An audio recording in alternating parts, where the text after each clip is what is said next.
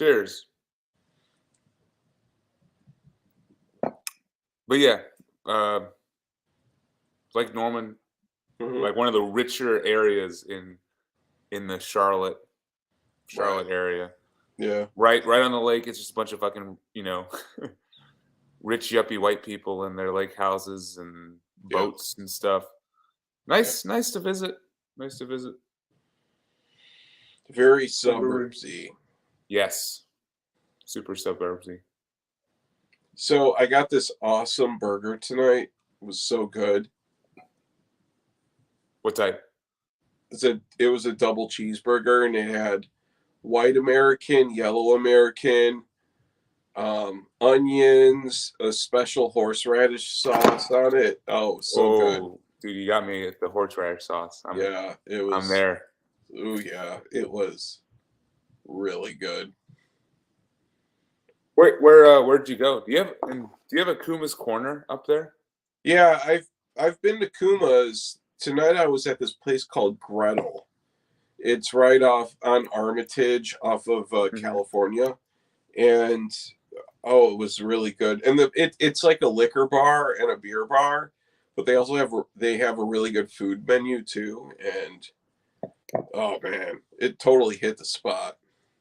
But their fries are those really stringy, thin ones. I hate them. Dude, you can't escape the noodle fries, if you will, the spaghetti fries. You know what I think it is? I think restaurants are just buying frozen fries. Because they've always been buying frozen fries, I'm sure. Well, I think they're cutting back, though, because you know what? I think that fewer people are eating fries nowadays because of the health trend. And instead they're, going for an alternative side, because fries are terrible. I mean, they're delicious if they're good, but they're terrible for your health. I mean, they're just this sponge of grease, and yeah. Shit. Hey, what's up, Rick? Can you guys hear me? Yeah, man. Yeah. Oh, you're at a different angle than what I'm used to. What is this we're looking at behind you? I'm on the other machine now. I'm on the laptop. I haven't live streamed on this one yet. Okay. Which is like I didn't do the whole warm up testing or whatever. So counting on you guys. But this is a BS stream, so it doesn't matter. Exactly. Nice. Dude, let it all hang out on this stream. There's no Rick, no rules. Rick, one thing I gotta say about your backdrop, I like the big chains you have in the background that look like they were taken from like an anchor. The dreadful side. Yeah. Yeah. I call it the dreadful side. I got my work side. My work side never sees the dreadful side. Like they think I'm just some boring guy he just happens to have long hair and probably listens to Yanni. Right. I have no idea. I love that element of mystery. I'm like, let them think what they think. It's just like, it's always at work. It's always in corporate America. It's always good to be a man of mystery. Never expose too much of yourself. Yeah, and that's exactly it. Well, because the opposite, it's what I run into. Everybody wants to unload their dirty laundry about. They're like, and I get that. You got the kind of punctual personality kind of person where like, it's like it is what it is, and all this stuff. I'm like, yeah, but in the real world, people use that shit against you, for whatever, Seriously. Especially in the corporate world, it's a lot of politics. Oh yeah, I've seen it. I've seen people being set up to fail. Yep. I've seen fraud. I've been I've been a victim of fraudulent reporting, where productivity reporting this workflow I developed. Long story short, I developed this workflow that created a 500% increase in productivity, both in output and cost. But the VP wanted the work sent overseas, even though I was 500% more efficient than what overseas could deliver. So that VP was creating fake numbers to downplay my performance and bloated my staff to make it sound like because I had me and 3 other people working on in my area, but their reporting made it sound like I had like 12 people doing the work. It was ridiculous. They fudged the numbers, man. Like, Oh yeah. you know, it's especially a place where you have a lot of middle management. This is very middle management heavy. All they really care about is don't make me look bad. And the other limitation too is they can only do so much because they're in the middle. They're not like, they don't have the final say in a lot of shit. So you run into that problem where, you know, they're called managers, like they're supposed to be managing you, but you find that you're actually managing them because like they got to deal with your shenanigans too. And you figure out their system, you know, and it's just like, it's like I got a schedule, and so I throw stuff out there. And once you have idea how they perceive things, like, okay, this is the way you function. Now I know how to kind of move those chess pieces around and kind of get my way a little bit because I know how you operate. So in a way, I'm kind of managing you. Right. Even though I'm in a lower position. It's like, then there's that bullshit. Well, you know what? Nowadays, too many people nowadays cling on to their job like it's their livelihood. Like they'll be living in a cardboard box if they didn't have this job. Don't think like that, because so many people jump around nowadays. I mean, it's the norm, and companies hire people knowing that this person will only be here for a few years before they move on somewhere else. You know, it's the only way to get a decent like raise too. It's like, you can get your 2-3% every year. You know, again, like there's no way that's keeping up with inflation. So your only other option is to leave, you know, and try to score a better pay somewhere, probably at a, you know, better salary or better whatever. Like, so it's just like you gotta play that cat and mouse with these people. Yeah, you know, it's kind of like, for me, what worked out really well was having a company approach me on LinkedIn while I was employed, and I interviewed and got the role while I was employed, because they're going to be more outgoing for you if you're already working than if you're you're unemployed. And I've been on both ends of it. I've been unemployed and desperate, and I've been there. Yeah, I've done unemployment. I've done like all that stuff. It's like, so it's not like a great spot to be in, but the key is to not get dependent on that, you know. Yeah. So it just depends what your trade is, you know, and just stay current with training, you know.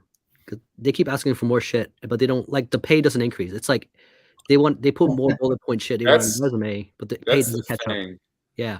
I've been like debating, and I guess Chris, you kind of touched on it a little bit earlier, but there's this whole debate of like staying with a company and like relying on them to, you know, value you and to give you the raises and the promotions and the opportunity that you're actually worth, or just being like a dirty fucking backstabber and, like, you know, going around and jumping from company to company to company, and then each time you're doing it, you're like, you know, you're increasing your own value almost. I've had to like train people where I know they lie. I think it's that. I think that might be the better option, is to try to be as loose and as willing to jump ship as possible. At the same time, if they see your resume and you move every 2-3 years, there's a line. There's a line for sure. You can't. Yeah. Well, here's what I thought of is a good strategy for job jumping, is from when you're hired on, maximize your 401k contribution for what they match.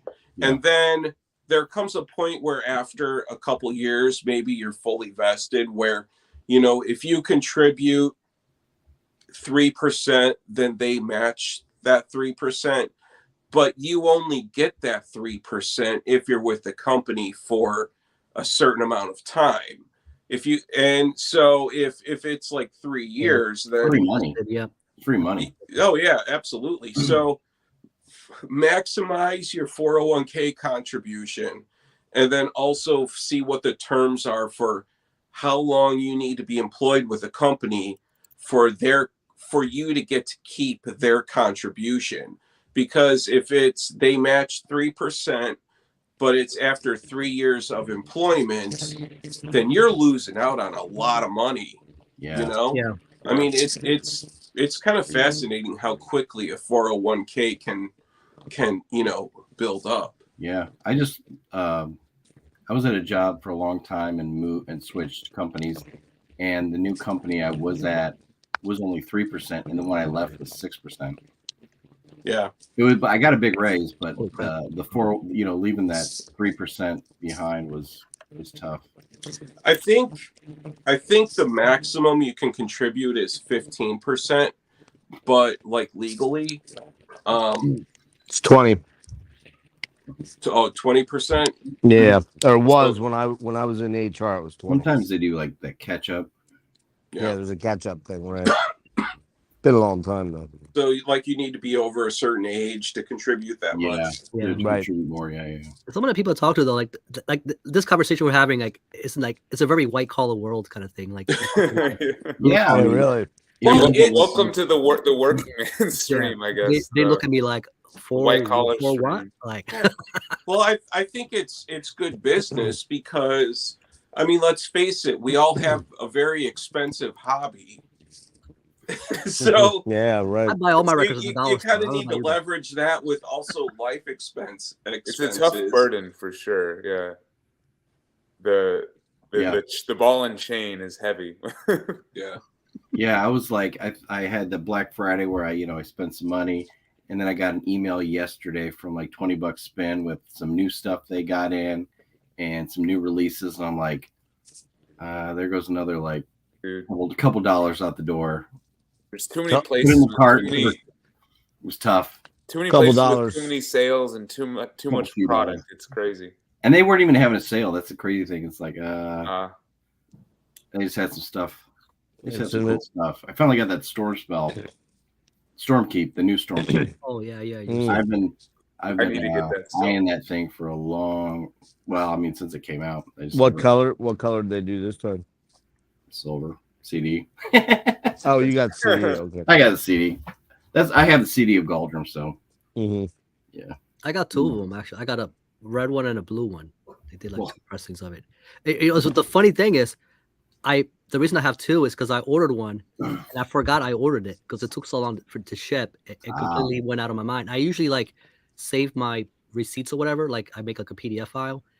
For some reason I didn't for this one, or I just never got around to it. So I ordered it. I go, oh shit, I still need to get that, not knowing I already had it on the way, and it came in. So I got like a first and second pressing of it. Nice. So it's unintentional. good problem to have. I'm like Do boggled. you ever sell records? If I sell records, I haven't in a while. What I do is like sometimes I trade it. I trade it in. Like I'll go to like in those places, be like, hey, Okay. I got a stack of shit. You want any of this? Like, what can I get? So usually they're cool. Like as long as it kind of fits the particular. You have to know the record store enough to like know the particular genres that they move. Man, they'll have that one corner where like they'll have all the weird stuff. It's like when you walk into like a, I don't know, like a Toyota dealer, and like there's a few Corollas or a few like Ford Escorts sitting there. It's kind of out of place. Mm-hmm. That's kind of what the store's like. You go in there and it's just like a few like Madonna records and stuff, and like but you're in a metal store. You're like, how the hell? Because somebody was very convincing. Yeah. They wanted that $2 the guy offered. Yeah. Oh, look at that one. What are you drinking? Dude, I was about to do this for you people in Chicagoland area. Have you guys heard of Pipeworks Brewing?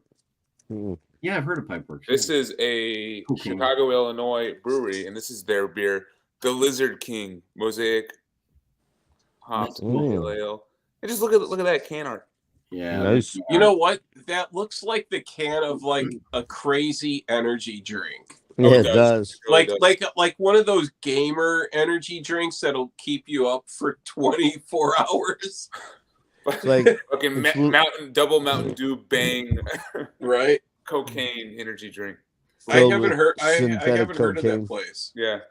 I just saw a video. It's on YouTube. It's like some college kid died because he stayed up 72 hours straight playing video games.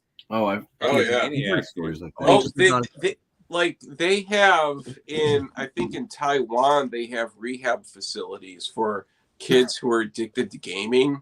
Well, And what's the Taiwanese definition of addicted to gaming, though? well, they'll wear adult diapers and Oh, and okay, play that's fair game, enough. so that way they can just Keep shit in their going. pants and whatever, and still keep playing. That's Yeah. It's determination. a serious addiction. Yeah, Okay, yeah, that's addiction. You this is got why me there. I think I have this sort of idea of the trend for music. I don't see Gen Z really being a music generation. I think they're going to be all about gaming and having online communities. Well, gaming soundtracks too, man. Like gaming soundtracks with these kids are like fucking crazy. These I don't know who does them, but I guess there's like a Japanese dude that does a lot of the soundtracks for those games. That Yeah. must be fucking rolling in dough, man, because you know that stuff's real pop. I got it. I mean, look at Guitar Hero. I remember when Guitar Yeah, Hero came out, huge. hanging out at my buddy's place, and they were Massive. going crazy with it.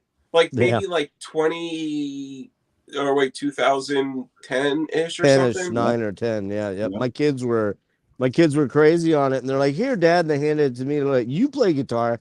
I fucking sucked. I gonna was do terrible at it. It's a little bit Whole different. Yeah. Totally different. Totally different. Yeah. It's all about timing. Yeah. Yeah, the one place I go to, Vinyl Altar, like just that other side, because the store split in two, right? You got the metal stuff, and the other dude sells like the goth industrial stuff. Right. But every time I go back there, like more and more, he's got more video game soundtrack stuff. Yep. Yeah. Waxwork, It's getting really big. Mondo does a lot of that stuff. And like, but I That's- feel so far behind because I don't recognize a lot of it. I'm like, what the hell is this? I never even heard Well, of it. Yeah, have you seen those records? Like they're pressing video game soundtracks on Yeah. vinyl. A lot of them Yeah. are really nice. It's like Yeah. really, really good looking, like very glossy. A lot of very good treatments. Like some stupid, like 180 gram with crazy splatters and like, you know, every trick in the Yeah. book to get these kids to pick the stuff up and pay $45 for I like, definitely don't get it though. Like I was at a friend's house the other day, and he, you know, small record collection, but he had a couple of the Final Fantasy Mhm. vinyl, like triple LP sets, and I was like, Yeah.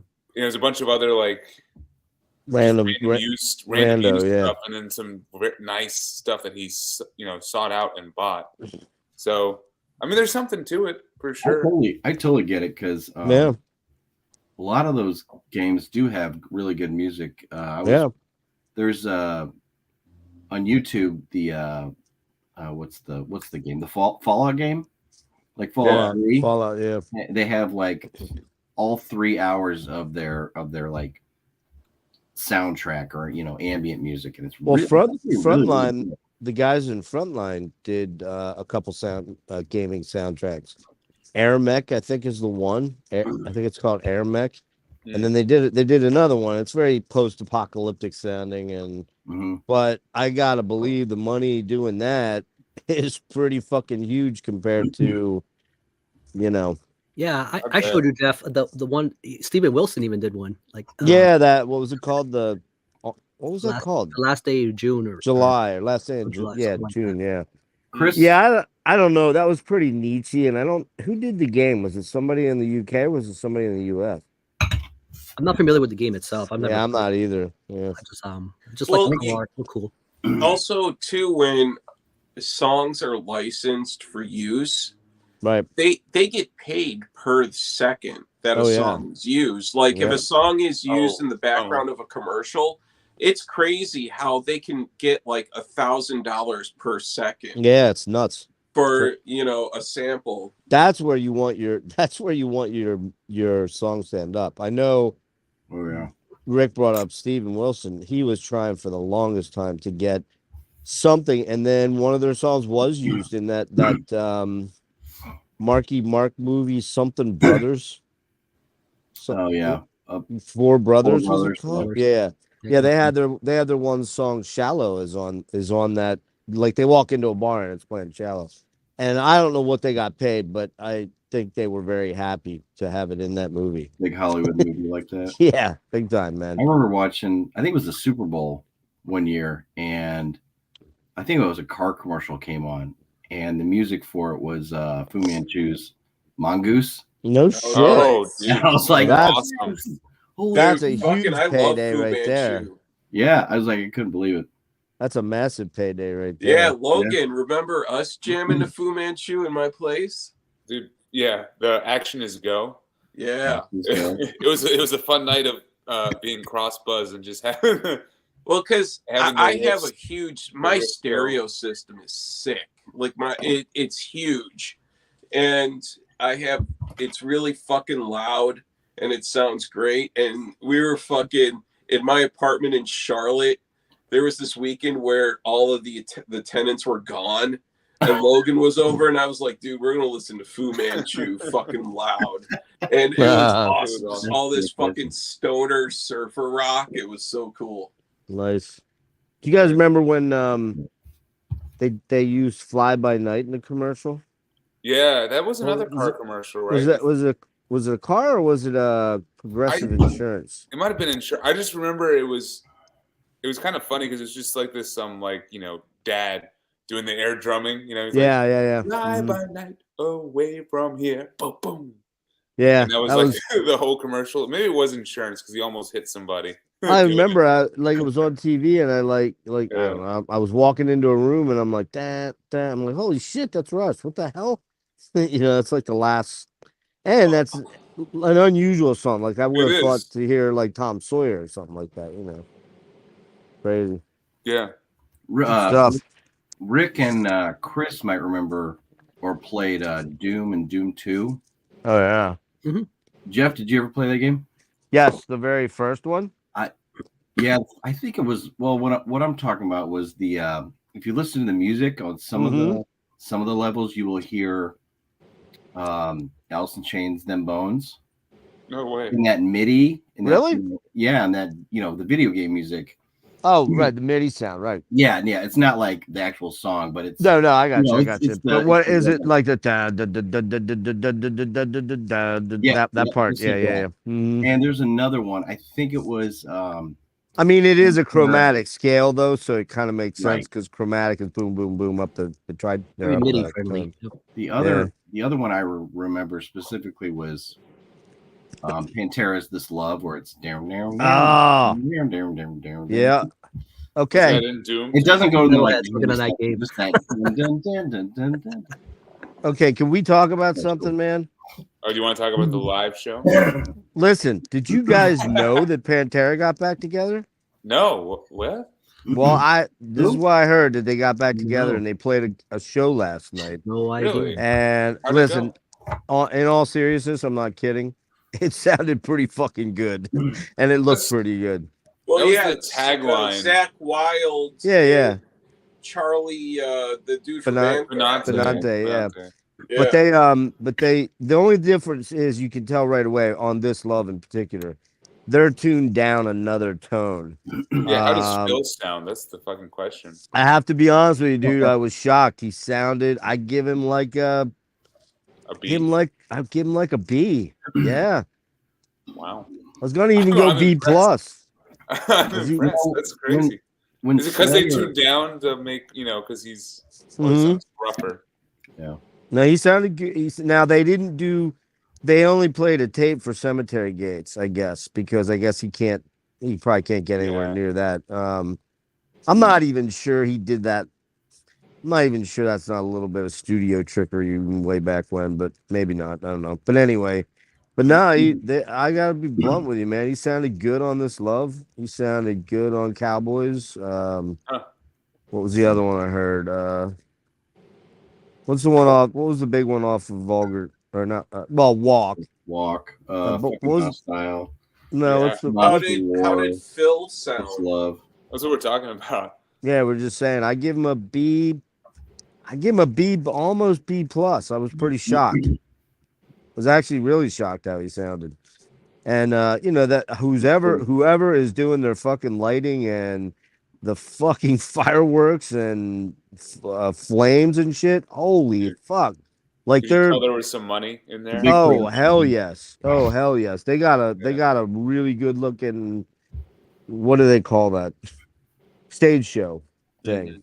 Well, they announced some additional dates. I think maybe next They're opening year. for Metallica. Metallica, yeah. One Yeah. of those shows is in St. Louis. What'd you guys think? What'd you guys think of that new Metallica track? I'm gonna say to putting the pieces in I place. haven't heard it. Yeah, it had a very like early '80s vibe, Mhm. playability wise, but still had that newer production. It's kind of like a bit of a hybrid of the tone from the last album, but with a bit of that Kill 'Em All kind of feel to it. It didn't suck. It wasn't horrible, but it wasn't really. I don't know. James just is kind of the weak link anymore. His Oh. voice.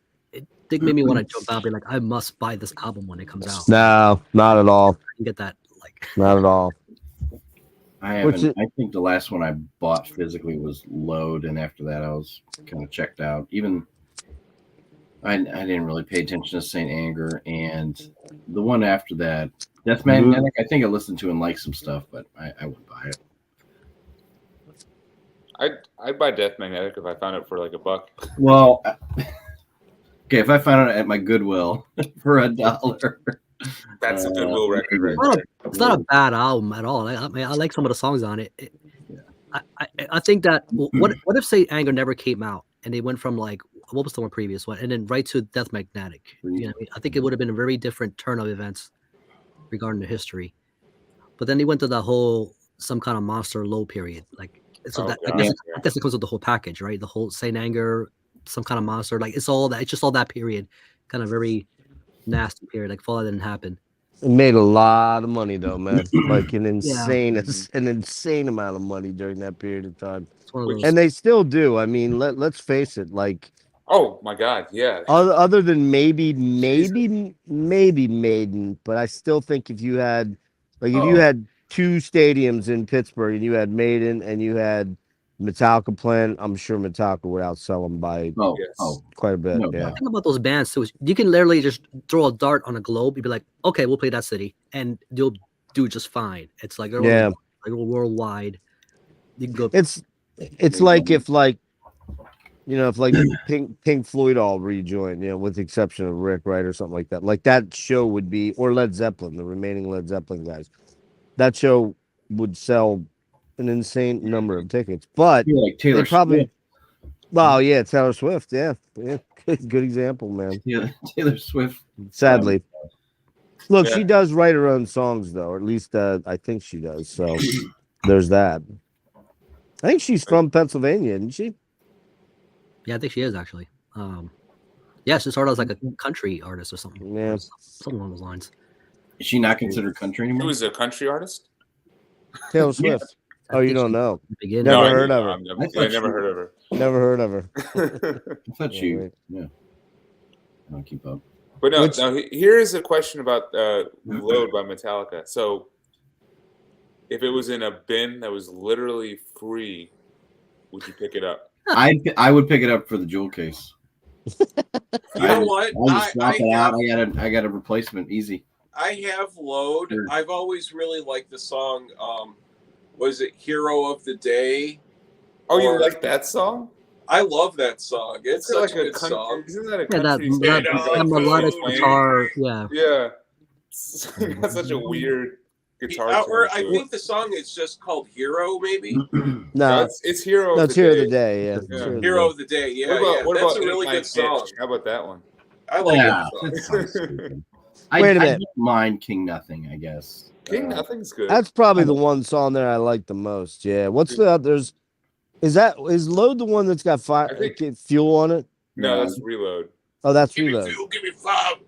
Yeah, I never liked that one. No, never. I think it has Well, wait, Until what's They the- Sleep on it. I think. Wait, what's the first song on Load? Wait, let me verse? give me a second. Let me get my I copy. do know Until It Sleeps was the first single off Low. Yeah, that I Which don't song? mind That's a that good song. That's I okay. like that song's okay. So the reason I brought up would you get it if it was in a free bin? Well, yeah, of course. That's how if I got didn't own mine. it. It was in a bin of free stuff. Well, there you go. Nothing wrong Well, with and that. there's no scratches on it and stuff. Oh, yeah, there's scratches. You know, I have always said don't this. care. If they took the best songs on Load and the best songs on Reload, it would be a better album probably than the Black Yeah. That's Album. what they should have Hey, done. It's 6 out of 10. Have you ever seen Load on vinyl? Uh-uh. Yes. Right? Haven't they repressed I've it never- recently? I have. It's been a long time though. Or have they not? Maybe I'm thinking. Back in like about that. I think it was one of those back in the early 2000s with on a FYE, one of those places. I think I've seen it's in there. For like $40. Everybody was ignoring it. double LP gatefold over 45 there. RPM. Never Yeah, did saw I it, ever never sh- looked for it. Those big mainstream albums are like you think would be like, we'll go for stupid money now just because they never got the attention, and the few collectors who picked them up like kind of just made them scarce. Did I ever show you guys my 4 LP Injustice for All box set? Mm. I think once you did. Now's the I don't chance. think you like went into Again. in depth though. These were put out. It's Injustice for All spread across 4 LPs, premium virgin vinyl, 180 gram, What is their base? and it's it was remastered by George Marino, who's one of the top mastering engineers. But this is sweet, dude. This is awesome. That's actually my favorite Metallica album. So what is it like? 2 songs aside? Yeah. Some of them it's one song on One, the side. So they're 45 RPM, Okay. 12 inches, Yeah. and they sound fucking amazing. any bonus material or just the straight album? No, it's just That's crazy. the what I think 9 songs that were on this album. Wow. I only have one 4 LP, and that's Over- that Jerry Cantrell Degradation Trip 1 and 2. That's cool as shit. But man, it's such a slog to like play the whole thing in one Yeah. sitting. It's like I'm up. That'd be a CD for sure. I would want. Well, the CDs honestly are really kind of hard to find and expensive. The Digipack, yeah. yeah, the double. I only have the Yeah, I have that one. single, but the It was 4 when he was LP on Roadrunner. Yeah, Was it? He was on Roadrunner on that, wasn't he? Yeah, Yeah, he I was. did find a copy of Boggy Depot for like $2, and I bought it because my copy had a terrible scratch on the first track, so I had to get a. Can't have a scratch on Dick Eye, man. No, that song is. I mean, You guys, That song Yeah. rules. song. So like I remember when halfway through, it gets a little garbled, and I'm like, nah, it's not gonna no. So, yeah, yeah. Dick Guy's the song. Dude, I remember when I that first Jerry Cantrell album is super. It's a little more low key than what you kind of would expect. Dick Guy's like the heaviest. oh Dick Eye's like the slammer on there. But I remember when I Yeah. got the CD and I turned around like what's looking at the song titles and I'm like, Dick Eye. He really has a song called Dick Eye on here. Wow. It's like, Like, yeah, go for it, man. But Jerry's got a little, Jerry's like an Osmond. He's like an honorary Osmond. He's got a little country in his soul. He's a little bit rock and roll, a little bit country, Yeah. a little bit of Motown in Spent his a bit of time soul. in Arizona, right? Like that before moving to Seattle Oklahoma. or Oklahoma, yeah, somewhere there. Yeah. I Like, think he spent a lot. Oh. I think he spent time in Pennsylvania as well. Did He moved out there he moving back and forth between his mom and dad. he? Yeah, Okay. his dad was out in Pennsylvania. Okay, I didn't realize that. which Well, explains yeah, why he's a Steelers fan. That makes sense. he Then. had that. Yeah, that's why like they stood apart from those other Seattle bands, like and their own, like, having that background, they kind of give them a bit of that uppity kind of feel to their stuff. Well, I'm still when people like talk about like, oh man, I didn't use the G word though, but you didn't use the what? the G word. Well, I I said was going. Seattle. I was just about ready to. When people talk about that, grunge did this to metal and blah blah blah. It's like, man, without grunge, we don't really do. Do we get Alice in Chains? Do we get Soundgarden? I don't know. How I about mean, there's- what Just about have the the look. They wore the plaid and stuff too, like the other Seattle bands. Sure. That was a whole scene itself was the dress, the fashion, yeah. Well, they didn't want to dress anything like the L.A. hair metal dudes, Yeah. where they were wearing spandex and fucking. It was the anti, L.A. thing. What's that, Chris? Lane did It's before. just Alan. funny that they marketed that though. What about the singles soundtrack? That's a great album, man. Yeah, it is. It's It's got also fucking- got it's got- Mother Love Bone on it. Oh, Mother It's Love got- Bone's sick. It's got it's got one of Soundgarden's best songs ever, Birth Ritual, man. It has Wood from Alice in Chains. Oh, fuck Yeah. yeah, man. That Yeah, was that's a great movie too. Chris Cornell's in it. You know, Eddie- Singles is like the Fast Times at Ridgemont Yeah, High. yeah. You know, like Yep. Fast Times is for the 80s generation, Singles is the 90s. Exactly. It's It's a that funny perspective. I didn't think about definitely it like Seattle thing, man. Yeah. Oh, yeah. And Mother Love Bone's Era. great too, man. Yeah, it's good you mentioned that, man. That album Apple's great, man. I love that album, man. That guy had a killer Yeah. voice. It's a shame. that. Yeah. Yeah, we don't get without grunge, we don't get Temple of the Dog, man. I mean, that fucking album Yeah. rules. Well, it's Yeah, funny rules. without Oh, specifically. see. Wait, shit. What was that? Without Temple Mother of the Love Dog Bone. song? Oh,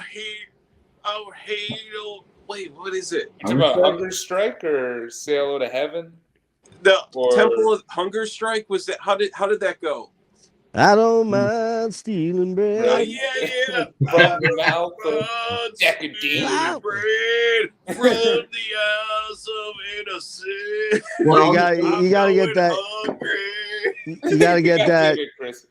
You gotta get that fucking Eddie Vedder in that. Yeah. It's the Jarl. You I gotta don't- get the Jarl. You know what sucks about that too is when those albums were coming out, like I was just starting to go through puberty, and like I could not sing any of those songs, but my voice was still cracking and shit, and like I can do the Jarl, man. Like, come on, I'm not ready yet. Let I my just want body a get Jarl. cool. Well, that has one of Chris Cornell's highest fucking screams in it, where he does that. You know, Ooh. I'm going hungry.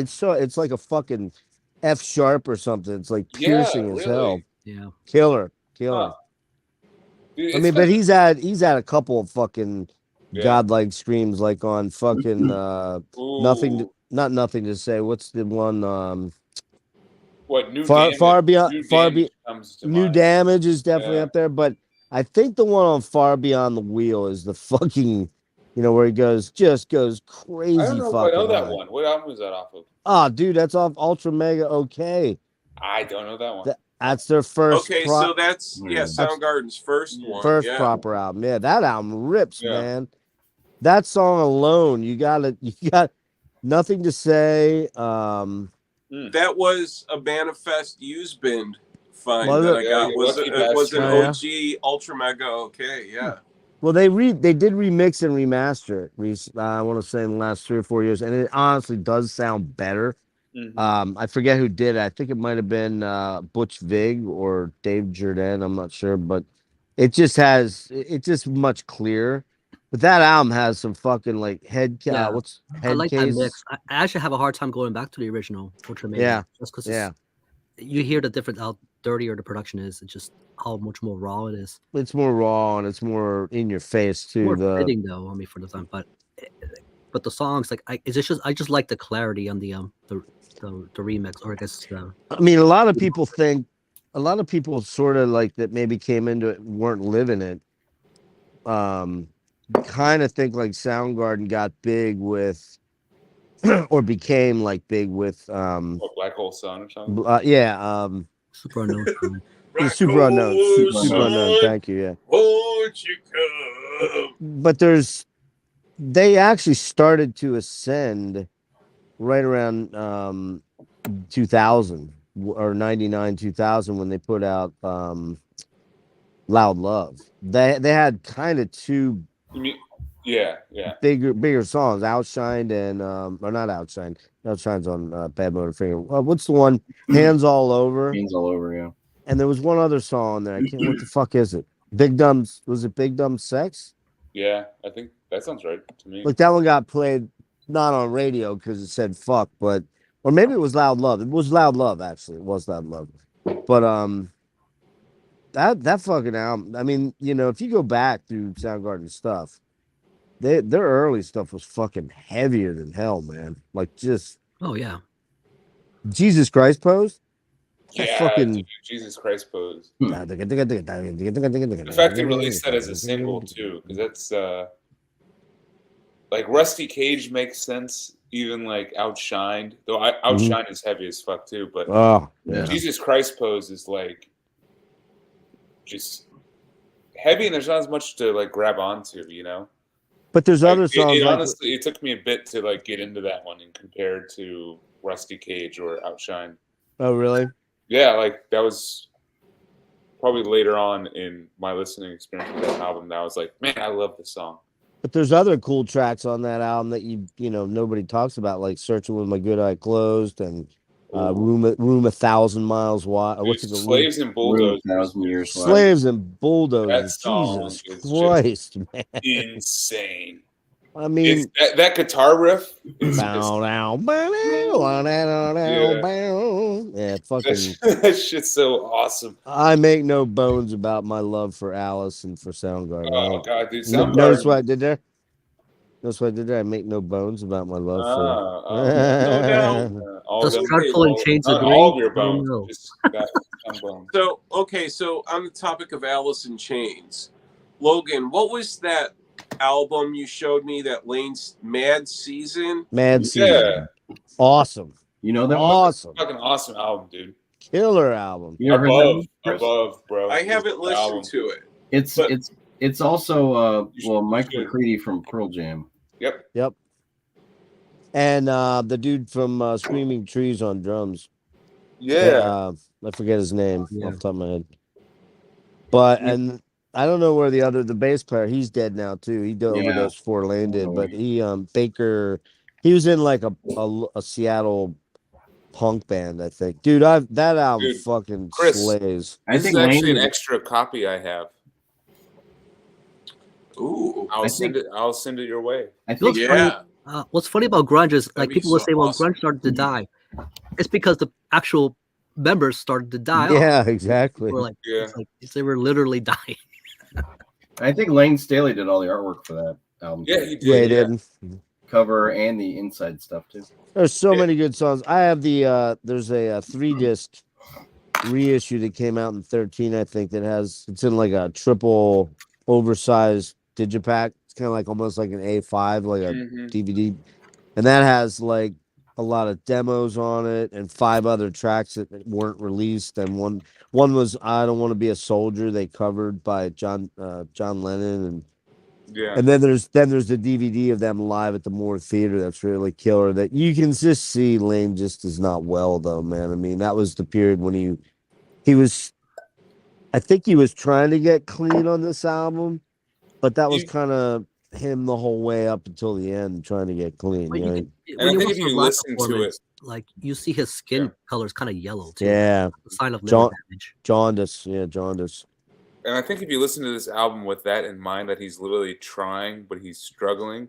Oh yeah. You listen to this album, you listen to songs like "Wake Up" Ah, and "Lifeless Dead," and, River of Deceit, man. River of Deceit.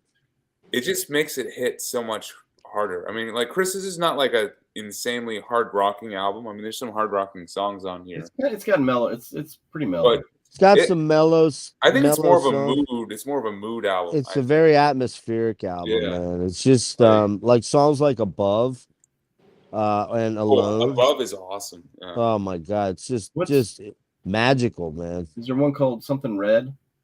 Artificial Red. Artificial Artificial Red. Red. That one's so good, too. Artificial Red. That's a real bluesy. That Woo, one, there. woo, Yeah.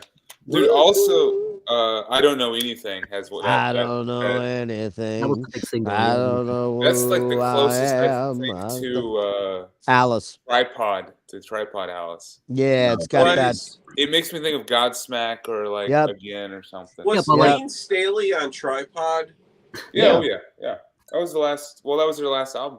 I remember when that for- single dropped, man. I was like, Yeah. I was still in high school, and like, Which this one? guy, Rick? what the hell was his name? A buddy of mine school. Like, dude, you got to check out this. Lane Staley's in this band, man. You got to check it out. I'm like, and I hear I Don't Know Anything. I'm like, man, this is gonna be Oh, a yeah. heavy rocking album. I got to check this out. Yeah. And then it That's opens probably with the- Wake Up, and you're like, what is this? That's probably the heaviest. I don't know anything Well, or it's so deceptive, man. Because you're like, I like the album. It's just Lifeless Dead. I'm expecting like some, but then like I should have known better because like McCready's on there and stuff. I'm like, okay, not Yeah. exactly Cantrell. No, but he Yeah. has some. But Pearl he Jam. has. No, he's a, Mike I'm not, has some he's- good riffs on there, he's a man. good guitar player. Yeah, It's yeah, just- yeah. He's a whole Yeah. different kind of guitar player. Oh yeah. He's more of a blue. Like from that era of the 90s, Alice in Chains are one of the few bands that stuck with me. Well, know, for me, I just think Soundgarden like and Alice. Facelift is Yeah. so awesome. Dirt is yeah. awesome. I've always loved Jar of Flies. Oh, it's I mean, beautiful. Jar of Flies is so good. No, it's amazing. Compositionally, I like the chord arrangements and stuff too. It's just on just the way the musicianship on that album or EP, just like the way it comes together. It's just awesome. You could, and that's the first time like when I hear that album, they really grew as musicians. Like there's a sense of maturity in it. You know, it wasn't just a power chord fest like like Dirt was. You know. Yeah, but don't forget they did Sap though, Rick, and that was predominantly acoustic. True. Remember? Yeah. I mean, it wasn't all, but I mean, and they had some weird shit on there. Remember though, they did Thanks weird for highlighting shit. that the EPs is a good place, and that's a good use of an EP. You know, to kind of expand, which you normally would do. To kind of experiment a little. Yeah. Do something. What's the name of that weird track on there that on the Sap EP that does the really strange like circus like music on it? Yeah. Oh no, that's the jazzy one. That's That's the other one. The one where they switched. Swing on this. Swing on this is that's the jazz. Oh, No, you're talking about Jar of Flies? No, I'm talking about Sap. Isn't there one on Sap that has that weird like and there's like circus music in the background? Yeah. What the fuck's that called? I can't think of the name of it off the top of my head.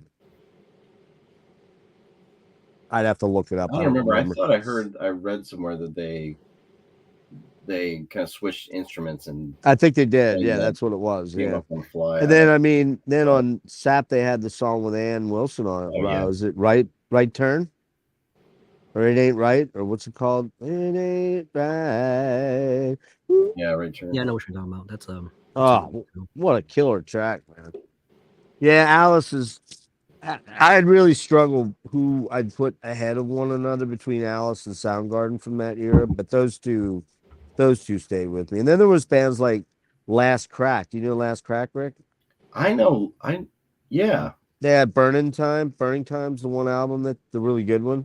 I've never owned anything by them. They came from that era, and they didn't sound grungy. They just sounded alternative and weird, and they were cool. And Mini Toboggan on that album is Brian. I think you'd really love Last Crack.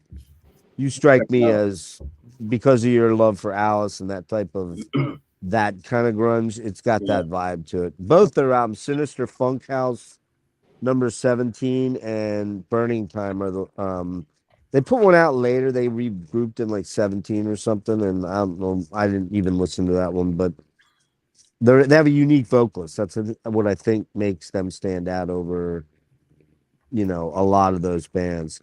Because there was bands like, do you guys ever remember the name My Sister's Machine? Yep. Yeah, that was a grunge. They had two really good albums, but they kind of just sounded like they were a Soundgarden ripoff in a lot of ways. Oh man, I've seen this. One of my local stores has this Last Crack, Sinister Funk House, number 17, and the cover was just like, I'm just gonna flip past this. Yeah, the cover's so weird, but I didn't that one's not the good one though, Brian. How much is it? How much they want for it? Do you know? $10. Might be worth that. Right. It might be worth that if it's. I wouldn't pay any more than that. Are you talking about on album or on CD? Album. Well that's not a bad deal probably, because that one's probably not super easy to find. But the one, if you ever run into Burning Time on CD or something, grab Burning Time, dude. You're gonna love it. I guarantee it. Oh well, they're on Roadrunner, so that's Yep. I'd just be shocked.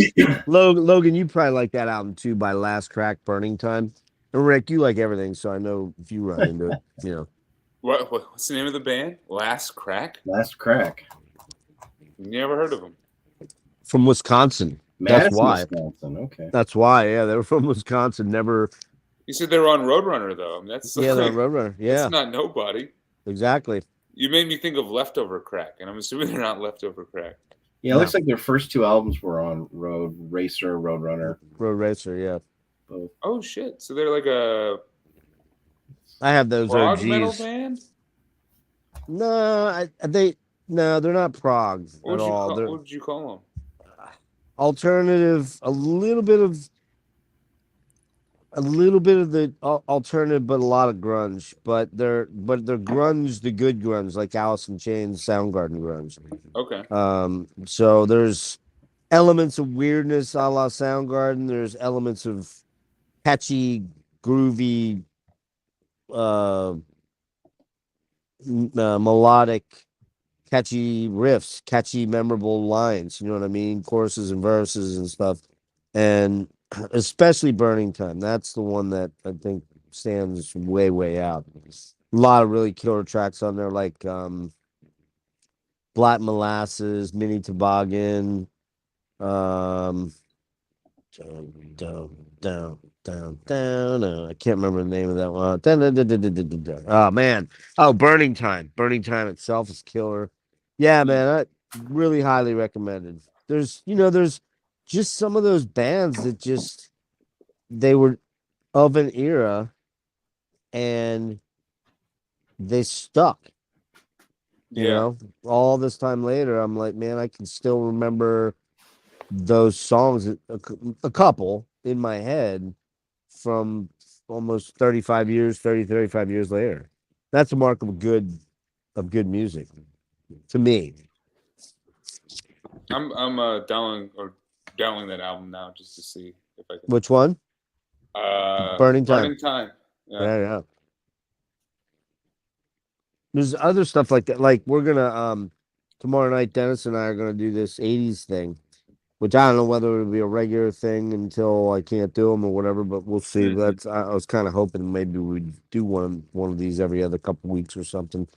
That's And a cool idea for sure. Yeah, it's bands that and artists. None of this is death metal. None of this is extreme metal. It's 80s metal, 80s rock, 80s metal, and art and AOR, a little bit of AOR. So like Aldo, Stone Fury, man. I mean, do you know that album, Rick? Stone Fury's first one, Burns Like a Star. Yeah. You have that? I don't have any Stone Fury actually. Oh, don't you? Okay, but you checked that out? Oh yeah, like years ago. Man, that's such a fucking killer album. I can literally sing every song off of it. You know, it's that ingrained in my brain. I mean, we drove somewhat inebriated at times, like idiots, around listening to that fucking but it should have never happened. Oh, I mean, it should never happen. So. No, but we drove around. What's that? Sorry, Brian. What'd you pop open? Revolution Brewing, Freedom of Speech. Okay. Session Sour Ale with peaches. Oh, a sour. Yep. Peaches are always iffy for me in a sour. I'm usually like, nope, they don't belong there. But Jeff, sorry to interrupt you, man. That's all right. I was taken by the beer. The beer crack. The crack of the can. Yeah, you're talking about driving, and definitely don't do it. Oh yeah, don't drive drunk. But we did do quite a bit of driving with that Stone Fury album, blaring at ear deafening levels, ear tinnitus causing levels. So I should know that album inside and out. Then I pretty much do. And it's great. What's up? Tomorrow night. Yeah, tomorrow night at 8. And then I don't know, man. I'm taking a tiny little break. Well, you've been pumping shit out, man. Pretty busy. What's up? So this week's been pretty busy. Yeah. To say the least. I know. Yeah. You've probably been hitting the notes pretty hard, man. Just with all the. Yeah, I had a lot. All that stuff. A lot of research I was doing, and then, with Don, that was cool. What I've heard so far. Cool, man. Yeah, it was great. I still have to watch all of it. Yeah, it's great. It was really, really good, man. Very candid, lots of stuff in there that might make you go, "Whoa, really?" I'm gonna have to watch. I mean, it's definitely on my to watch list. I watched maybe the first 20 minutes of it. Mm-hmm. He sounded so down to earth. It was crazy. Oh yeah, I didn't. I might not have expected that, honestly. Super, super cool guy, man. He was really just sounded easy to talk to. He's a professor, so he's dealing with all kinds of people all the time. Yeah, and he's around younger people. gotta have a bit of you gotta have a bit of patience, you know, because it just comes with the job. Like, you know, he's very well read. You know, Oh man, No, very, very intellectual, man. Super intellectual, but not snooty about it or not pretentious or No, no, whatever. no. Very, very, very easy to talk to. And there's a couple. Did you watch any of it, Rick, or did you see any of it yet? Oh, I was in the comments. I don't know if you saw. Oh no, Yeah. I couldn't see the comments. That's right. You came in later, and there was the comments stopped scrolling on Yeah. my that Oh. screen here. I think you came out while I was about to finish my shift, like about an Okay. hour or so, and then Oh yeah. I think when I was driving home from work, you were like wrapping it up. Okay, yeah, we did. Or starting to wrap it up. I think we did 2 hours and 50 minutes. I think it is. You had Maybe- Craig maybe- on for almost Pretty good. 4, right? Craig was 3.5. Yeah, dude, that Craig one was that was impressive, man. He was super chill too. I was Oh man, I yeah, was kind of He's a lot- surprised. He's a lot of fun, man. Cool guy. And, Yeah. You know, that was awesome. pretty and good I got a couple in the works. I got maybe 2 or 3 more pretty biggies if things can work out schedule wise. We'll see, and then we'll see from there. I don't know. We're not going to It's- expose the Halford one yet. Okay. No, not Rob. It's not Rob. Although Rob, honestly, of all the big time guys like that, he seems like he's the easiest to get. I've seen him on smaller channels and only have like 1,000 subs or whatever. When he was doing the book tour, Oh yeah, well if you get him So- something like that, sure. yeah. Maybe So his holiday album. yeah, when he's doing something and he's Yeah. pimping, he'll probably jump on any show for the most part. So Yeah, But no, yeah, that it's amazing. You see guys like, especially, underground metal, like John McEntee. You'll see him on small channels talking for an hour or two, or oh yeah, that Ross Dolan. mhm. I never expected Craig to be on for 3.5 hours with us. And that's funny because I remember when Shocked this me. first came about. Was it last year sometime or earlier in the year? March when I first Yeah, was trying to Yeah. set it up, and it was Yeah. done. I thought it was going to happen, then it didn't. right. He- And this is crazy that it kind of circled back and it happened. Well, I reached back out and figured I'd give it one last shot, and I thought I ain't going to hear back from him, but I did. Like the next day, I was like, oh, okay. But then we made it happen quick, which was the good thing. Right, it wasn't just hanging out there. You probably felt bad too because some of the technical issues you might have been having. It's like, all right, obviously, that if you would have been like 45 minutes or whatever, would have been cut really short. Yeah. No, we got that resolved. We got that resolved pretty Yeah, quick. he took it all in stride too. He had a great Yeah. attitude about everything.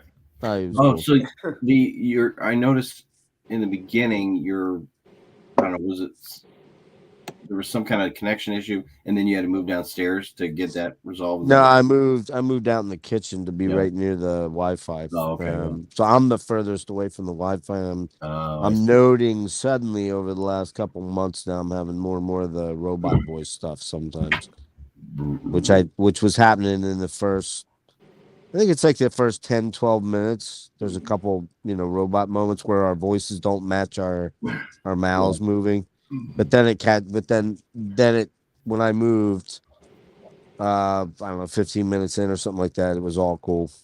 And it was funny though. At one point, I didn't tell my dad I was going to be out there. And he comes walking out and just looking around like, what the fuck's going on out here?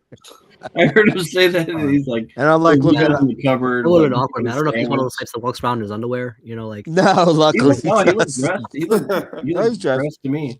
Yeah, he was dressed. He was fully dressed, and Yeah. I clicked the silence button, but I'm like talking to him, going, Dad, do me a favor, get out of here for an hour and a half. I'll make you a turkey dinner and bring it in to you then. He's like, what the fuck are you doing? I'm like, well, I'm trying to do the show thing that I do on YouTube. He's like, just shakes his head at me. He's like, damn kids. Not many, Yeah. things never change apparently. Him getting to the bathroom is like his biggest day advance, at this point in time. So How it goes. I've seen it, man. You go That's to nursing how it homes and stuff goes. enough, like Yeah. that morning bowel movement. It's like that's the exciting thing. Like After I that movie. pinched. Jeez. What? He pinched one off. It was a full pinch. Ooh, Uh, full pinch, man. That's awesome. and on that note, I need another beer. I'll be right back. What are you going for this time? Oh man, I got two options. I got either a coffee stout or a like crazy hazy IPA.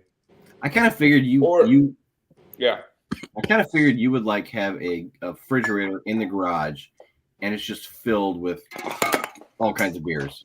You get like I don't know a couple 6-packs at a time or something. No. I do not buy that much at one time. Okay. I don't have the monetary funds for that. Okay. Yeah, I mean it's that's the it's very dream. expensive. That's the dream. So you But get some craft brewery stuff, and then you get the Coors Light. yeah. To, Yeah. supplement. And usually I just get a couple craft brewery items like Yeah. for a week, a couple singles, and just have a It- bunch of odd and ends. Yeah, I like. So, I think there's a big like like the Walmart of liquor stores, and they have that wall of build your own 6-pack. I think that's a pretty decent. What's- idea. that's usually what I do. I Well, love that. Logan, what's that place off of? What is it? 81? No, 77. Right in South Carolina, right at the border, by Carowinds. I mean, I know Carowinds. Is there a brewery out there you're talking about, or No, there's that huge liquor store, and they have that separate beer store. No, I don't know. I've never been to that because usually when I go there, it's unfortunately to go to Carowinds, and I'm like, damn it. The No, it's amusement park. I've never been to the huge ass liquor store, the Liquor Depot. Sounds fun though. No, it's like the leprechaun is the mascot. Of course he is. Yeah, I don't know what you're talking about. Sounds good though. we got this place called Benny's Beverage Depot. I think it's called. Dan Aykroyd does the voiceover commercials for it. Good for him. Yeah, We have I think we have Roger Wilco's here, and it's just like the pilot with the little goggle hat. It's just like it's probably not the best promotion because I'm thinking like flying liquor. It's just I don't know, just a strange idea for a mascot, but that's what they have half here. the people on these planes are sauced. Yeah. Yeah. Going to like a business meeting or something. Oh yeah, buying the little bottle and the cranberry juice for like It's like, $12. what's the altitude? 300 feet? 3,000 feet? Doesn't matter. It hits faster. Is what Yeah. Dude, I was trying to see if Nick was still on Death Like Reviews over here. I was trying to get him on Hasn't to commented in a while. maybe do a shot with me. He was talking about his truck or something. Bro, I caught the end of that stream from 2 weeks ago. Like, Oh, were you not on? no, I left before he got on. No, yeah. That shit was, dude, hilarious. He's he's a character. Did you watch back when like these guys kind of started doing? Yeah, this, yeah, and I horrible thing? remember. So I remember him a couple times, and Well, he was Do it. he was one of the first ones yeah, doing doing it. this Wait. Saturday thing. Wait, who's it? Nick, Death Like Young Reviews, Nick. man. Just like Oh, young, Nick, young, young Nick, young young Nicholas, as you Yeah, Young say, Nicholas, Jeff. yes, young Nicholas. Okay. yeah, he was. I was trying to get him to do a shot with me, but he's not responding in the chat. I want to do I got look what I got right here. What Hot. the hell is it? A hot pickle. Oh, a hot pickle. Fucking hot pickle. Nice. Okay. Oh, look at that. I want to do a pickle. All right, Logan, Yeah. Frugal McDougal. Frugal McDougal, what? Oh, You is that don't the remember Frugal McDougal? No, that's the liquor store in South Carolina? Yeah. Ah. I have to go there. Never been. Whatever. I'll wait for Nick to pop back in. Let me put my pickle off to the side.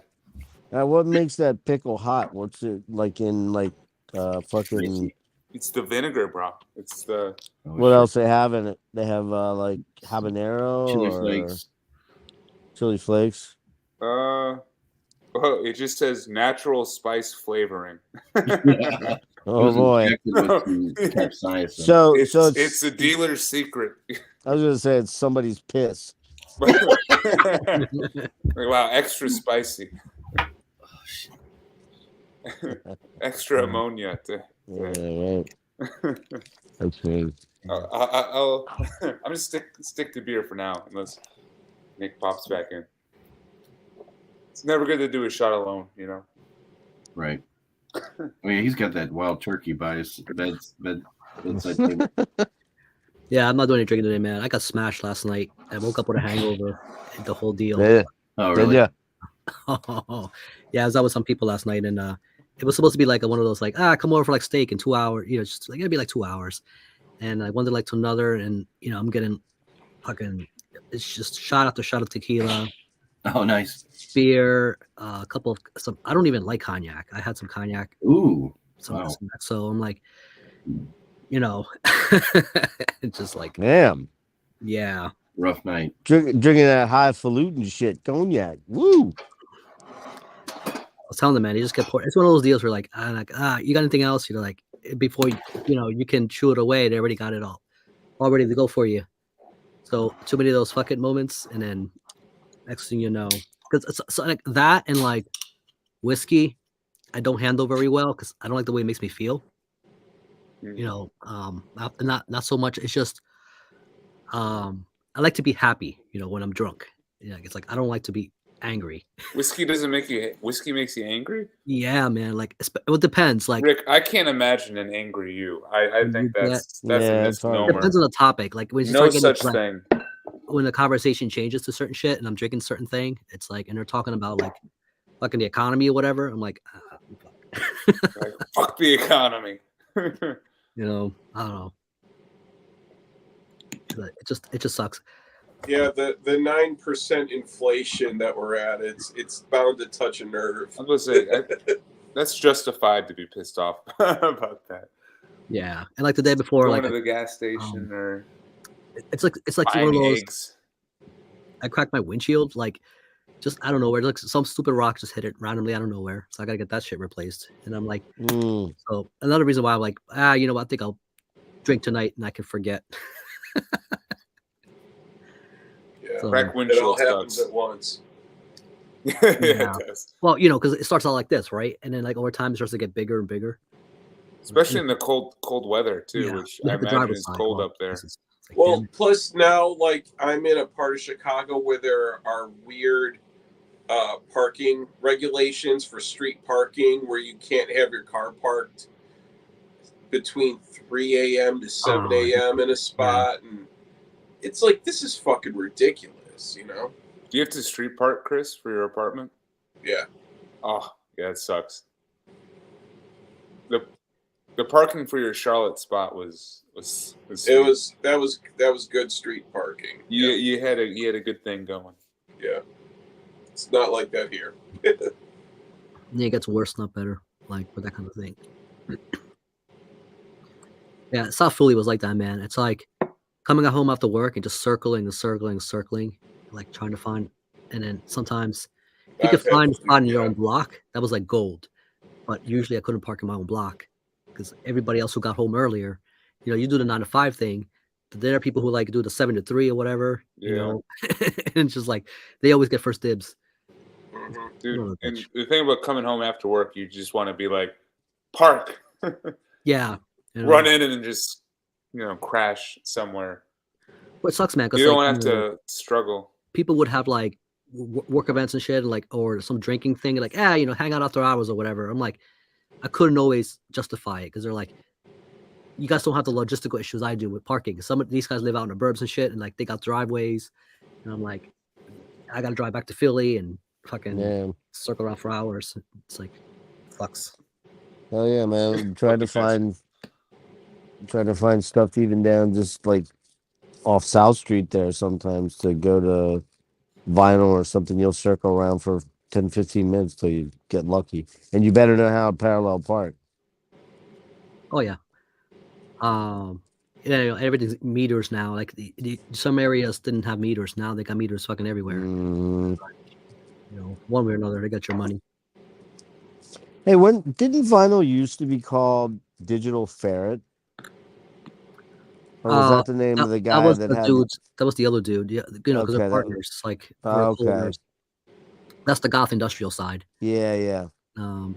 He's like got different. He's like got like 3 different names Oh, because they okay. do the card shit too. Like they do the Magic cards they and do the stuff. magic. Yeah. And stuff. Yeah. So it's Is funny. They that Like, I used- walked in Final there. Altar? Is that what we're talking But about? Yeah, do you, yeah. Rick? Do you remember when they were up on the other side of like 4th Street? Vinyl Altar? Yeah. Well, no, they were called something else then. They were all goth and industrial originally. Or no, I'm talking about the goth and the Oh, goth. He had a separate shop okay. up No, I don't. I've right never by been there. the drugstore that's on the corner of South and 4th or 6th, something like that. Yeah. I just wondered because like I go that far back because I met Bill Lieb and Reese Fulber at that Oh, wow. 1996. Yeah, well, this was 96. They did like an in-store thing I wasn't that I affiliated. learned about somehow. And you know that's weird. Like 1996, we didn't have the internet yet, right? Yes and no. A dial-up was available, but it was like it was shitty. Yeah, well, we didn't have the internet then. So I'm wondering how the hell I even learned that this was going on. That's what's weird. I just don't know how I don't know if I knew somebody in Philly that called me or whatever, emailed me. No, well, I wouldn't have had email then. Yeah, I just don't know how I learned about that event. But I showed up, and the weird thing about it was that I walked in, and there was this like person that I couldn't really tell what sex they were. Like I couldn't tell if they were a man or a woman.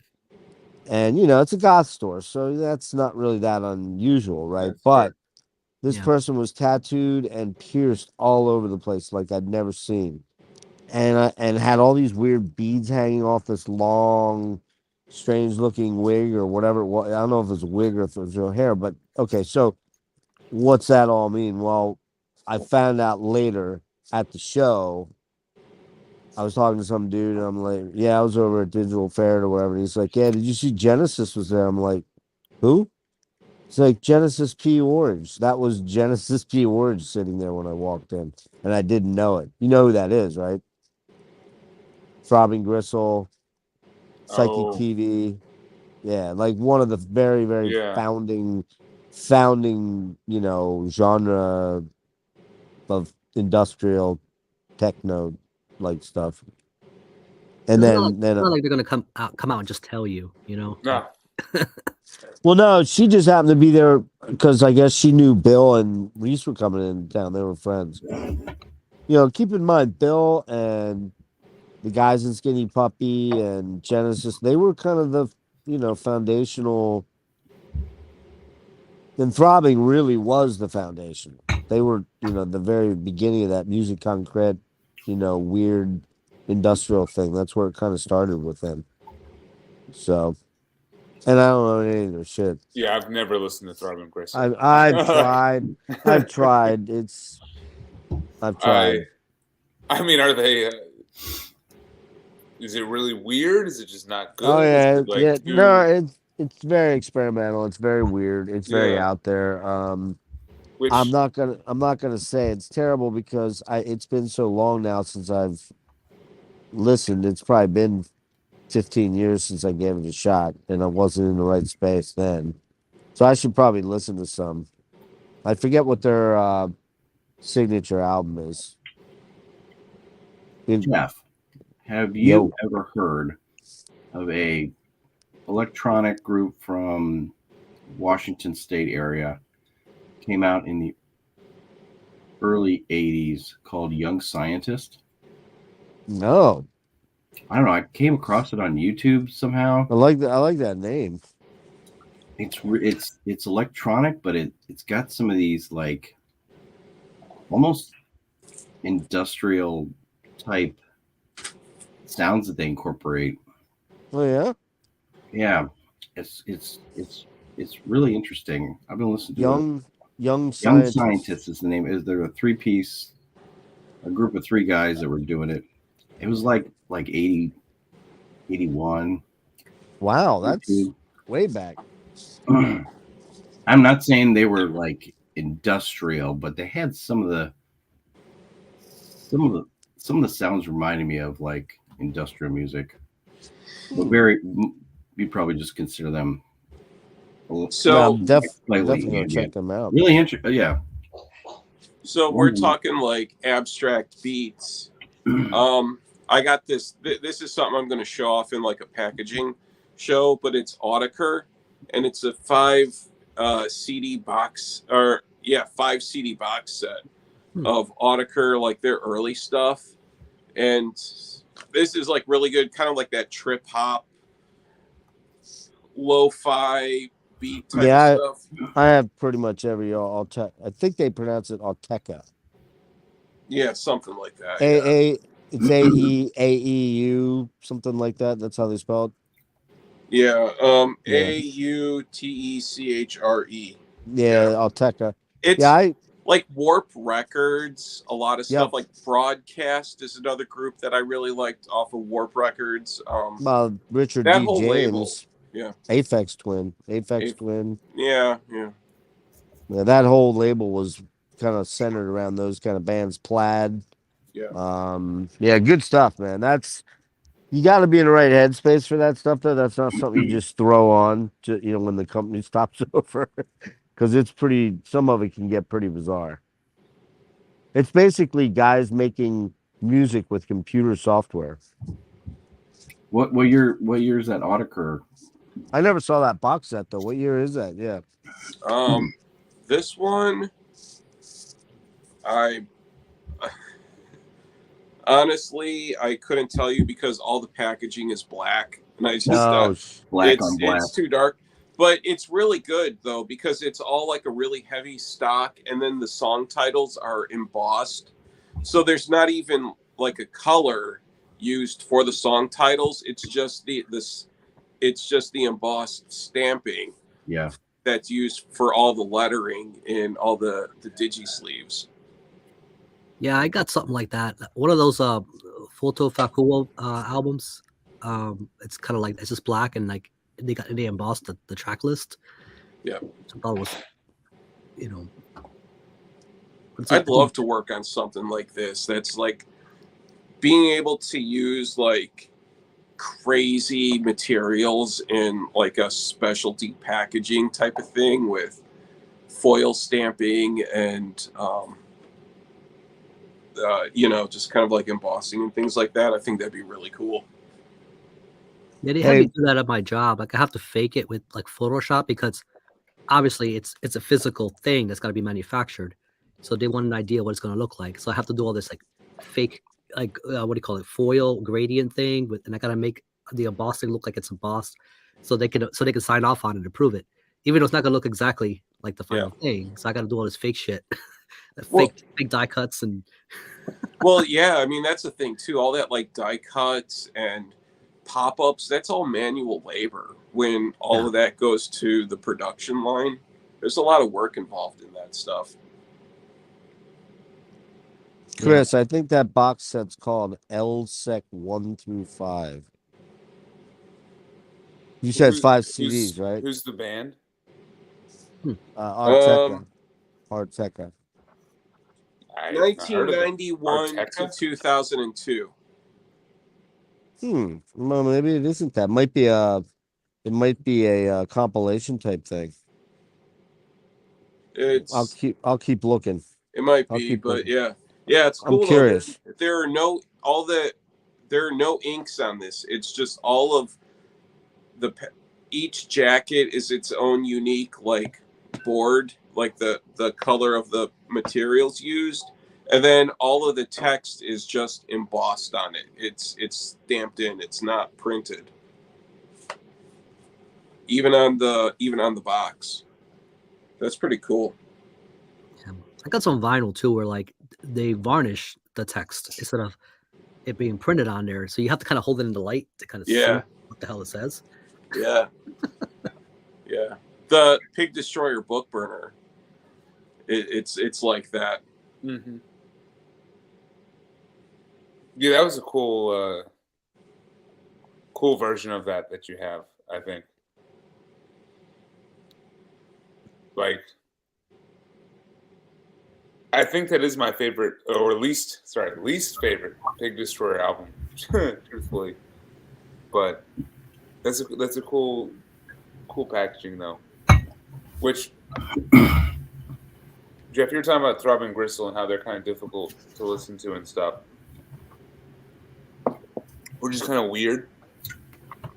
But I brought up this idea that for a stream I kind of want to do in the next week, maybe. And you guys are all welcome to join, of course. It's music that is necessarily not fun to listen to or like kind of hard to get into, and really it makes you work. It's kind of it's not necessarily fun or enjoyable, but you still like kind of enjoy I it, you know. that. It's just very caustic stuff and just yeah. experimental. So like hard music to listen to, but you love it anyway, you know. And for me, it was inspired by this recent pickup I got from the Relapse. $5, right? Yep, $5. Which here comes Brian. He's got yep. All right. I just Amen. seriously, hold on. This was my order, and that's Brian's order. Hold on. I want seriously. You bought one CD, and Brian bought. How many did you buy, dude? 20. I bought 2, so About 20. I was a big catch-up order. Just like I got all the Primitive Man they had in stock. I got the 2 Summerlands. I got some Razor. got the wind hand stuff. Yeah, a lot of the wind hand material they had in stock. Some cough. Yeah, that cough stuff's awesome too. You guys Oh, are and fucking then- I crazy. should have gotten that. I mean, like, And I'm then regretting stuff I've been meaning to get and should have had by now, like Red Album by Baroness yeah. and This is a Mastodon cool split Remission. there with Wounded Kings. Like I've never owned Remission. Like Which, dude, Remission's album. awesome. You know what's crazy? Did you notice that there were records that were priced more than what the normal price was? Yeah, I mean the $15.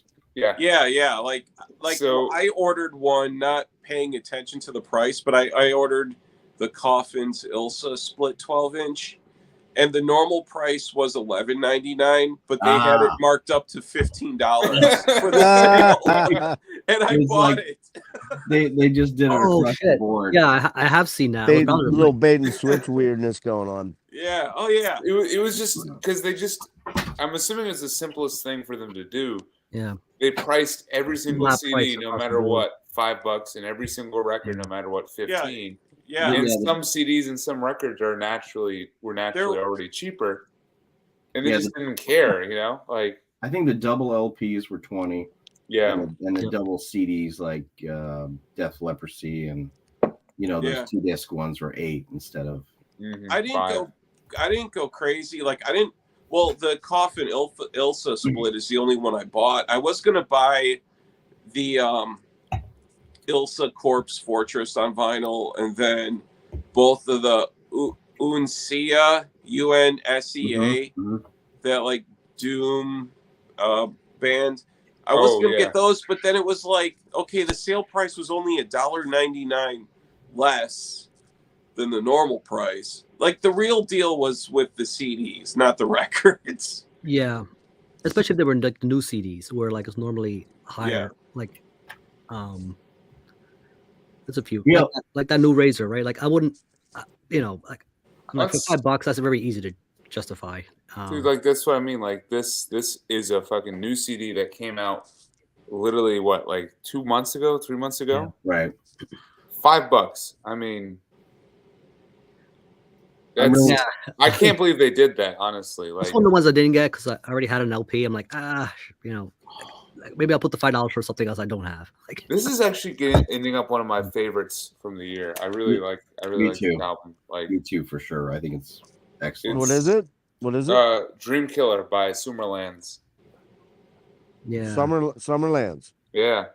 They're Yeah, I've heard people They're, talking they're, a lot they're a about. Philly It. band. Are they? Yeah. What would you like? It's- What would you like them liken them to? Well, they're definitely squarely in that new wave of traditional heavy metal, Yeah. but like I think Oh. they're doing a lot more with it than I think Yeah, other they got bands that are, vocalist on especially on there this album. from was it Magic Circle? Like Yeah. before they had Yes. Phil Swanson on the previous album. Which is a lot more doomy. You know, yeah, Yeah, this is a lot more all over the place. It's pretty upbeat. We were talking about it the other day, Brian. Yeah. This is like very much.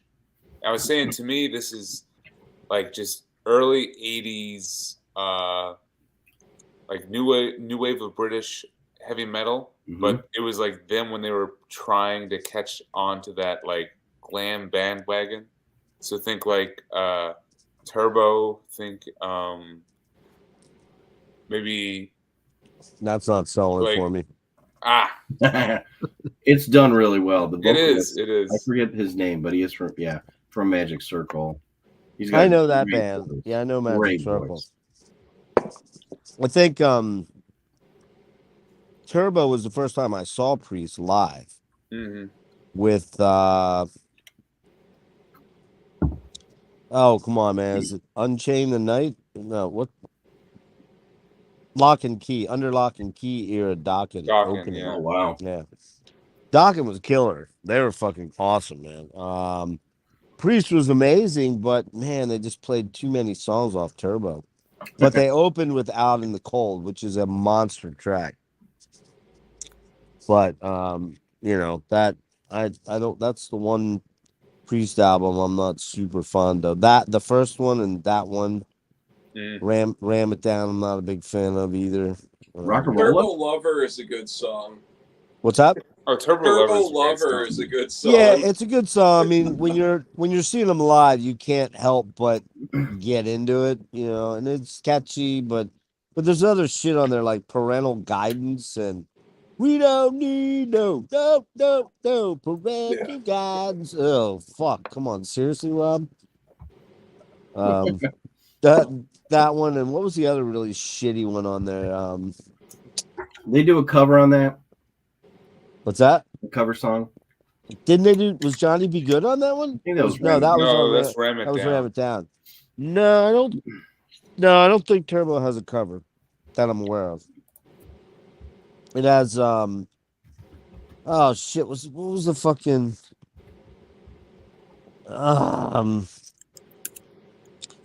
somebody look it up and read the names of the songs off. Oh, I'll give me a second. I can't because if I duck out, I lose my audio for some reason. Locked In, Private Property. That one is so bad. Private Property. See, What that else? just makes me think of Steel Panther did a song called Private Property. Hot for It's like- Love. My dick is Oh. private property. Hot for Love is terrible. No, the best one. Eating ain't cheating. Oh god. Wait, what's that? That's the song. That's the Steel song. Steel Panther. Panther. Yeah. Oh, he Eating, did. I ain't cheating. I thought I was like, dude, I don't remember that on a Priest album. What are you talking about? I detoured over to Steel Panther. I got you. Look and mention Steel Panther. What were the other songs on there, real quick? Rock You All Around the World. That's terrible. Raw, you all around the world. Oh god, it's terrible. Yeah, Wild Nights, Hot and Crazy Days. that one's all right. Hot for Love and Reckless. I don't remember Reckless at all, and I don't remember Hot for Love either. But just with that song title, I'm already like, I'm thinking 80s cheesy horror type movie or chick flick, you know. So, Jeff, do you like Point of Entry? That has Desert Plains on it, right? Oh yeah. Yeah, I love that song. The rest of it, it's all right. That's got what's got a big hit on. Dude, Head Down the Highway. there's some Get other Out good to songs the on there. Highway is such a good song. Yeah, that's Head good. Out to the That's Highway good is too. awesome. Yeah, I love that song. And I Wow. love the video too. It's so low budget and looks like public access green screen. Yeah, The video for Hot Rockin' is a trip too. Yeah. yeah, those are. It's just Jude robbing the sauna. Yeah, I don't hate that album, but I'd probably give it like a 6.5, something That's like that. solid. Oh. Yeah. But like a lot, but then again, I'm one of those weird guys that actually fucking likes Nostradamus. See, now So that's bizarre. nah, I like a lot of it, man. A lot of it's pretty good. I think they should have made it just one album, but you know, there's some fucking good tunes on there, man. I think. First time I saw them was on the Angel of Retribution tour. They Oh, yeah? Anthrax had just reformed with Belladonna, and was well, I guess I don't know if he had just come back with them, but that was the opener. Was Anthrax with Belladonna? It was pretty cool. That's Cool nice, show. man. That's a good show. That's a Angel good of show. Retribution is a solid. I mean, it's not Yeah, it's great, the but one- it's a solid album for sure. Yes, that's Halford's got- Return. It's got Loch Ness. Loch Ness. I like that song, man. I like that song too. Worth fighting for. Is a great song. Everyone hates on it. I don't mind it. What's the big song off there though? What was the hit? Angel, I Uh, know is one, but what's the other one? I think Judas Rising was the Judas first is single. that's it. Judas is Rising. Yeah, that's it. Yeah. Not bad. Yeah. It's not a bad album. It's not a go-to album No, though for yeah. me. I I'm really, almost go ahead. I really liked his Rob's solo stuff when he was doing just Halford. The first Fight album, man. Come on. Yeah, Fight. But then when he started. Oh, doing when he just did Halford, yeah. Resurrection. Resurrection's great. Man, there's some All the way fucking through. searing riffs on that album, Yeah. man. What's the song? Doesn't he do a song with Dickinson on there? I think there's a. I know he does something with Dickinson. I think it's on that album. Fight. I remember Logan at Manifest. It seemed like there were always Fight CDs in the used bin. That thing was- Dude, I that still was always master-produced. see. What's that, Brian? That War Words was those The CDs song. were everywhere. Yeah, Okay, that's what I thought. Yeah. and I still don't own that album because it's like I see it everywhere and it's just not a I priority. still have a promo of Resurrection. Oh yeah. Oh, nice. Wow, look at that, man. It's Oh, stores, is, that a, I'll cas- take is that a cassette, 2000. Rick? Well, Yeah. single. Single That's promo. single. Fucking fun. Nice. Yeah, that Shrink. I don't know. Nailed to the Gun's a pretty cool song. From Oh that- man, I from love War that. Words. I love that first Fight album. I don't give Yeah. a shit what anybody says. That thing's vicious, man. See, I haven't heard it, so I gotta pick it up. Yeah, it's pretty good. You haven't heard it at all? I mean, besides like the single, I think, which A little crazy. yeah, a little crazy. Yeah. So That one's different, but That's where Scott Travis came from, or no, went to right. I guess he went with. yeah. He went with no. Well, Wait. wasn't he doing both? I don't know if he left Priest. You might be right. You might be right. I can't remember. And then what was the other dude? Russ, the one dude in Steel Panther was in Fight. yeah, he was Satchel. Yeah. Satchel. Young, very young. He was only like 22. But it's funny when you look at Rob. Rob looks really young then, and he's already like pushing 40 at that point. Yeah, he always kept himself in pretty good shape. Yeah. And I mean, I know a lot of people shit on it, but I kind of like that too album. Oh, do you? Which one? Yeah. The second Fight album? No, he had a project called TWO. John Five was in the band. I did not know that. There's a song called I'm a Pig. That song fucking rules. That song rules, man. That song rules. Fucking Halford's voice on it, man. It is insane. Into the Pit. 2? Oh, Into the Pit. Into the Killer. Pit. I forgot how many great songs are on this album. Dude, that you talking about the first Fight album, right? Yeah, War Words. Yeah. Oh for god, all, dude. For all eternity. Oh, Yeah, this is it holds up. I don't have it All right. anymore. I need a copy of that. Definitely. Next time I see it for $4, I'll buy it. No, yeah, it's well, definitely worth it, man. well worth $4. Hell yeah. It's Oh, usually Brian. between 4 and 6 or something. So Brian Tills Here's was on Here- guitars. here's one, man. like how many are who of you owns like a lot of the Bruce Dickinson solo stuff? I got a handful. I just have Chemical Wedding. Okay. I got Tattooed Millionaire and Yeah, that's Chemical the only Wedding. one I have. No, I also have Accident of Birth. You Yeah, I have Paul's Accident. Picasso. Oh, you know what? Shit, I got that one too. Yeah, I have that one too. I think you have everything, Brian. I have that one. I don't have tattooed. Oh, you I don't have have Skunkworks. I have I don't have skunk. I have Skunkworks, the Oh, double okay. CD version. Yeah. Yeah. It's good, man. If you look at it as something very different from Bruce, it's quite good. It's kind of like alternative rock, sort of, kind of. It's alternative metal, I guess you'd almost call it. A little bit of prog.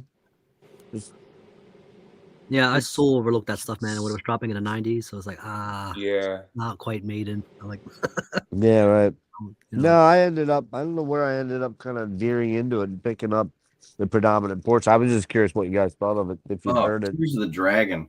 So, What's up, like, guys? Cheers, man. Hey, dude. What's up, What's man? going on? So we're at Shit, buddy's dog. house. He's absolutely thrilled with Michigan right now. So, What happened? What happened? Oh, the Big Oh, Ten Florida championship game. He was. Oh, you who know, won? Michigan? I mean, more than likely Michigan. I left it. There was still time in the fourth quarter, but I mean, Michigan was going to win that one. But no, we were talking about movies, and out of morbid curiosity, I watched the Indiana Jones trailer that dropped.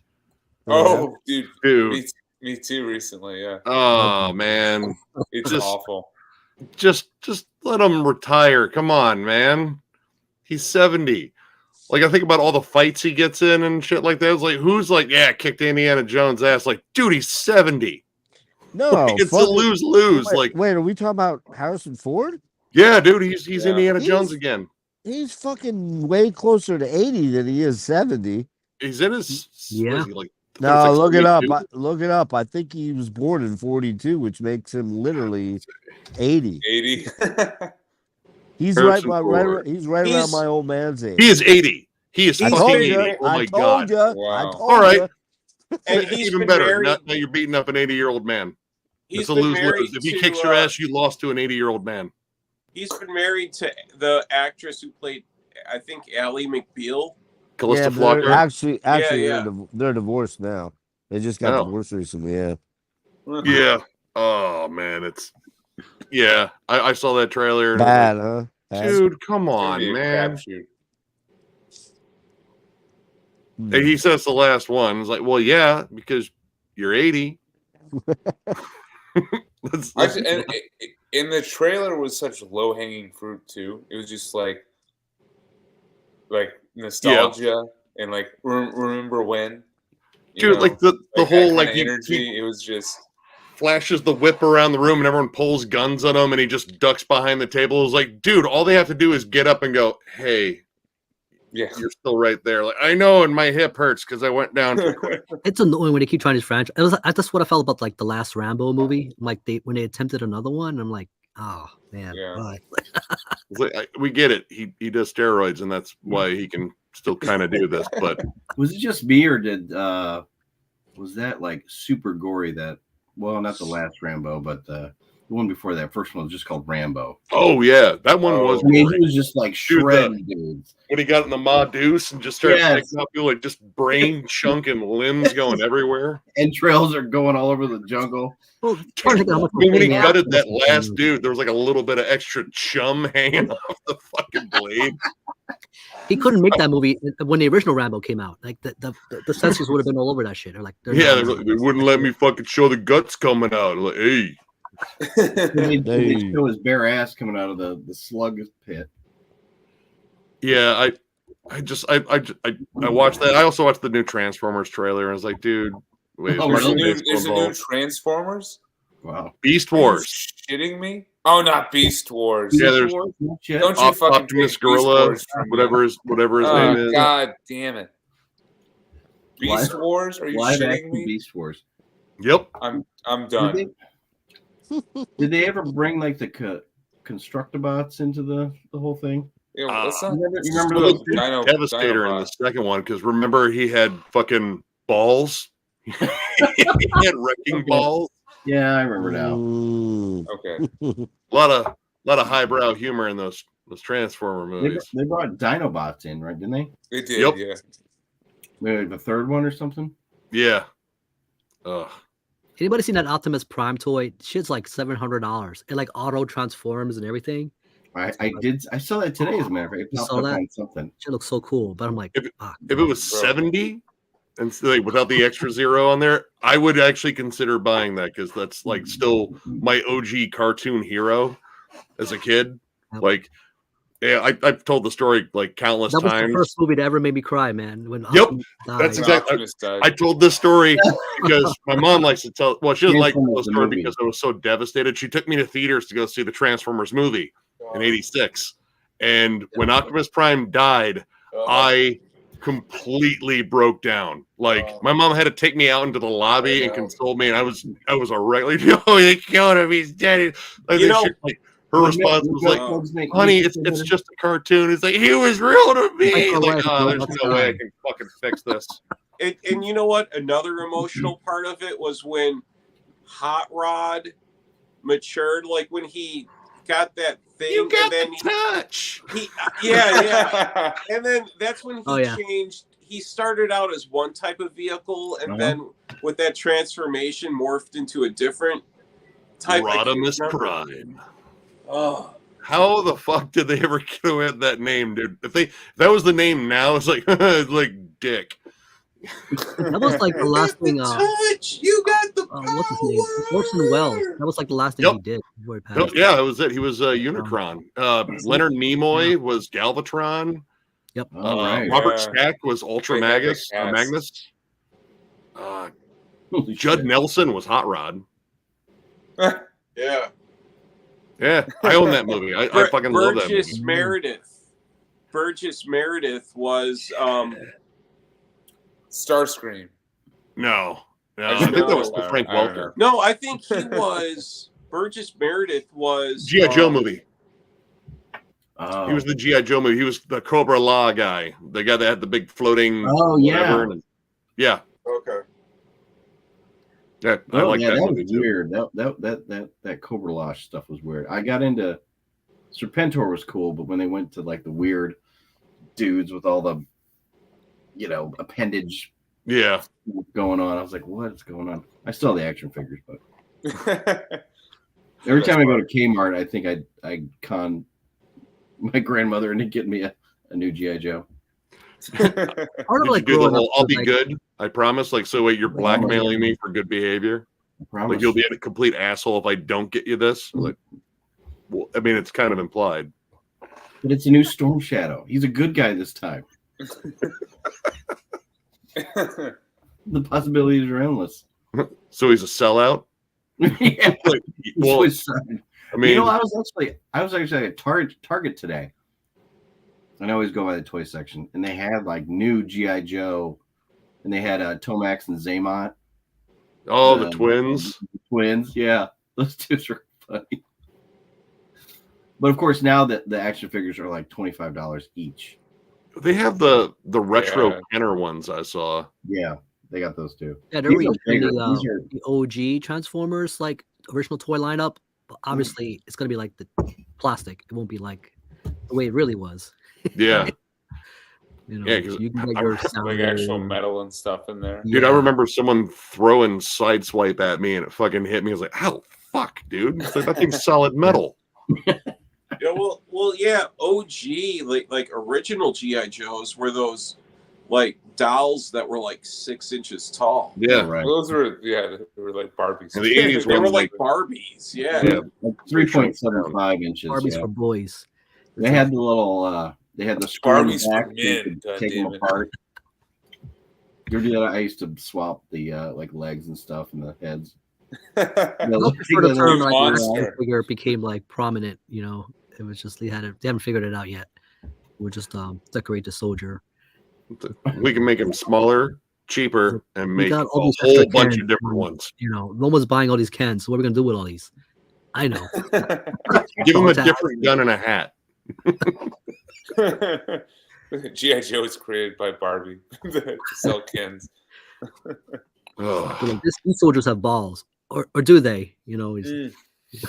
I guess they Well, don't. Let me check. like at my job, it's crazy because there are Gen Z, like young millennials who are borderline Gen Z, and then Gen Z at my job.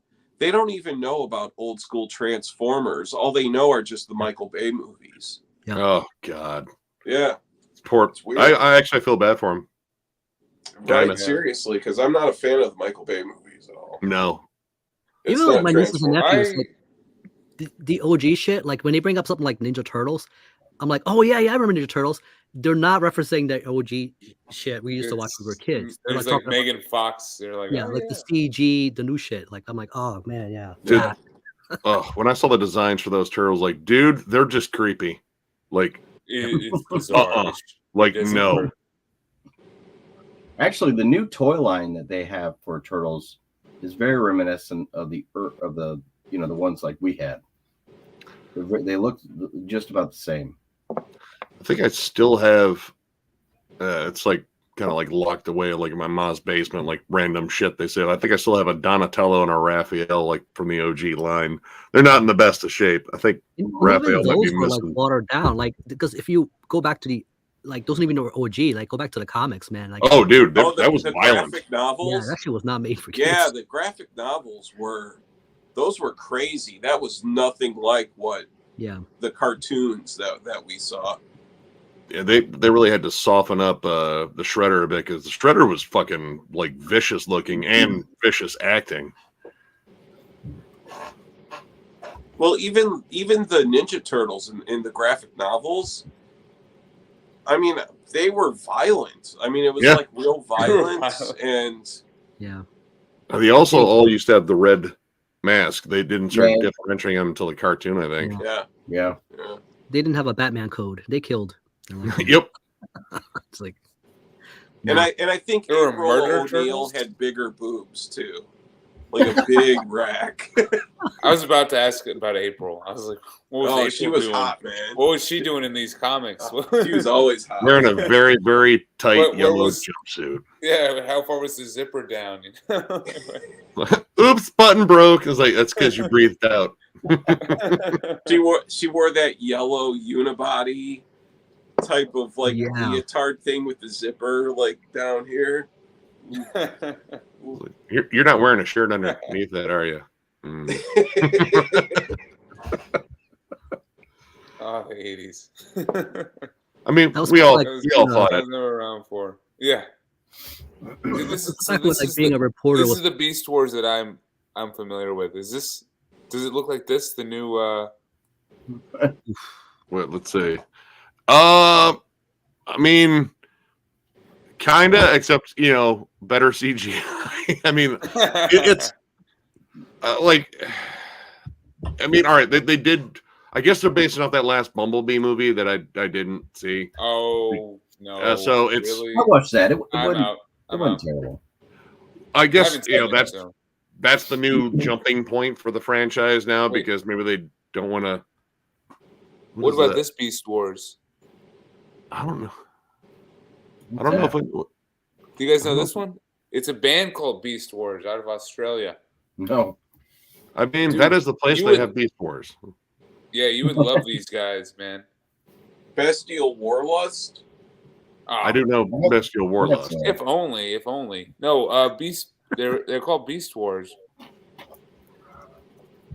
It's a cool cover. Oh no. Yeah, cover. awesome cover. I'm gonna send this. I'm gonna send this to. Definitely you, Brian. There's a song called Dune. Dune. This band and album is awesome. The vocals are just gruff and like a mixture between like Kirk Weinstein and maybe Wino, and then like the bass tone. It's one of the heaviest tones I can think of. So Is it death metal? no, like sludge. Oh, really? Okay. Yeah. That's nice.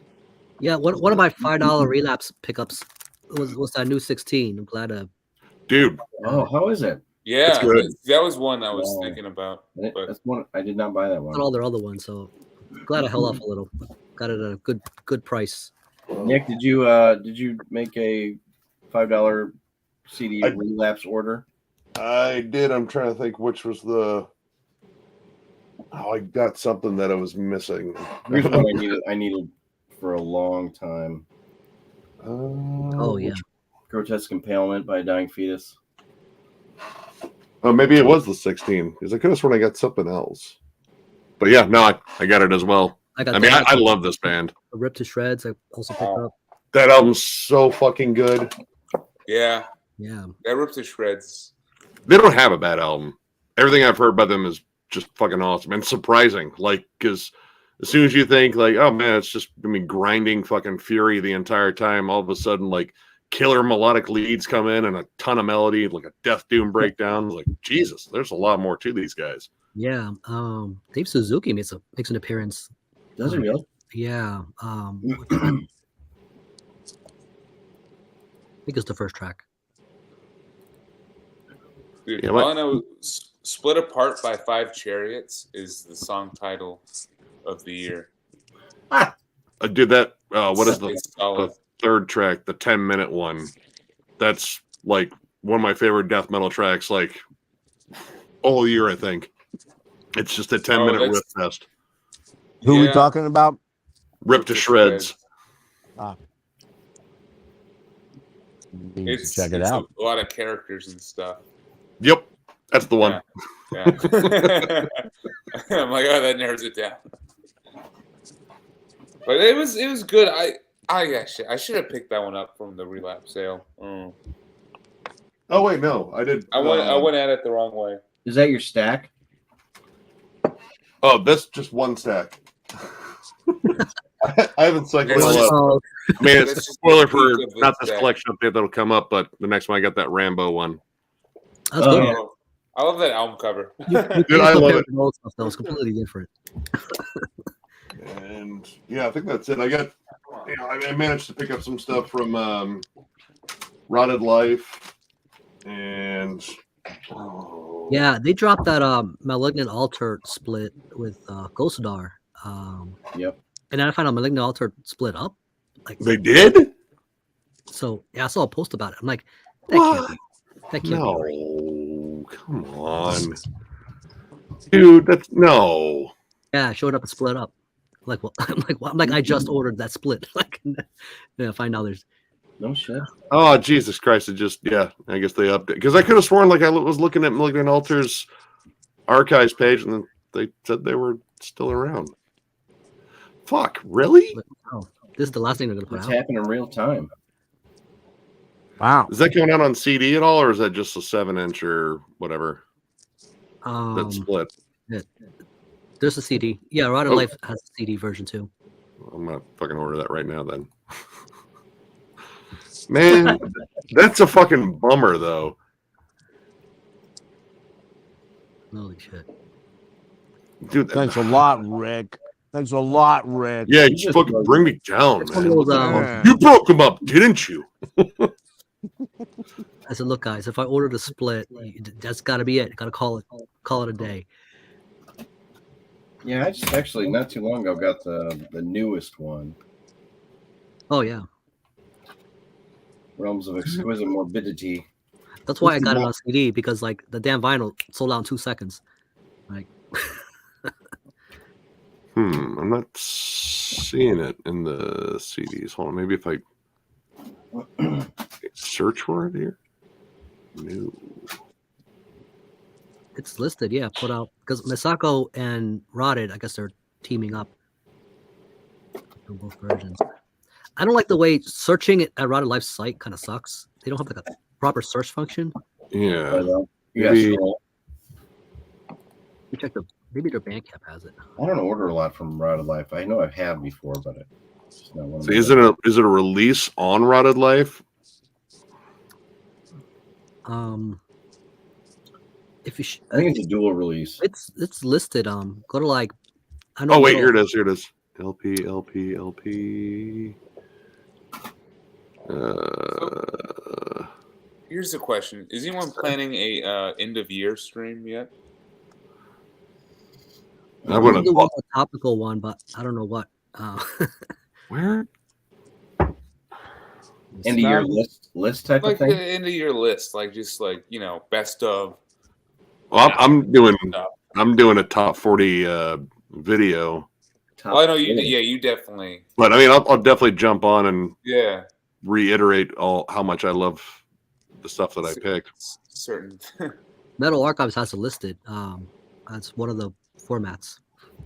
I'm not seeing it in the Rod Shop. What album are you guys looking for? That The split with Malignant and Kosadar.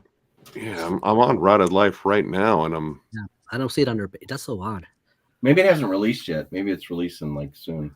I just Let's saw see. it like announced. said just 2022 is the release date. Yeah, Maybe that's it's not technically pretty out yet. vague.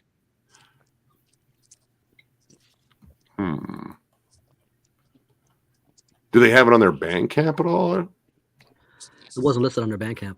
It's just the tape and vinyl. Yeah, they have the tape. I don't want it. Oh, they have the tape now. Man, Yeah, the problem is usually the other way around. I usually end up waiting because of I get the vinyl, and that's the one that makes me wait. Try the metal When detectors. you drop. It makes Yeah, no metal sense. detector is the best Yeah, thing to use. I'm gonna try metal That's detector your real quick, one-stop yeah. shop.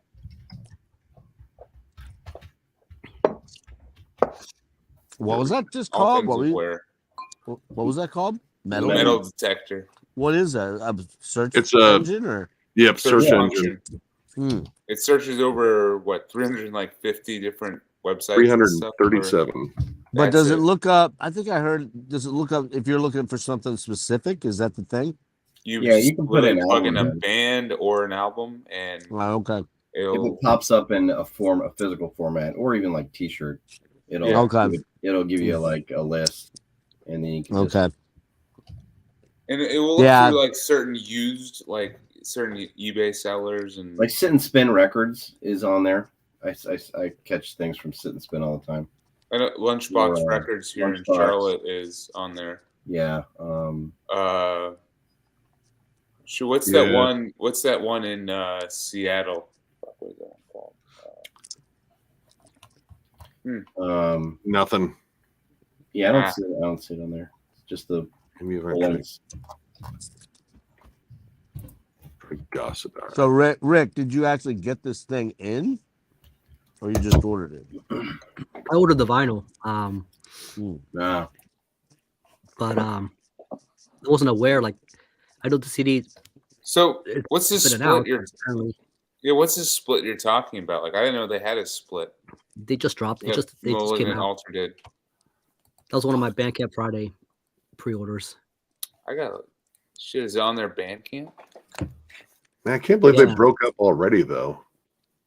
It's awful to hear. Dude, honestly, that's a bummer, man. That's I brought them up in the what that last is. review just because that was why I wanted to review a couple more albums before I started doing year-end stuff, because I missed out because Malignant Altar was released in December last year. I was like, fuck, I already made my Yeah. goddamn list. And it was dude, Realms of Exquisite Morbidity is just it's disgusting. That's It's honestly awesome some of the album. best Morbid Angel worship I think I've heard. Yep. And it looks like they're just now reissuing Retribution of Jealous Gods, which that's an awesome Yeah, that's demo. where Awesome. I jumped EP. on. Yeah, likewise. Fuck. I should have saw him at fucking MDF then. Ugh. Yeah, nothing I have wrong to with get wrong.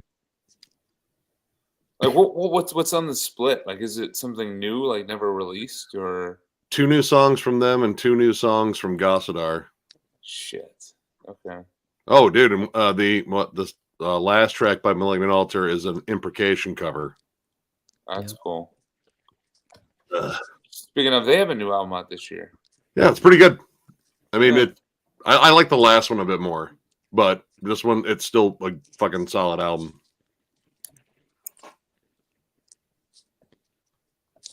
Damn.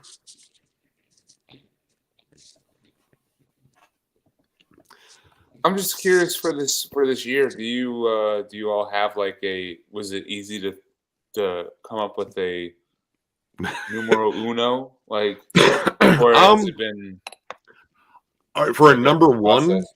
Yeah, just a number one. For a number Like- one, I think I've had like my number one and number two have been they've been switching positions, but I think I have my number one locked down. Mm-hmm. It's the other ones because I do 40. I have Yeah, it's a lot. I think 31 absolutely locked in. I just gotta figure because I have a list of I think I have like 55 releases that I fucking loved this year, and I want to include them all, but that's too much. That's too long. I committed to 40 a while ago. But yeah, getting those down, like, man, dude. I mean, that's still a lot, but I don't know. 40 seem right. It's a good number. But yeah, there's been a lot of good stuff and a lot of stuff that came out like later this year that just absolutely fucking crushed. That's the thing, yeah.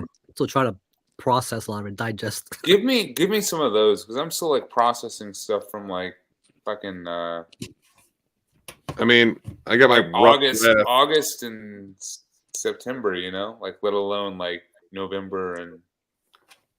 All right, well, all right. I'll tell you what. I'll give you ones that aren't on my list, but have the potential to be. The last Allegiant album, Damnum, really fucking enjoyed that. Okay. The Last Animals as Leaders, I fucking dig the fuck out of Tosin's playing. Archaic, Labyrinth of Hungry Ghosts, some solid fucking tech death. Ataraxy, The Last Mirror, really fucking enjoyed that. That's what I was looking for. Ataraxy. Oh, great fucking death doom. Because I know, shit. Where All Hope Fades. That one is a killer album. That's. Let's see. Author and Punisher. I really like that last one. Cruller. Axioma. Sepsis. I actually got one of the few CD copies because they actually burned one and sent it to us. Wow. Yeah, actually, I ran into. I think it's their one of their guitarists at Cannibal Corpse show. I didn't know he was from France. He was a French death metal act, and he ended up moving here because it's like, yeah, where I was in France, there was nothing going on musically, so I moved to Cleveland. It's like, well, I hope you enjoy shitty weather. I mean, the death metal scene is killer. It's good right there. Yeah. Actually, well, since Axioma is members of Keel Hall, he was a big fan of Keel Hall. Oh, dude, yeah. Keel Hall. Yeah, the new Conan. The other night. That's dude, a possibility. I love that new Conan. Yeah. Cosmic Putrefaction. Which one? Mm-hmm. What is that? Is that it? That's Keel Hall. Oh shit! I see. I don't own any Keel Hall. Like that's a band I think I've had on samplers. They were on Hydra Head, weren't they? Yep. This is their second one.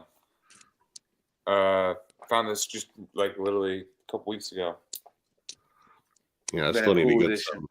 But no, dude, that new Conan is like a favorite of mine for sure. It's that new Golgotha. That Golgotha Remains, man. That's got a good number of spins from me. The one that dropped. It seemed like it dropped and then people forgot about it.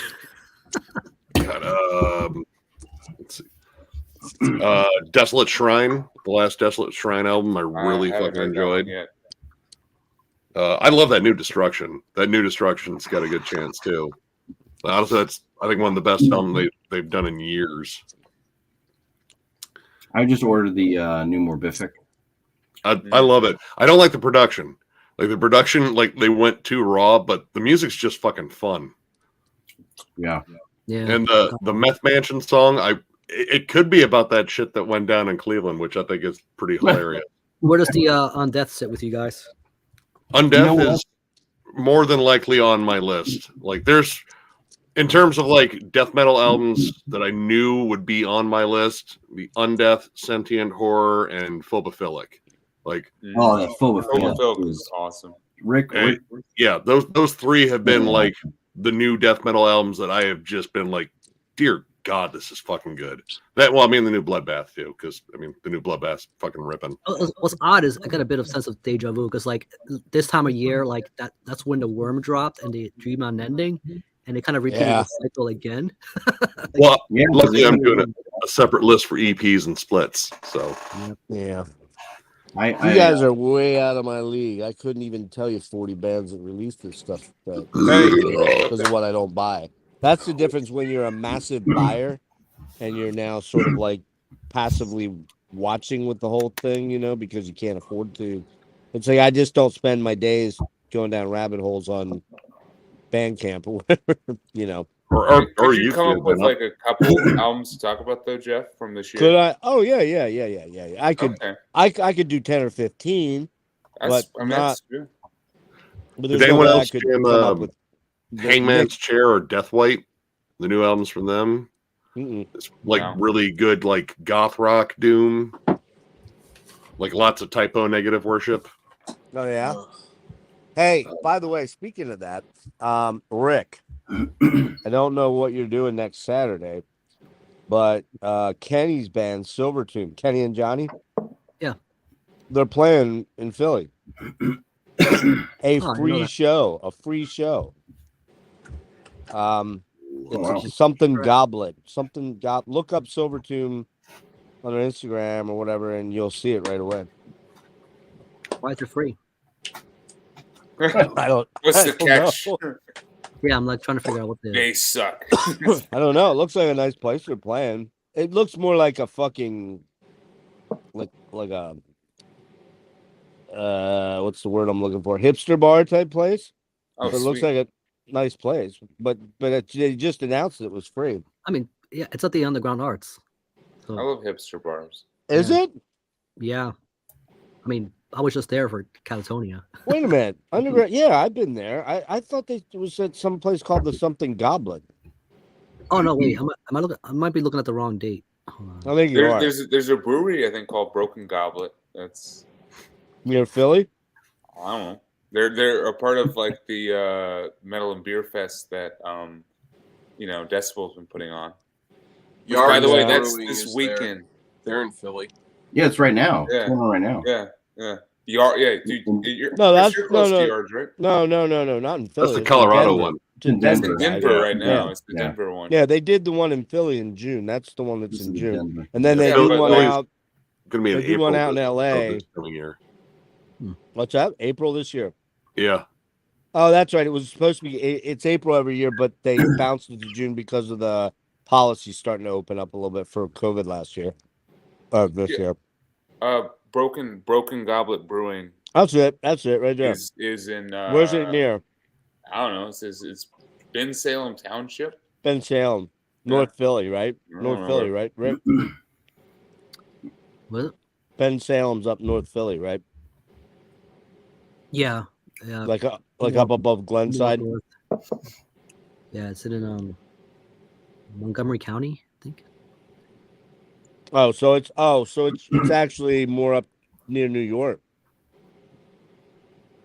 Oh no, it's in PA.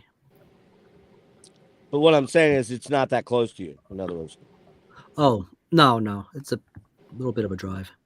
yeah. Hey, Nicole. Well, Go ahead. No, I was just gonna say. I was gonna see if my kid was available. Maybe I'd see if she wanted to drive me down. But if it's like way up above Philly, then that's probably too far for us to go. Like if it's more towards Jersey, I didn't even look to see where it was at. I just was assuming it was in Philly, like a dummy. I'm trying to find it. I can't see it. So I see a New York one. we were talking about this on Thursday night. This Metal Threat Fest going on in Chicago. And Oh yeah. It's a Friday, Saturday, Sunday. I'll just lead with the Friday lineup so far. Main stage, Sinister playing stuff from Cross the Sticks, Oh, Wow. Summoning, and Hate, followed by Dead Congregation, followed by Cyanide, Undergang, Sorcery, Obliteration, Phrenolith, and Dungeon Serpent. Wow. That was a heavy set. That That's Dungeon insane. Serpent album is really good. Yeah, that's really good. I saw I'm still posting gonna that one get that. actually. Saturday, Impale Yeah. Marine, Sacramentum doing a Far Away from the Sunset, Wow. Ancient Rites, Possession, Morgul, Slut Vomit. Sunday's a pretty good lineup too. Ara Noir, Oh, Mhm. Mm-hmm. Messiah Nice. from Switzerland, Exhumer from Germany, Ares Kingdom, Yeah, that's And, one band I definitely want to catch live. Necro Death, Cemetery Lust. Couple. I think there's like a side stage. They're still gonna have bands. So Brian, where's Cool. this at? Chicagoland area. What's the When what is are they, that? What's that? when is Yeah. that? It's April 14th, 15th, and 16th. I think. Yeah, 14th, 15th, and 16th of April. Yeah, I'm So going on vacation with the family. are we trying to like find like a potential like I just think that's like a killer lineup for like that's, It is. that is a Oh, cool yeah. lineup. Dude. West. I'm gonna try to go Friday. I think Friday. When the fuck is Dead Congregation going to put out a new album? Like That is a great question.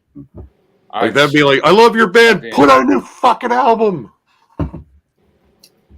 Dude, Be nice to How- hear more material. Promulgation of the Fall, how that album starts is just amazing. The What band are we talking about? I'm sorry. Dead Congregation.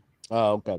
Are we talking? Grease. You know, here's Oh a my dumb God. question. I need to So ask fucking this good. question because as a band, I think I need to check out because I've heard it talked about a lot. But I'm confused. Is there two Dead Congregations, like one in the U.S. and one in Greece, or is it Is just there? the one? In...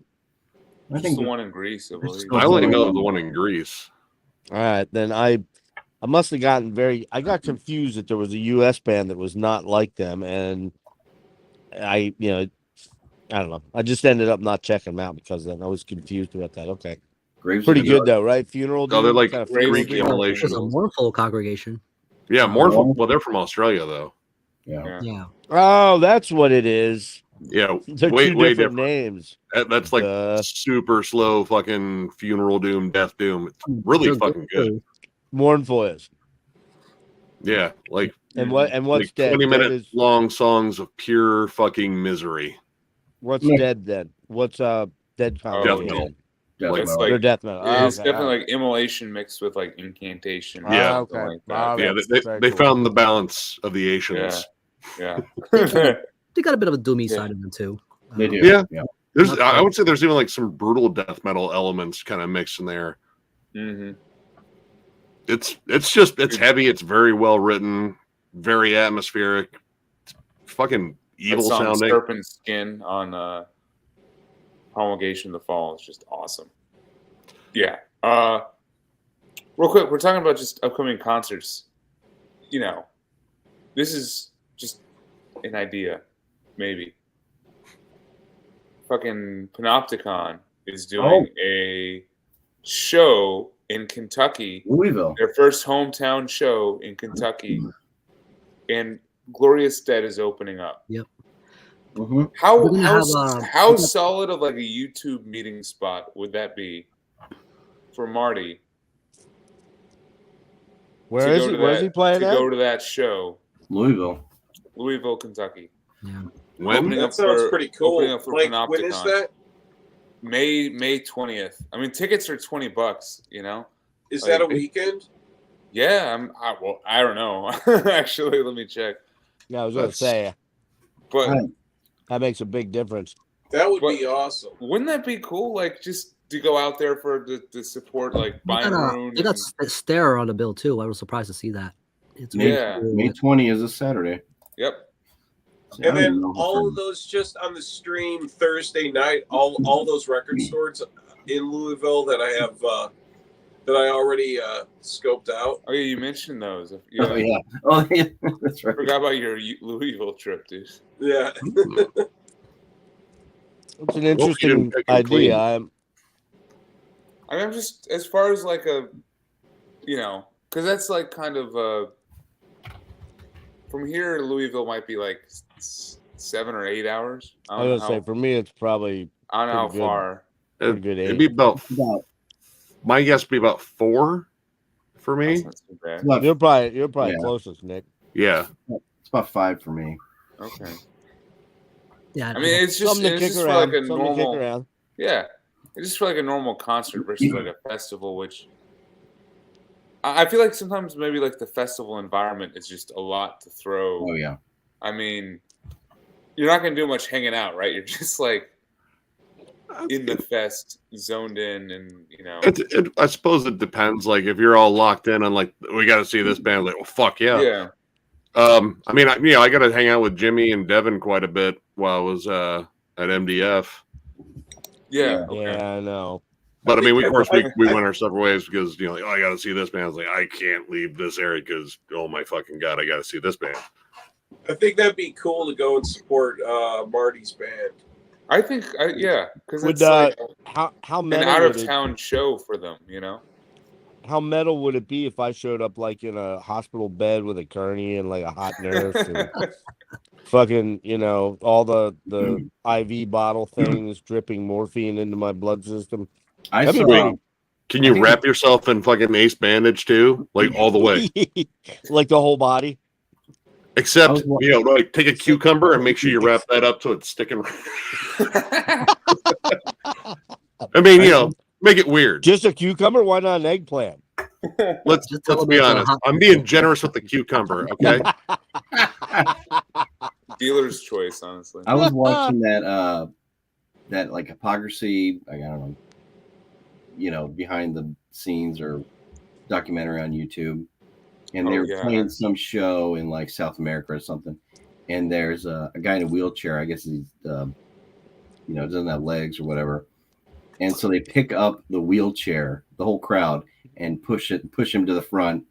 And then they pick him up, put him on stage with the wheelchair off to the side, and like let him rock out.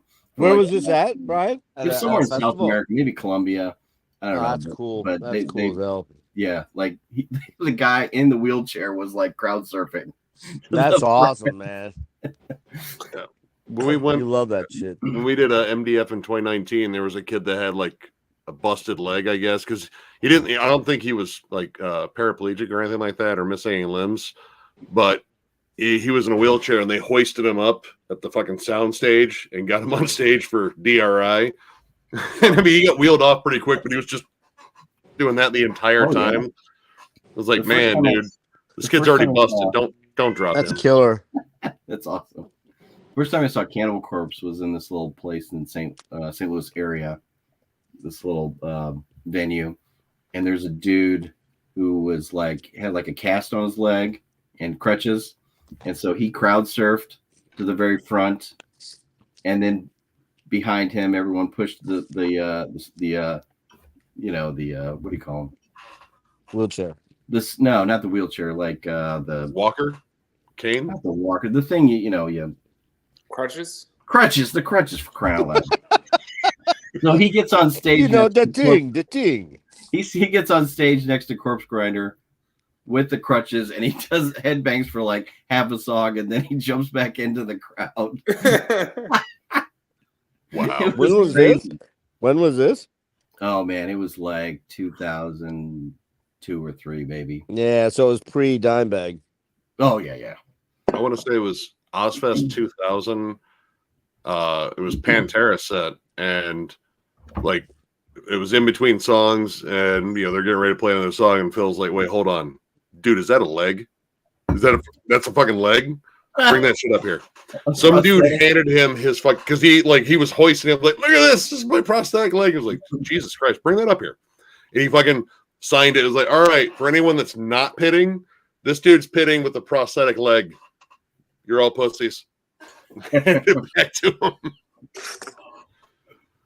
That was probably the weirdest thing I think I've ever seen in terms of like crowd involvement. It's like, yeah, here, take my fucking leg. That's cool. Yeah. I need it back, but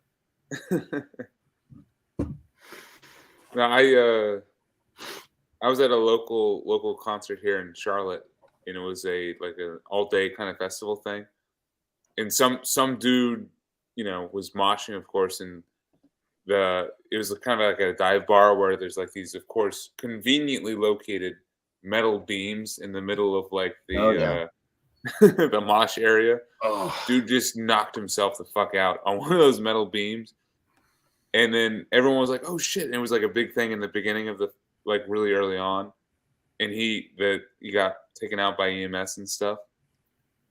Fast forward like 5 hours later, he pops back up with like a fucking head cast on, wearing like hospital gown? hospital gown and stuff.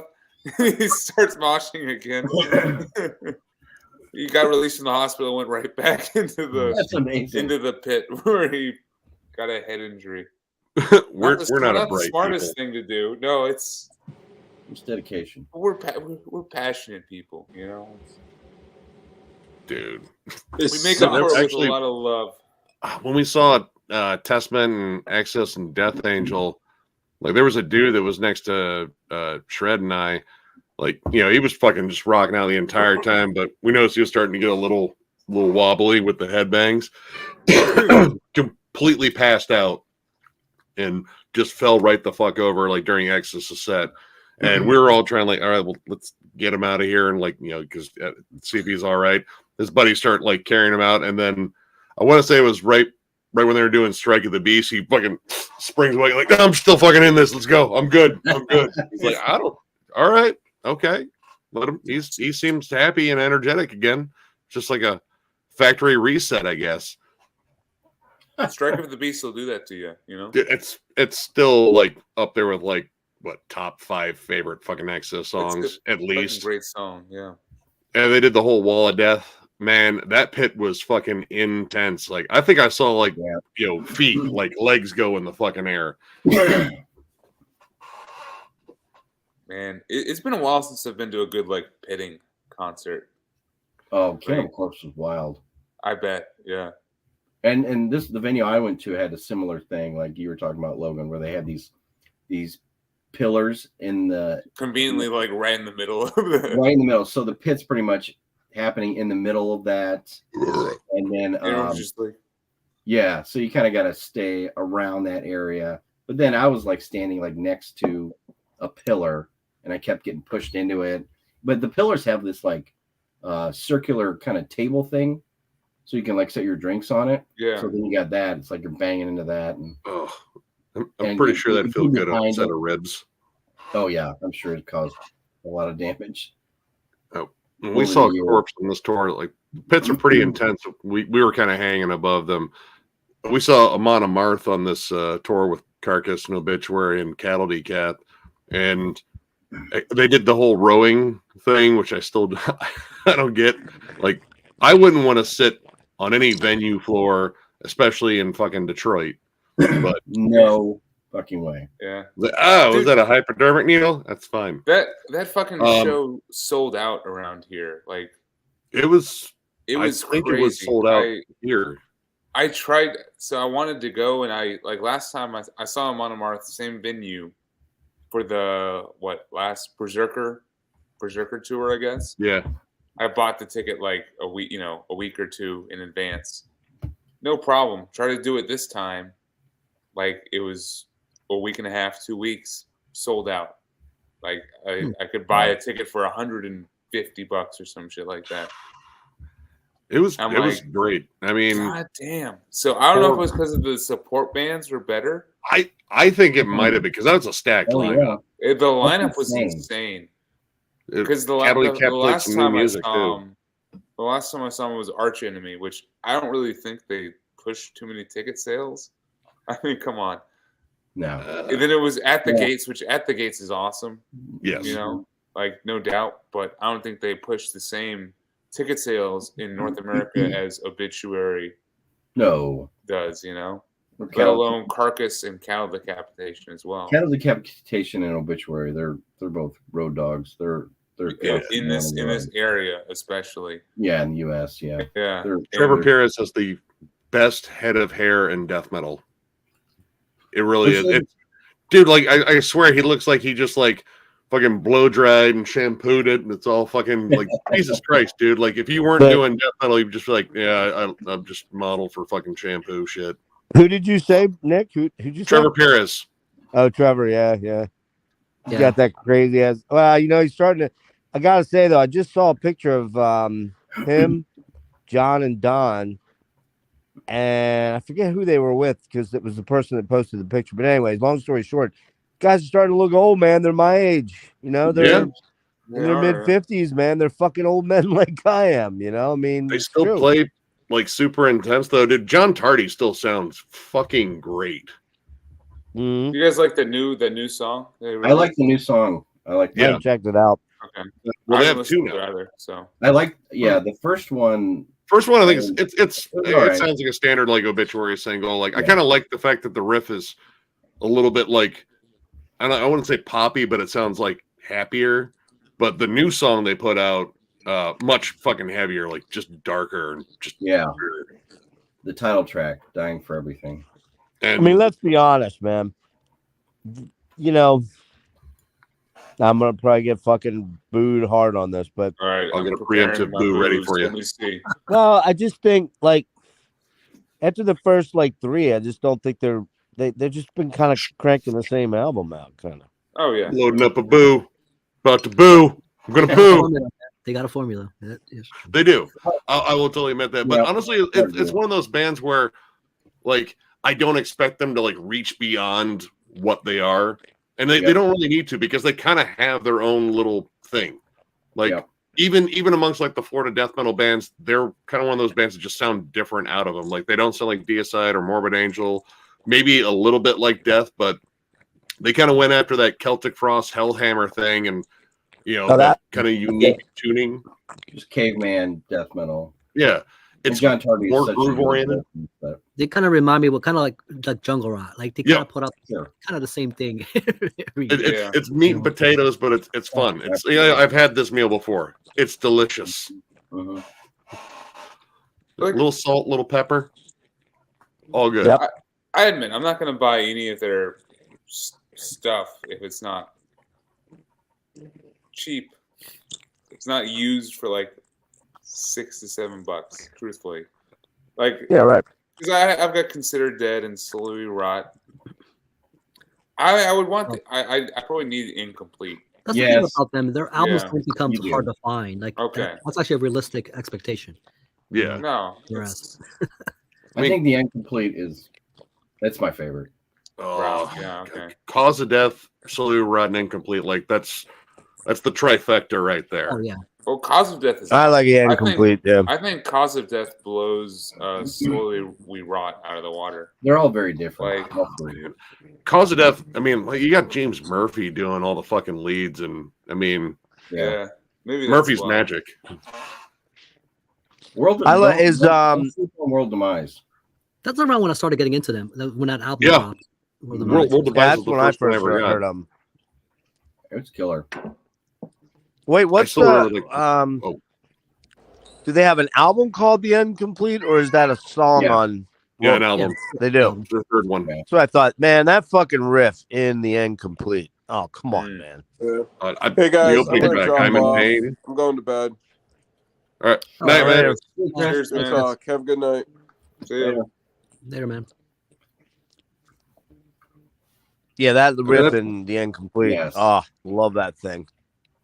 That's something I can always count on with Obituary too. Is there's going to be some just killer fucking riffs. They're not going to be like the most intricate technical thing, but they're going to be good. They're going to be powerful.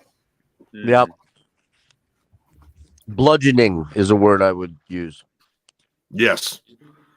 And again, they have like a unique tone. Like as soon as you hear like the first fucking chord, like that's Obituary. Like they have like Yeah, I things that are agree. signature them. Like I They agree. do. as soon as like John Tardy says literally anything, Yeah, that's You know? true. what was that? I don't know how the hell I don't know how you guys do that, man. Do your voices? I could not fucking if I tried to do that, I would literally not be able to talk forever. Everybody would rejoice. Everybody would be like, "Oh, he can't talk anymore. Get him to do that." We broke him. You guys know this one? Yeah, Ah. what is that? Oh, that was one of his projects. Yeah. Is that which Tardy? Not a Tardy. Trevor Perez. Oh What? shit! I This don't was, even recognize him without the beard anymore. I don't think I've seen that much of his He's got the face in sunken years. eyes, right? What year is this, Brian? Early 2000s. This was a Metal Blade. What is it 2001. Catastrophic. what's it like? It's like Obituary. I It's do like, have the Hardy Obituary. Brothers album. The Bloodline, that's good too. Yep. This guy I think was from Pyrexia. I think this guy was in Internal Bleeding.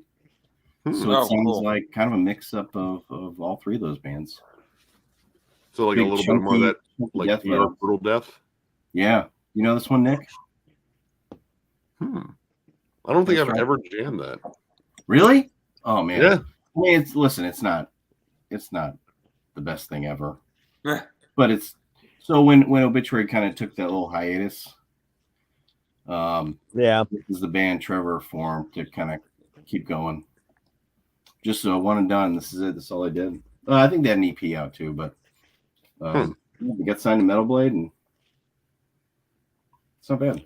It's probably a lot of that back during those days. I was gonna say they got back together in what, like 2004, 2005, and that's when Frozen in Time came out. Yeah, I still like that Redneck Stomp has become their signature like intro. That's their intro. Yeah,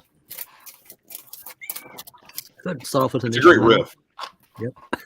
I will say I've only seen them once, and that was at Decibel Fest in 19, and I think I want to say they played Slowly We Rot. I think I was 'cause surprised. it was like the theme, like Enslaved did Frost.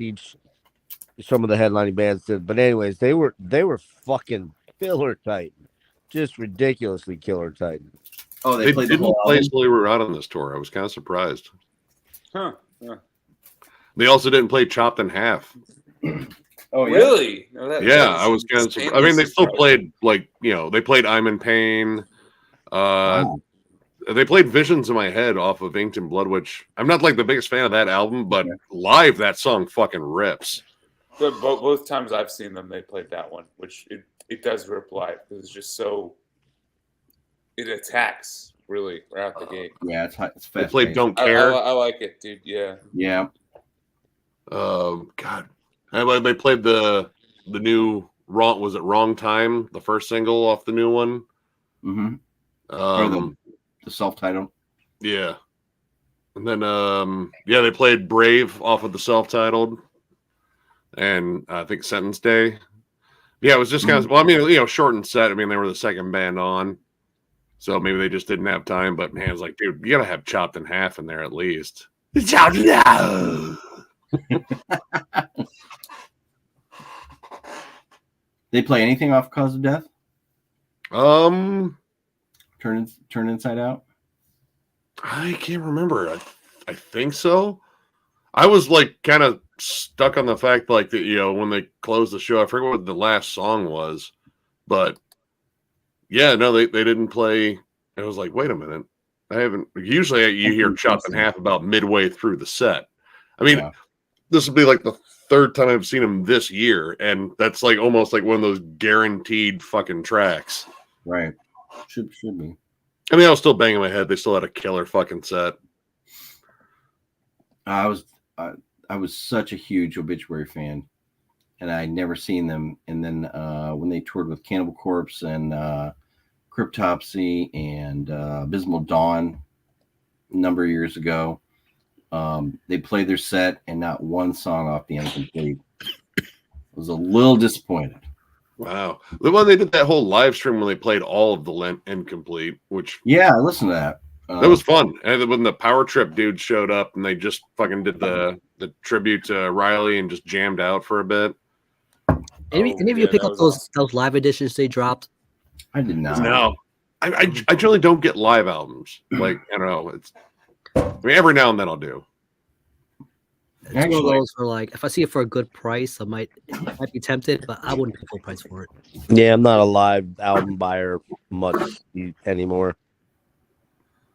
I don't know why that is. I mean, because some of the most famous albums I remember are like Unleashed in the East and fucking Exit Stage Left and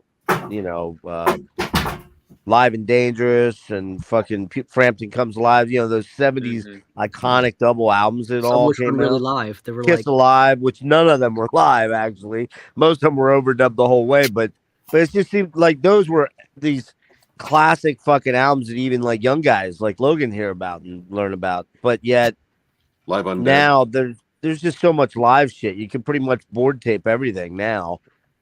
Wait, is that 10,000 or whatever it was? Oh, That's yeah. Ways to Die. Yeah, What is it? I have that There's one. live stuff on that, It's right? yeah, so it's an EP, 2 new tracks, Loathe and 10,000 Ways to Die. And then they play some they put on here some live tracks from different stops on that 2016 tour. And so the show I was at was number 8, Dying, at the Metro in Chicago. So Oh, that's cool. I'm Yeah. sorry, what band are we talking about? Obituary. Oh, duh. Yeah, right. Duh. Oops, forgot. Yeah, so that's cool. Yeah. I remember when they announced like we're recording this to put on a live album. So they used the song "Dying" from that show. So wait, so they have a new album coming out, right? Didn't they just announce a January new album? 13th. Yeah, Oh, when I'm is it? stoked. January. Yeah. After the last one, that self-titled album, I thought was like, all right, that sounds like Obituary getting like back to what they do exceptionally well. yes, totally agree. And the new guitar player like totally brought like Dude, Kenny's a fucking riot. amazing. Yeah, Who I is actually, it? supposed to be uh, that guy Lewandowski who did the cover. Yeah, I'm Mario. disappointed by the fact that it doesn't feel Obituary. I'm Yeah. with you. I totally felt that same way. I'm like, I like the art. I mean, I like the artwork, but I don't feel it really fit with them. But There's an album just dropped. A band It's called hard not to feel like that. Democracy, and that's another Lewandowski. So apparently they're still dropping albums with his artwork on it. maybe he licensed out a bunch of pieces. Like, I don't know. Like, is Yeah. He's prolific, man. I mean, No, I yeah, mean, they're gonna be licensing that stuff like Yeah. crazy. yeah. His like, family. I don't know and if that stuff. was like a commissioned piece though for No, that's Obituary. yeah, Mhm. yeah. That's. It looks. It's not one I've seen before, Yeah. so it looks like it possibly was. Like put that up against the 10,000 was a Ways to Die album. Oh yeah, I call it the Hamburger Man because every time I see that, it looks like a guy. Wait, who are they signed? Are they on Metal Blade? I think that's Relapse. Relapse. yeah. Relapse. This is Relapse. Well, Um, they're even the new ones on Relapse. This is like what came out of the cow on Humanor. Yeah. They I resurrected. live. Brought to life. Just has that look. From cow feces and human people. He looks It doesn't very matter. sticky. As long as the logo is really big. Nice. Yeah, and just if we had Chris on and he could like analyze the artwork and like the fire in the backdrop, I don't think we'd be very impressed with the overall layout. Yeah. You could tell they used a chrome brush. I here mean, and Inked in Blood is a cool album cover. Yeah, I like Oh, that yeah. one. I mean, I like, like that one. Yeah. the album's One of all the better right. ones. It's one of the better ones. I mean, I don't know about the album, but like the album cover is cool. Like, Yeah, there's- Executioner's song I thought was kind of dull. I mean, Yeah. Back from the Dead's like it's great. It's a great album cover. It's a great album cover. I'm kind of out of nice things to say about that album, though. It's not. I think it's got some tracks. Not the last one. Definitely not the last one. Moving on, the self-titled One album side. cover is boring, I think. Yeah, I mean, well, Yeah. the dragon and the logo. I mean, if you look at, because I got the signed poster, Yeah. like the logo itself is wicked. Like it has like Yeah. faces kind of drawn into it, and but the fact that it's just a black backdrop is like, well, I mean, they waited this long to put out a self-titled album. It's like, yeah, what are we gonna call this one? It's like, fuck it, we haven't done a self-titled And one then, yet. dude, that's a stereotype too. Like self-titled albums late in their career is always a bad sign. Usually, It's their black album, except it's better than the black album. yeah. I mean, this might be an exception to the rule, but Yeah, I self-titled like later on are usually like there's two signs. One is the self-title or the sequel to a previous more successful album. Ah, yeah, Like a Cause of Death 2. Oh like- God, no! I would be so. I would still get it, Another Because of cause me. of death. but I'd be Yeah, like, it'd be- "Oh, what are you Second It would doing?" be like Operation Mindcrime too. It was like, we just got to do like another one. Crimson Oh my too. God. Sometimes you gotta go man. on. I thought Colors 2 by BT Bam was at least on par with the original, but yeah, sometimes you get some real See, fucking. there's exceptions. There's exceptions, I guess. It's Yeah. I hated sequelitis. that album. But how often? I- You didn't like Colors too? No, I hated that album 2113. That thing sucked, man. Which one? 2113, that album 20, the sequel to 2112. Rush, yeah. Fucking dick. Crickets. Really, guys? It was that difficult? Yes, it was very difficult, Jeff. I thought you were Holy talking about. shit. I thought you were I talking thought about I was on mute. Between the Buried and Me. Still, I'm like, what? Oops. 21. You didn't like their album Still Moving Pictures? Still moving pictures. Well, no, I didn't like that one, but Waves. the follow-up to that, Continuously Moving Pictures, was really pretty good. So They never put out Fly by Day. Now I'm disappointed. All right. Still testing for echoes. Fly by Day. Well, the good thing is though that this. Oh man, should I? I'm gonna do Let's it. do it, Okay, yeah. so it's a good thing that the demos for the sequel to Power Windows didn't come out, because Power Bottoms was not a good name for the next album. Everybody's like, I mean, oh, boy. what would the prequel album would be like? You gotta use a roller on the side. It sticks a little bit, so you got to really crank at it. That's the actual album title. It's a This is conceptual. the prequel's manual Windows. Well, when that album dropped, Power Windows were like, they were like the it thing, man. Like you could only sell that. I remember the first time when I was a kid, the first time I seen Power Windows. Like, that shit's too rich for me, man. Like, to just- I think the first time Wait I a ever minute, used Rick, Power when- Windows was in a Cadillac too, because it had the little Rick. switch on the side, like ooh. yeah. And then of So, course you had a wait. parent or grandparent yelling at you, like stop messing with it. First time I seen You're it was gonna on an break Audi. Like it was on an import expensive, Horses and you know, Audi. car. It was like, You feel fancy. Did you guys doing it, wait a too. minute? Hold on. What did you guys think I said what do you mean? for the follow-up album name? You said, what about 2013? No, for the follow-up window to Power Windows. Oh. Power Bottoms? Yeah, Power okay. I Bottoms. thought I was what Oh yeah, you yeah, guys are talking about Power Windows, like No, the cars.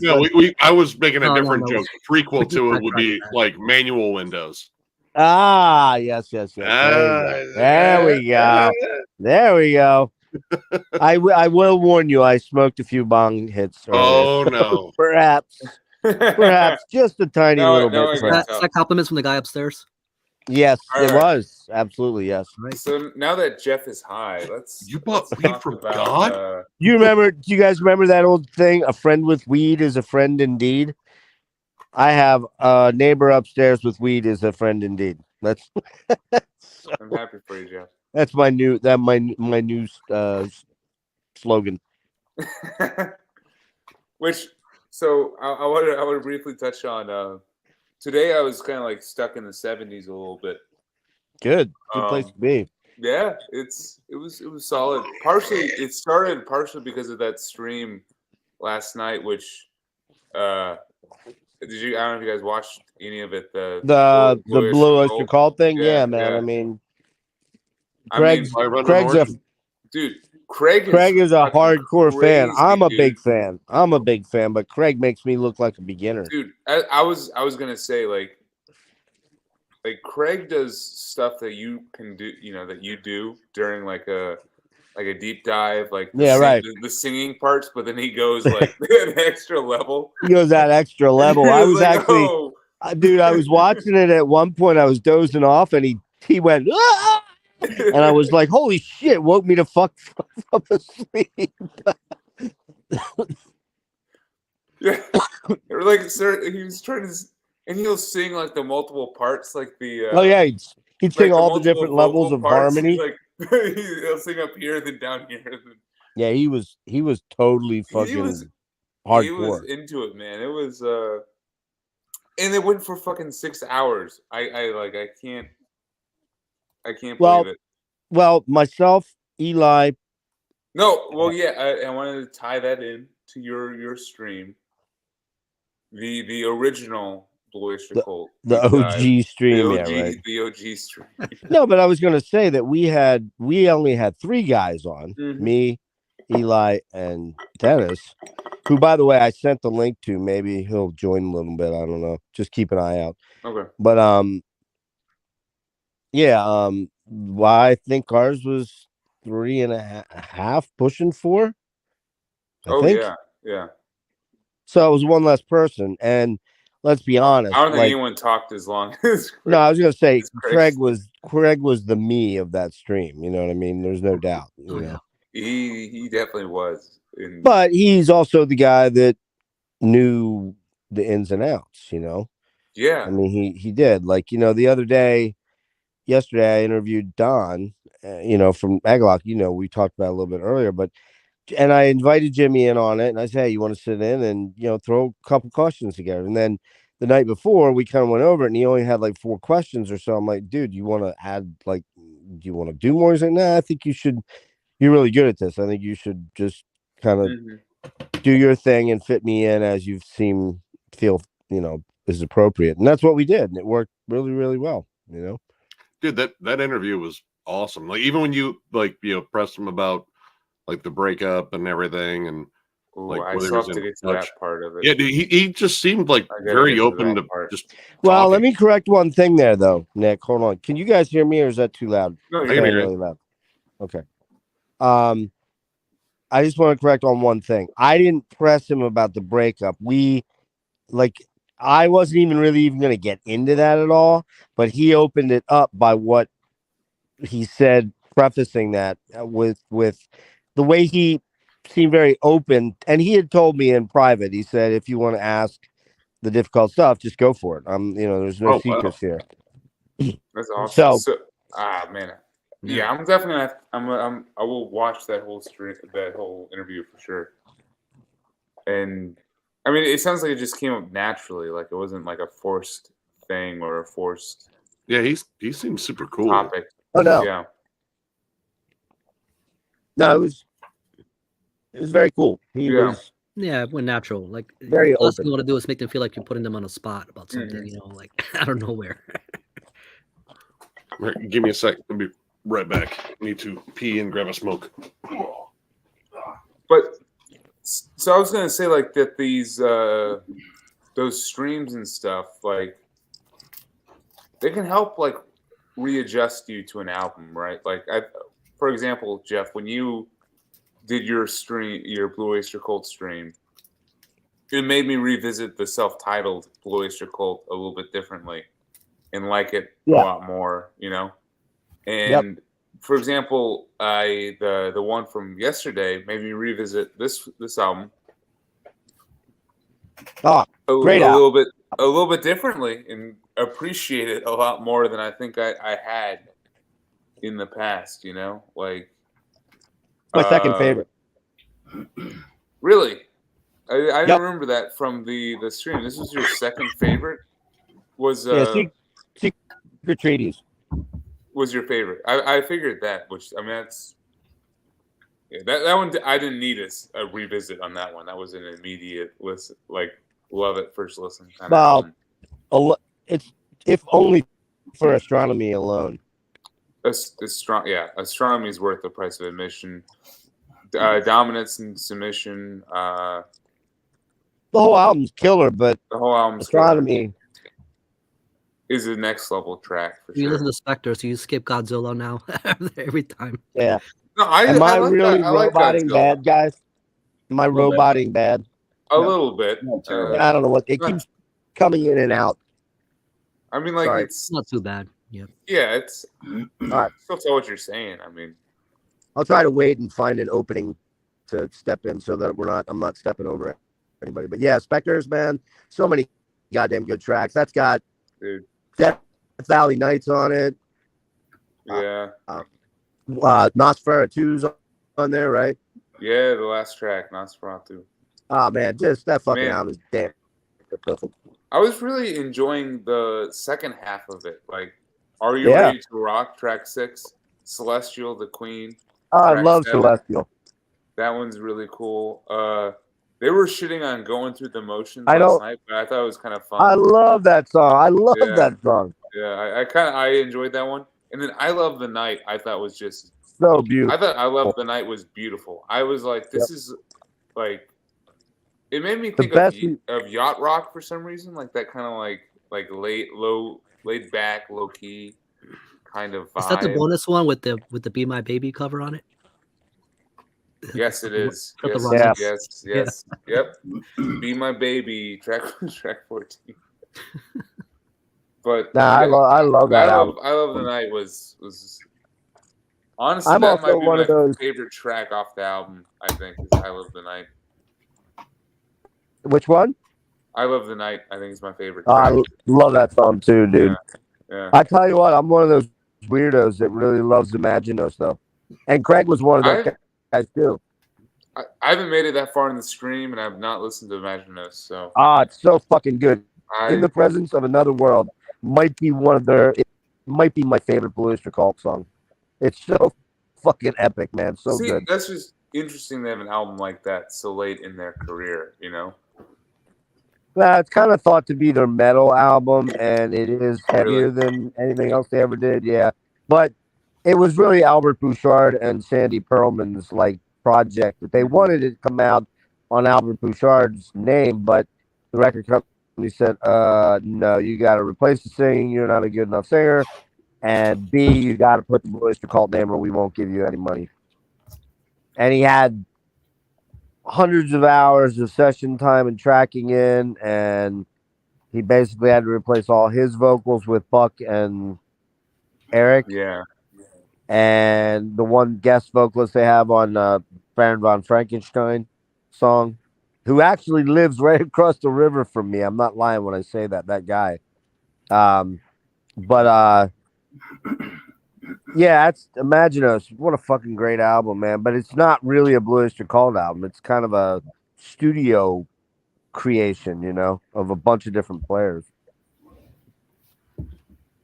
yeah. It seemed like a lot of those '70s bands, or I mean, like Black Sabbath with like Tony Iommi had that with Eternal Idol and stuff, and Uh-huh. Seven Star, yeah. So Joe Satriani's on Imaginos, plays a lot of the backtracking no guitars. shit, Yeah. really. Yeah, like I don't think Buck plays any. I'm pretty sure Buck doesn't play any lead guitar on that album. He just sings. Him and Eric both just sing. And all the guitars are done by like session guys. And it was before Satch got like really big, and like I think that was like, well, wait. Anybody remember when Flying in a Blue Dream came out? Was that 90? I can look it up real quick, but Or was it 8? No, it had to be around 90, 92 maybe. So yeah, this was 88 for Imaginos, and Satch was still kind of an unknown 89 guitar star. for Joe Satriani, 89, What was it? 1989. All right. So yeah, this was the year before he broke wide open with Surfing with the Yeah. Alien. And, yeah. Anyways, Such a cool discography, though. A weird discography. I mean, yeah, it's such an interesting Aldo band. Nova was on that, along with Satriani. Huh? Didn't know that. Rick, what's it's a different angle in your room there. What's that? Is that like a t-shirt behind you? It does look like a T-shirt. Black? Is that a punching bag? Yeah, that's my hoodie. That's Exhumed. That's the Exhumed hoodie. What is it? You just hanging up? Yeah, I got my hat. That's basically my whatever shit pile. Like I throw my hoodies and hats and laptop bag. Oh, okay. So it's like, yeah. Rick, I'm assuming it's like the same room, but instead of like looking like this, you're like looking that way.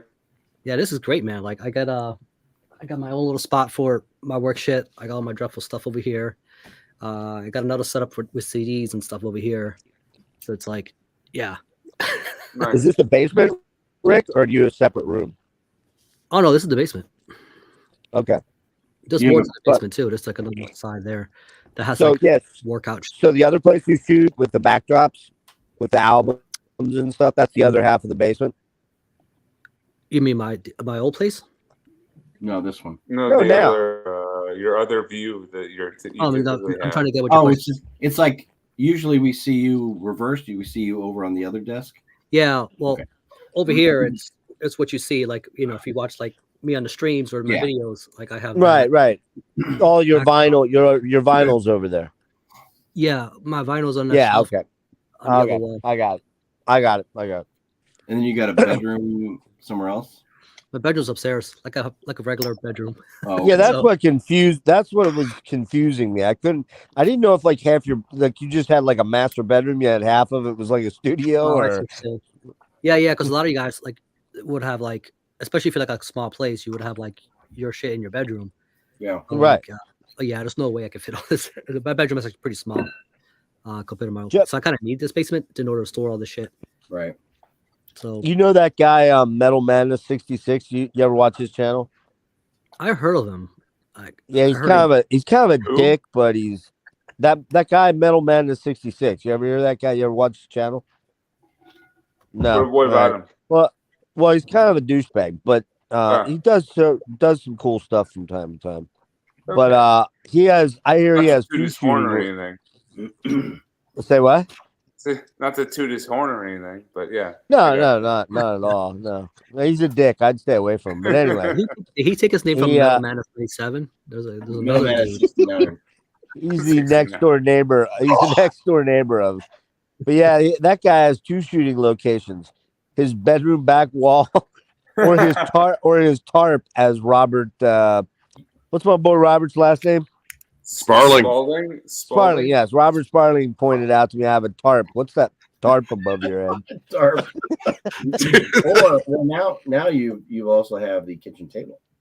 I was just gonna say I have a second shooting Yeah, that's great. location. With I the, now, instead of having a tarp over my head, I have an electric range behind my back. and there's a landline that rings. No, that was That was Greg. his. Oh, Yeah. was it really? Oh my Yeah. god! Like he said, like it's ringing. I'm not gonna get it. He said it a couple times. I'm He like, said, it, "Yeah." who? He's like, "I got to get my kid. I got to get my kid to work here." And then, oh, that's Chris. That was- That's Chris. That's Chris Contos calling me right now. He wants to know if I want to. He wants to take me to see Catatonia. I'm like, "Go, man." That's Yeah. what he was such a funny, like down to earth, like very open Yeah. about what he was dealing with. It was funny. That was fun. I mean, Okay. dude, like all his little stories about the Bay Area and all that shit, like that was just really cool. Oh yeah, that's the stuff I wanted. That's the whole Yeah. reason I did those. That's what makes And it I special. will tell you guys, I'm not going to tell you exactly who, but well, Nick knows. But two other Florida legendary bands I'm working on getting their leaders on soon, and then one Colorado act. I'm back at it again. That's all I'll say. Oh, But I okay. don't know. I don't know. He saw my message a day ago and hasn't responded. All the other times it was like an immediate response. So who knows? He might be like, "Oh fuck this guy." He might have sent me on to the publicist. I don't know. Watch the latest "What's in My Bag" episode. It's pretty good. Oh yeah, Yeah, I still yeah. didn't do that. Fuck, I got to do that yet. I Yeah, have to dude, watch they- that one too. They definitely went hard on the sin stuff. That's for damn Oh, sure. they're big into the whole fucking German impression. So- Not the There it was one of a those good Morbid episodes- Angel nod there. Actually, I was kind of surprised they got Formulas Fatal to the Flesh. Which they said like that they was- didn't have that already. no, Yeah. well, I Maybe guess not on they vinyl. found like a first print of it or something like that. And- Oh, okay. but I mean, you say that album in particular was really influential to them. It's like that's kind of an interesting one. Yeah, you I see, see you a lot saw, with musicians. Like sometimes their collection gets a little because they're spending all their money on fucking equipment. Like Yeah, Well, I don't know about you guys, but I think Formulas has some fucking lethal riffs on it, man. Oh no, I love that album. I really, honestly, it's really one of like. the most I, underrated ones. I'd put that in their top 4. Yep, honestly. that was my number 4. I mean, there's some savage fucking riffs on there, and I kind of like what's his name? Steve Tucker. Steve, yeah. Fixed Steve- on Vincent, but Steve I Tucker's kind of cool. like Tucker's voice better, like now Yeah. versus like the early couple, yes, but now Tucker just sounds better. I don't know. Have you heard Malefic Throne? Oh, Malefic That- Throne is awesome. No, what's that? It's Steve Tucker, Gene Palabicki from Perdition Temple, Angel Corpse, and John Longstreth from Oh, Origin. really? Yeah. Oh, really? Is that Really- new it's or really fairly good. new or They what? put an EP earlier this year. It's fucking savage. What is it called? Malefic Throne. I think it's self-titled. I did not realize that those people were connected to that band. I just Yeah. overlooked Did it. you say malefic? Like Malefic? Or- Malefic? yeah, Malefic. Malefic. Yeah. Malefic Yeah, Throne. self-titled. It was cool to see how Oh, just how I'd probably like diverse- that. diverse their tastes Oh. were. They got just as excited talking about Morbid Angel as they did like the 70s, ambient electronic stuff and prog and weird stuff like Oh, that. you're talking about BI? Yeah. Yeah. In Oh, that, yeah. in that What's in My Bag episode. I mean, Yeah, I'm gonna watch it. I know both you guys sent it to me. I knew about it. I just didn't get to They it were yet. gushing over that song of Seas of Love. Dude, Hey man, I mean, don't I- even Rick. Don't go there. That fucking oh no, I'd brilliant love, album, I'd love to. I have it, man. It's not like Dude, course as soon as you they do. I brought know up you that do. album, like that song was instantly in my fucking head. It was like, oh god, that's gonna be all day, isn't it? Well, there's that. There's Woman in Chains is on there. That's beautiful. Fucking The Year of the Knife. This is the year of the knife. That fucking song's that is look, man. There ain't many bands as good as Tears for Fears. I'm sorry, I hate to break it to you. There just aren't. There just really aren't. They were that creative and brilliant as songwriters, and then they're always pushing boundaries too, man. I like the stuff even when Kurt left, like Elemental and Raul and the Kings of Spain, and man, there's some Oh, yeah. fucking killer albums their in there. 90s material. Yeah. Oh, it's so good, man. So good. Just unreal. Unreal.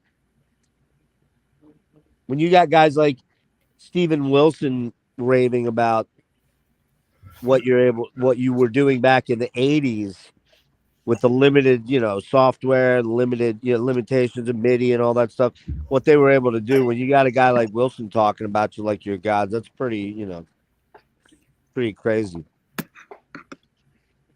So yeah, I'll check it out, guys. Yeah, Malefic Throne. It's a short EP. Like I want to say it's maybe 20 minutes. Do they have physical? Yeah. Yeah, I got the CD. Actually, I ordered that one.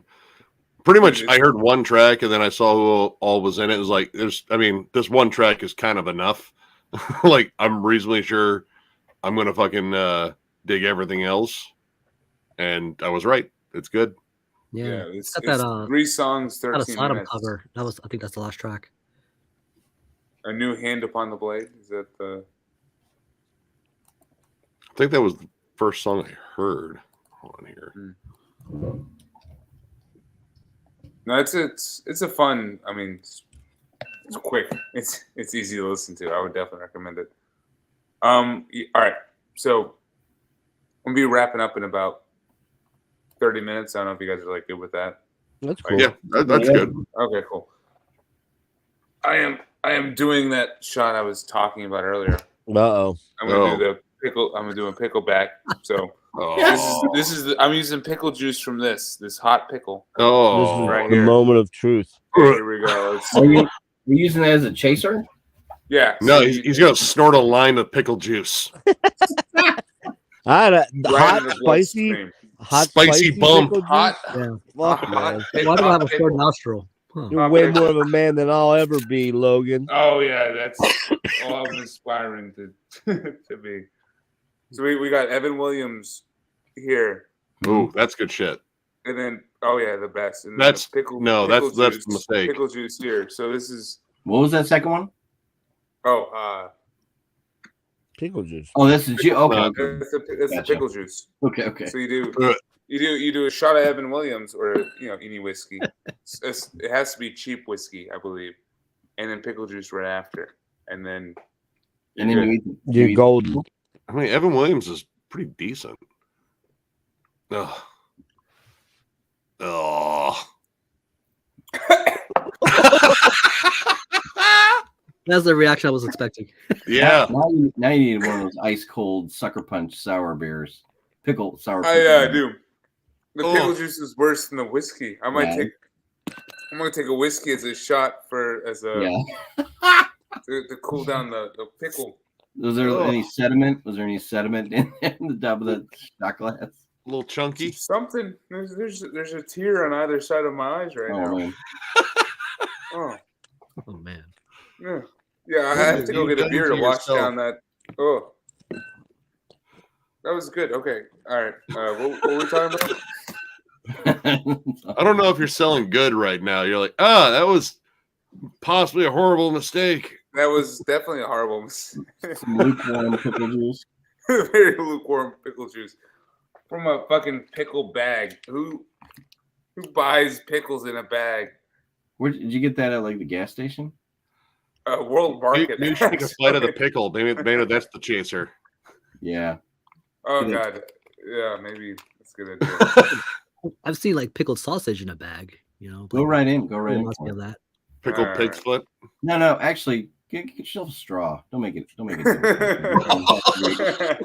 Just put that thing in there. Wait, hold on. Casually sip out of it. Do you have like a Cuisinart or a blender? Yeah. Oh, there we go. Oh, make it sexy. Oh. Delicious Mm. and nutritious. Holy shit, that's just as spicy as the fucking pickle juice. Magical. That's awful. That's absolutely awful. Sorry. Someone show an album or something. Oh well, I mean, here you go. Got my copy of Dreamland Ending. Cool. finally. Yeah, that's Like- awesome. Oh yeah. It's really good. It's good. I don't know if it's it's on the cusp of being a year ender. Like I really dig this. Honestly, I think it's the song Unrequited, the instrumental on here. I think it's probably my favorite track on here, honestly. I love the first and last track, like the title track and Ecstatic Rain, but that instrumental is like so fucking Pink Floydy, like like the Death Doom version of fucking Animals. Hmm. Awesome Yeah. album. Yeah, it is. I mean, they know what they're doing in that niche, and they're doing it really well. Yeah, I'll show I you know, what else kicks ass. It feels it'd be like I don't know, like dude, I still gotta get that. Fuck. Oh wait, no, I ordered it. What is it? High Command. This is the Oh, okay. one that just dropped. But Eclipse of the Dual Moons, and yeah, I mean, if you like, it's got that like if you like the kind of attitude of something like Power Trip, I mean, Yeah. these guys fucking they have it, man. What is the is there an epic metal influence on that? Because I was hearing people say There's Yeah, it was been like like- classic heavy metal on there. Like that there was, last like, track. Yeah, there's like more- combination. There's like more solos in this one too Mhm. than the last It's one. I don't like they keep getting labeled as crossover, but I feel like the crossover and like hardcore elements are kind of getting pushed back. Yeah, There yeah. are a lot Their early of stuff Metallica was nods. That's cool. it's very They definitely riffy, love their early Metallica. very catchy too. Everything here is very catchy. Yeah, I dug it. There's a for couple sure. bits of the keyboards I didn't like. I forget which track it was, but they kind of just did that deep like, and it kind of turned like a epic thrashy start into the Munsters for a second. Kind of came with this weird like map. That'd be kind of cool, though. Holy shit! That's about. Is that a, Wait, is that a what's map that of right Middle there? Earth? What the hell is it? It's like Oh, a map. a poster. Okay. That does Oh, look that's like Middle fucking Earth, wild. though, actually. Yeah. Like in terms of theming, they're kind of unique. Like a thrash, like a crossover thrash band that likes, wizards and warriors and shit. Yeah. It's like the sword. I mean, that's their Yeah. thing. I'm sorry, man. What are they called again? High High command. Command. High Command. High Command. The first time I saw them was with Spirit Adrift. Spirit Adrift was headlining that day, and which is like funny because like I think Gatecreeper played the same venue not too long before, and then they came back again, Spirit Adrift, and then yeah, and these guys, I never heard of High Command at the time, but they were like boasting how like they just got signed to what the hell's that label? Good Lord. Yeah, Southern Lord, and yeah, here it is, and yeah, so I was actually congratulating them because you know they went from like nobody heard and hearing of them to this right to Southern Lord. I'm like, shit, that's pretty good. I saw them open up for Enforced here in Toledo. They played like a small show in one of our clubs, and I was just going because Enforced was on the bill, and I was like, dude, I can't find At the Walls like on any distro right now. I'm just gonna buy it from the fucking band. And yeah, High Command was the opening act, and well, there was another like local band, but High Command came on and dude, they tore it up. They were fucking great. Yeah. Their frontman had like the welded chain fucking mic stand and everything. It was like, all right, he's serious about this shit. Only problem is they didn't think this through because when you're starting out, you tend to play very small venues. So he's like swinging this thing around, like just barely missing the heads. The stage that he was playing too, like it was a place called the Ottawa Tavern here in Toledo, and they remodeled it since, but the stage at that time has a support pole like right in the fucking middle of it. So it was like, man, you better watch where you swing that, otherwise it's gonna come back and bash your fucking knees. Yeah. You mentioned Spirit Adrift. It's ironic because when Logan hit me up tonight, I was like, because Tom, their new guitar player, Tom Draper, he's the new lead player for him. He played in like Carcass stuff. We've been talking since back in April, and you know we're gonna hopefully do this Steely Dan deep dive. Tom and I. Oh, nice. And I'm gonna invite Don Anderson to pop in too if he wants. But That's cool. anyways, I actually thought about sending Tom a link tonight, but I'm like, man, it's kind of fucking late. Although he's on the West Coast, but I may try to get him to jump in on some of these, you know, when we do them from time to time. Really cool guy. He'd be interested in doing it, like just. I don't know. He's also in Pounder too with maybe. Matt Harvey. Say that again. Yeah, He's also in Pounder with Matt Harvey. His heavy that's metal right. project. Yeah. Yep. Yeah, and he's a great player, man. Like a fucking great player. Yeah. Yeah, they add another element to the sound because I remember Spirit Adrift. I first got wind of them when I picked up the split with Chemist. They did back in the day. Oh, that's And, a good one. It was very doomy. Like your shit was very Yeah. doomy, and then they turned more into more and more of a heavy metal sounding kind of act. I think bringing Their Trip on last board. two have definitely been more like there's still like that slight doom element to it, but it's definitely more Yeah. classic heavy metal. And I think Nate Garrett's become a much better singer. Like he's getting better with each release. You know, that last one, man, like there's some just seriously epic fucking tunes on it. But they're not. So you're saying early stuff was more Chemist like. Now they're more Thin Lizzy like. Yeah, like I mean, there's definitely like a lot of like Dio and Okay. like Nothing wrong with that at all, man. oh no. I mean, it's all like great hooky fucking riffs. I actually got a BS with Nate Garrett a little bit when they opened up for Crowbar. Yeah, super fucking nice dude. He was actually rocking a carnivore shirt When on this stage. dropped, I noticed an abrupt change in the sound. This is when I first started to really notice it. Forge Your Future. That's a killer track too, man. Yeah, dude, they just know how to write catchy fucking songs. Yeah, I need to dig into them and figure out, you know, what's going on there. That one went by me. Where's he from? Like Arizona? He's originally from Oklahoma, I believe. Okay. But he lived in Arizona for a while, you know, doing the whole In that region, yeah. Gatecreeper thing. Oh, he was in Nate was in Gatecreeper. Yep. Oh yeah. Oh, okay. I didn't know that. All right. So, and yeah, I know Gatecreeper pretty well. That's what I was saying. Light of earlier. My Darkness is probably one I recommend. The venue, and then Spirit Adrift. So they just were touring. It's two different bands because they were sharing members at the time. Yeah. So Oh, okay. Now it makes sense.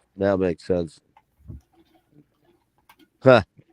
Rick was showing the new high command. You guys, we heard the. Oh yeah, I bought that at the show. Did they have it just on I cassette? think I was like the only guy that bought the tape. This is the Siddhartha demos. Yeah, I think it was their first release. I got that and a 7-inch. Do they have a 7-inch of this? No, it's another Oh, the primordial. it's a demo. I think it was just a a demo. yeah. I got that one too. Yeah, this is excellent. But I think it's only on cassette. It was. Yeah, I know. That's the thing, yeah. Hopefully they'll put it on some bonus tracks on a series. It's only a matter of time. Yeah, I ordered the new one, and well, I went on to get the new Spirit World too, because holy fuck, that album's fucking fun. Yeah, I'm waiting for mine to come in. Holy shit. Yep. Well, I mean, because it's probably going to be on my year-end list, but I want to have a copy of it here by the time I do the fucking video, because they're like, my hands are empty. I don't know what to do. It's with just them. fun, man. They're such a fun fucking band. It's just like honestly, like when I was reviewing it, like God, like it's meat and potatoes, but there's so much fucking fun behind it. Like there's a childhood, like I remember like listening to like Victory Records hardcore, but also thrash metal at the same time, and it's like this is just fucking fun and energetic. And there's something about the grooves they do, like how they accent them. Like the vocals on top of them, like it's just perfect head banging music. The dinner bell fucking ride. I like the whole horror movie angle they take to it, like the whole vampires, zombies. The good, the bad, the evil dead. Yeah, I think Guys, I have a very important question to ask. My brain is having trouble with something right now. My stone brain is having a lot of trouble with something. What the fuck do you call it when you go up in a plane and you jump out with a parachute? What is that called? Skydiving? Skydiving. I kept thinking it was sky jumping. Well, sure. I don't know. It was skydiving. Fucking A, man. Brilliant. Brilliant. Thank you. My brain thanks you. Yeah. If you don't have the parachute, it's just plain suicide. Yeah. I mean, the parachute's, well, I mean, kind of necessary That's depending on what you're going for. Integral part of it. Yes. Parachute. No, I Have was you just seen a sitting here. base jumping? No, I think that's what I was kind of confusing it with. But like in my semi pretty stone mind right now, I was trying to think of that word. And I'm like, sky jumping does not sound right. It's not right. But I could not think of diving. What's that? I'm pretty high. I mean, I'm not like out of my fucking mind eye, but I could not. That seems debatable right now. I could not get that word, man. I was like, God damn it, sky. I'm like, funny. sky.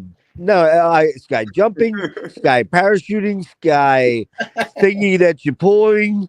Did you say sky falling at all? Was that Sky falling? Oh yeah, sky falling was the second one. Yeah, sky I just swimming? Sky Yeah. gliding.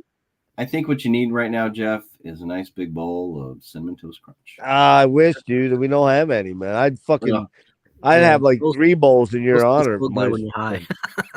What's It's that? good anyway, but just Get that straw out and drink the milk. Yeah, I don't. Unfortunately, we Oh, don't no, have any. Lift the whole fucking bowl to your face. Yeah, I don't have any when it sweet colors stuff. your milk like that, you know No. that cereal's like so bad for you. It's cinnamon. Oh, it toast is. crunch. It's All right, you it's want to not- know what I not had? breakfast, You want to know what it's I had for dessert. dinner tonight, For though? breakfast. Yeah, pretty much. Just checked out what I had for Meal. dinner tonight. No, I had. Now you guys, I baked our turkey. See, I didn't know if you're gonna cook a turkey. This is the first year I ever cooked one, right? But I didn't look at one important thing, which was Oh, I fucking made a turkey on Monday night. Oh, you were Yeah. telling me, yeah. But here's the fucked up thing. You left the I feathers on? didn't. Oh, shush. did you take that bag out in the cavity? No, stop. No, stop. I did all the proper stuff. The head's But still what I there. didn't know was when depending on the size of your frozen turkey, you have to like have that thing out like a number of days to thaw. Oh, It's yeah. not Yeah. like Long time. you got to thaw it in the fridge. You can't just fucking thaw it for 4 hours sitting at room temperature. Not a good idea.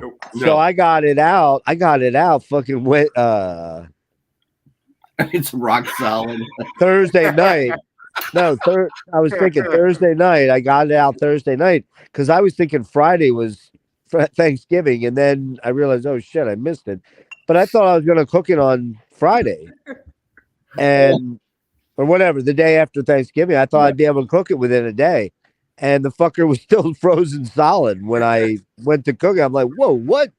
So then I looked it up, and I'm like, oh shit, like a day for every 4 pounds. Holy crap! Or you So it could took like three days to thaw.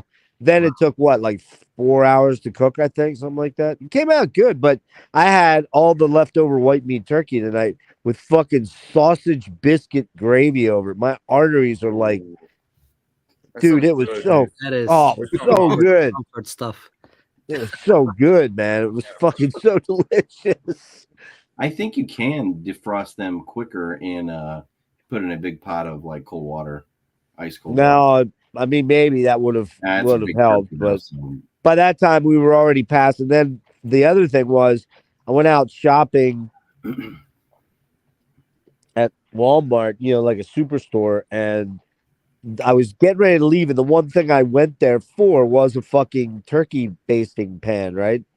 And I had all this other shit, and I get up and I'm checking out, and this dude walks up and he's got a turkey baster pan. I'm like, oh shit, I got to get one of those. And I said, man, where'd you get that? He's like, oh, back that way. He said, that was the last one. I'm like, you mean they don't have any other turkey? But he's like, dude, this was the last one. So I couldn't cook it right away, anyways, because we didn't have a pan big enough. But then I borrowed my mom's Sunday night and cooked it Sunday into Monday. Well, luckily they have those little pop-up things now, so it's Yeah. really straightforward. No, I didn't have any issue with that. It was I'll tell you what, man, I made fucking real gravy too with like cornstarch from the drippings and shit. That's the best gravy. That's the shit. Stuffing? Yeah, but it was the box stuff. I didn't. Alright. Yeah, I went down on going full bore. I don't look down on any stuffing really. As Stuffing long is- as I remember, like as a kid, like they would shame you if it wasn't stovetop because it wasn't real.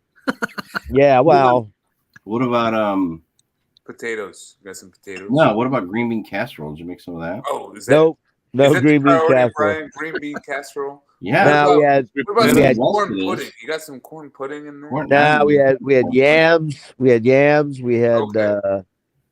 some Boston chocolate eclair pie or whatever that Well, that sounds pretty damn cake good. rather Cranberry cake. sauce? Yeah. What's that? Cranberry sauce. Cranberry Yeah. sauce is important. It's Well, got I guess it's over though, rings like, from the I can. don't Though. know. The canned shit. nobody Yeah. eats. It just sits there. That's what happened where I went. That's like it just kind of just sat there. Nobody really. It just like Well, I don't like It's more for cranberry. show. like For the I'm not a cranberry? super big cranberry sauce guy, but I can take it or leave it. To be honest with you. Some people will It's like an eat early it, like dessert. they'll get a bite of turkey or cut a bite of turkey and then add some of that cranberry sauce on and eat that. Like They'll dip it Yeah, yeah. little We salt do and sweet cross there. contamination. Thanksgiving now. Yeah, but it was good. Funny So when that I had that, and then I had the rest of the turkey and the sausage gravy and a grilled cheese and tomato soup. Man, I mean, come Oh, yeah. on. Best. All right, well, that sounds like the best part right there. Best. I Yeah, love grilled cheese and tomato soup. Is dude, man, Phenomenal. dipping that fucking grilled cheese. You dip it in, and you know it's perfect when you pull it up, and the big dollop of cheese is heading for the bowl. You're like, oh fuck, can I get it to my mouth before it burns the shit out of me? Or so good, man, Didn't so even good. care. Yeah, it was good there's a time. method to make a grilled cheese like the right way though too. It's like You gotta butter the bread. Yep, Yep. that's Both one of the sides, big top keys and there. bottom. And in the middle. Oh yeah, you gotta butter that bread like On all sides of the bread. Yep. all crevices, man. All All the crevasses. you want to put the heat, Crevasse. you want the cheese enough time to melt just the right way. It's got to be like when you cut it. If you cut it down the middle, it's got to it's got to get the little stretch on there. Like Slop you're out. definitely ready. You I get like that to do- slop falling out. You gotta do the diagonal cut. Then Yep. a little bit easier to dip. Yep, Right. a nice triangle. Yeah, triangle. The triangle technique.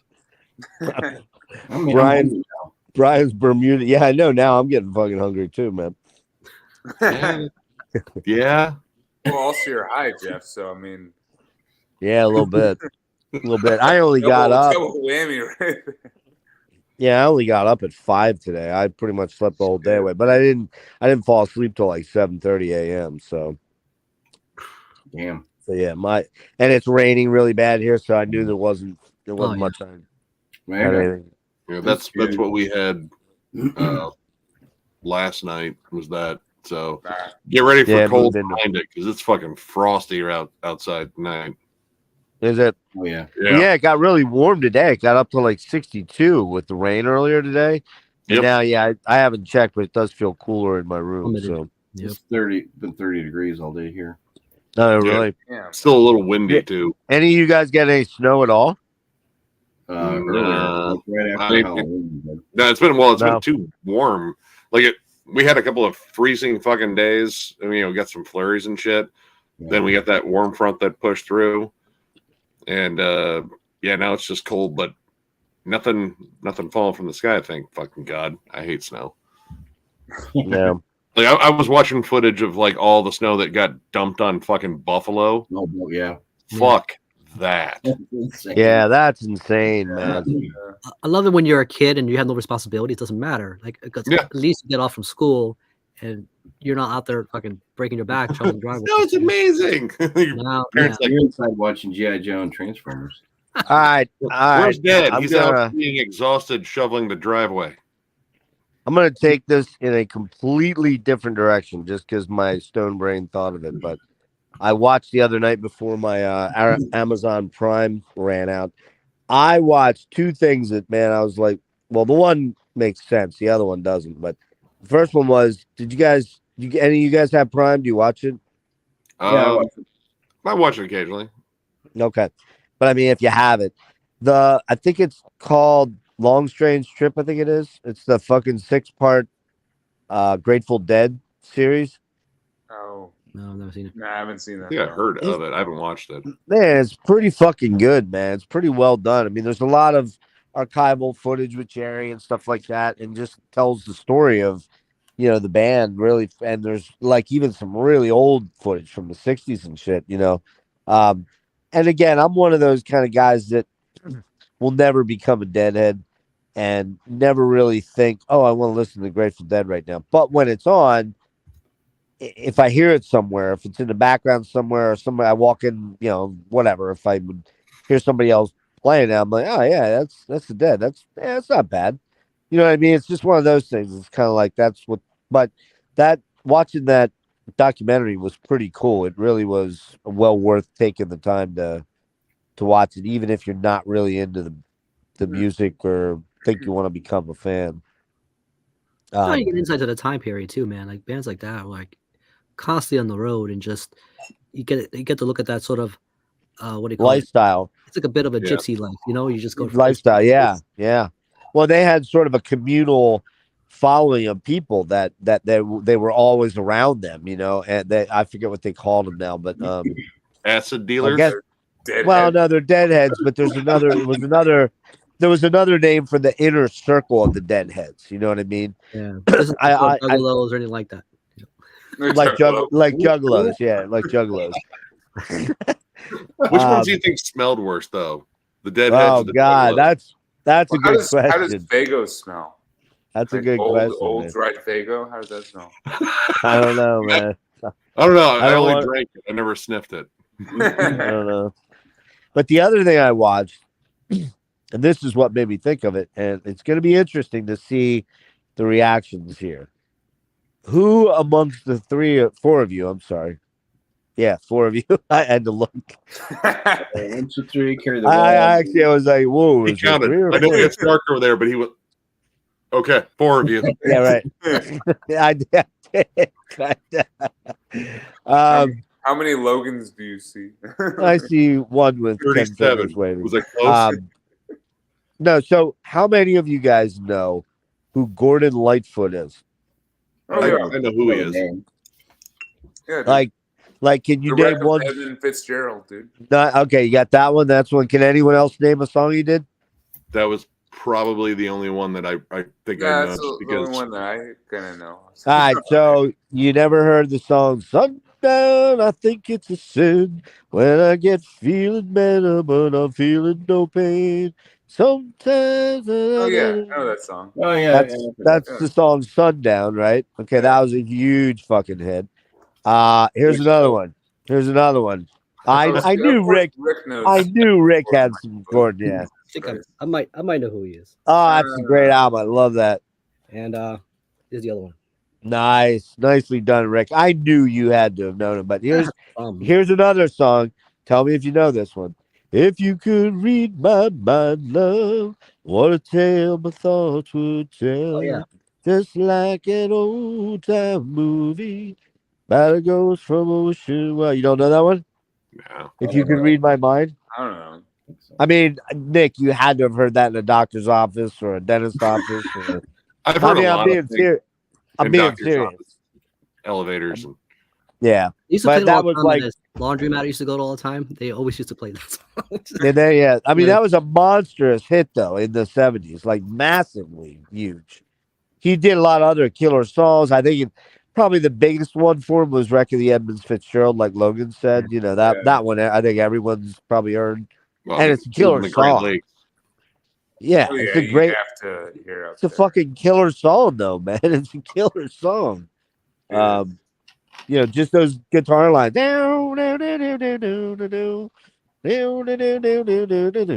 know, it's got sort of a Celtic thing, but a folky thing, you know, rock thing. He's still Yeah, alive. you- He's still alive, you man. and- How old is he? Yeah, he's 80. He's 82. You should see his, or 84. Excuse me, 84. You Okay. should see his fucking house. It's not a house. It's a fucking mansion, dude. It's massive. I mean, he's done very, very well. The crazy thing about him is he still is out touring. In fact, he's touring No way. right now, or he did this Something on summer, or YouTube. I think he went out this summer. Yeah, and he's 80. I'm pretty sure he's 84 or 82. I forget which one. I'm looking it up right now. Which He is is nuts. 84. 84. That's what I thought.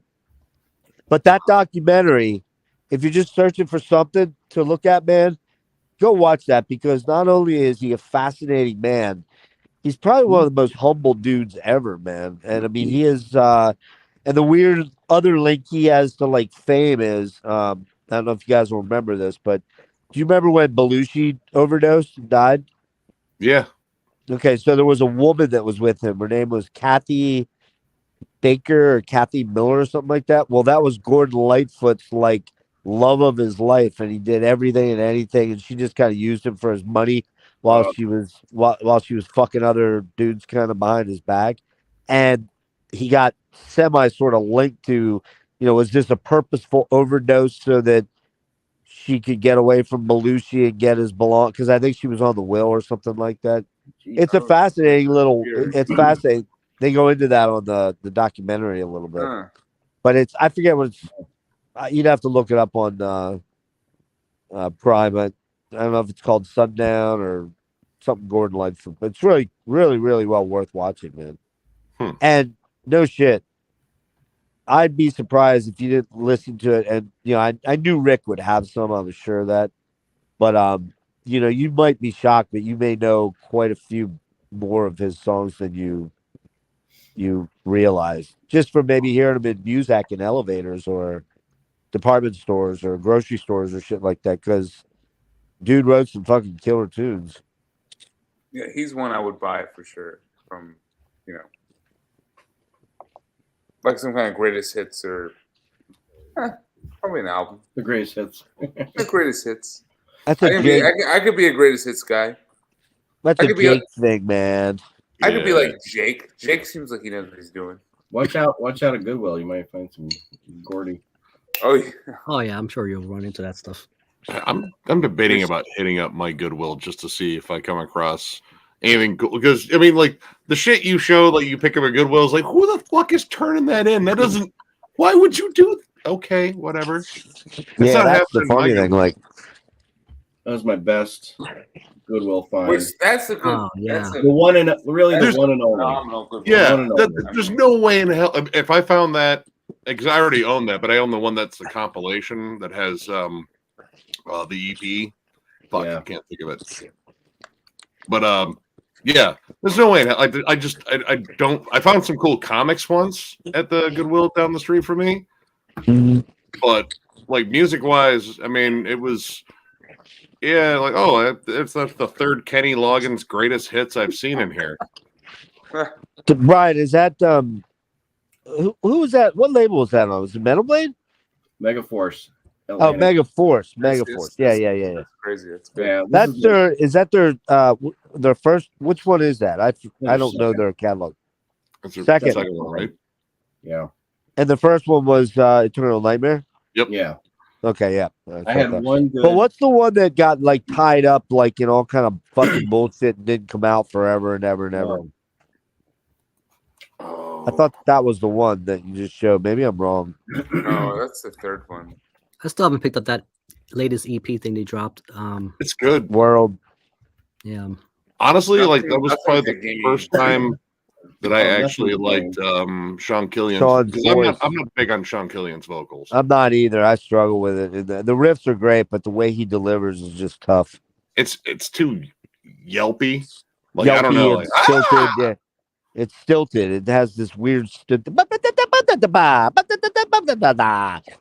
know, But he you're like, sounds "Ugh." like since he got older and I think his register dropped a little bit, but he sounds more sinister on this new EP. Yeah, he does. I agree. The fact that they got Bobby Gustafson as the second guitarist in there. He's already gone. He's already, he already gone from left? the band.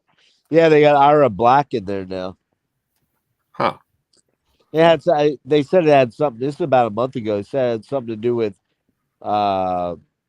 distance because, like, I think Bobby lived in Florida, but I don't know, dude. Something didn't smell right. Oh, Christian Wohlers. Yeah. Wohlers Yeah, is on Christian there. Yeah, he's Wohlers. been Fear Factory. he's bass player. He's been there since they reconvened. Yeah, Nothing to Gain was the third one. I don't own that one. That's a tough one. Yeah, The 'cause- album cover does not look very good. yeah. My It copy reminds of me of like Decibels from like Razor or oh what was that third album by Nuclear Assault. no, Yeah, not Nuclear. Care. not Animal Nuclear Terror Assault. is still good. I like Yeah, I that like one. Yeah. No, I'm thinking about the third one by Demolition Hammer. Oh, Time Bomb.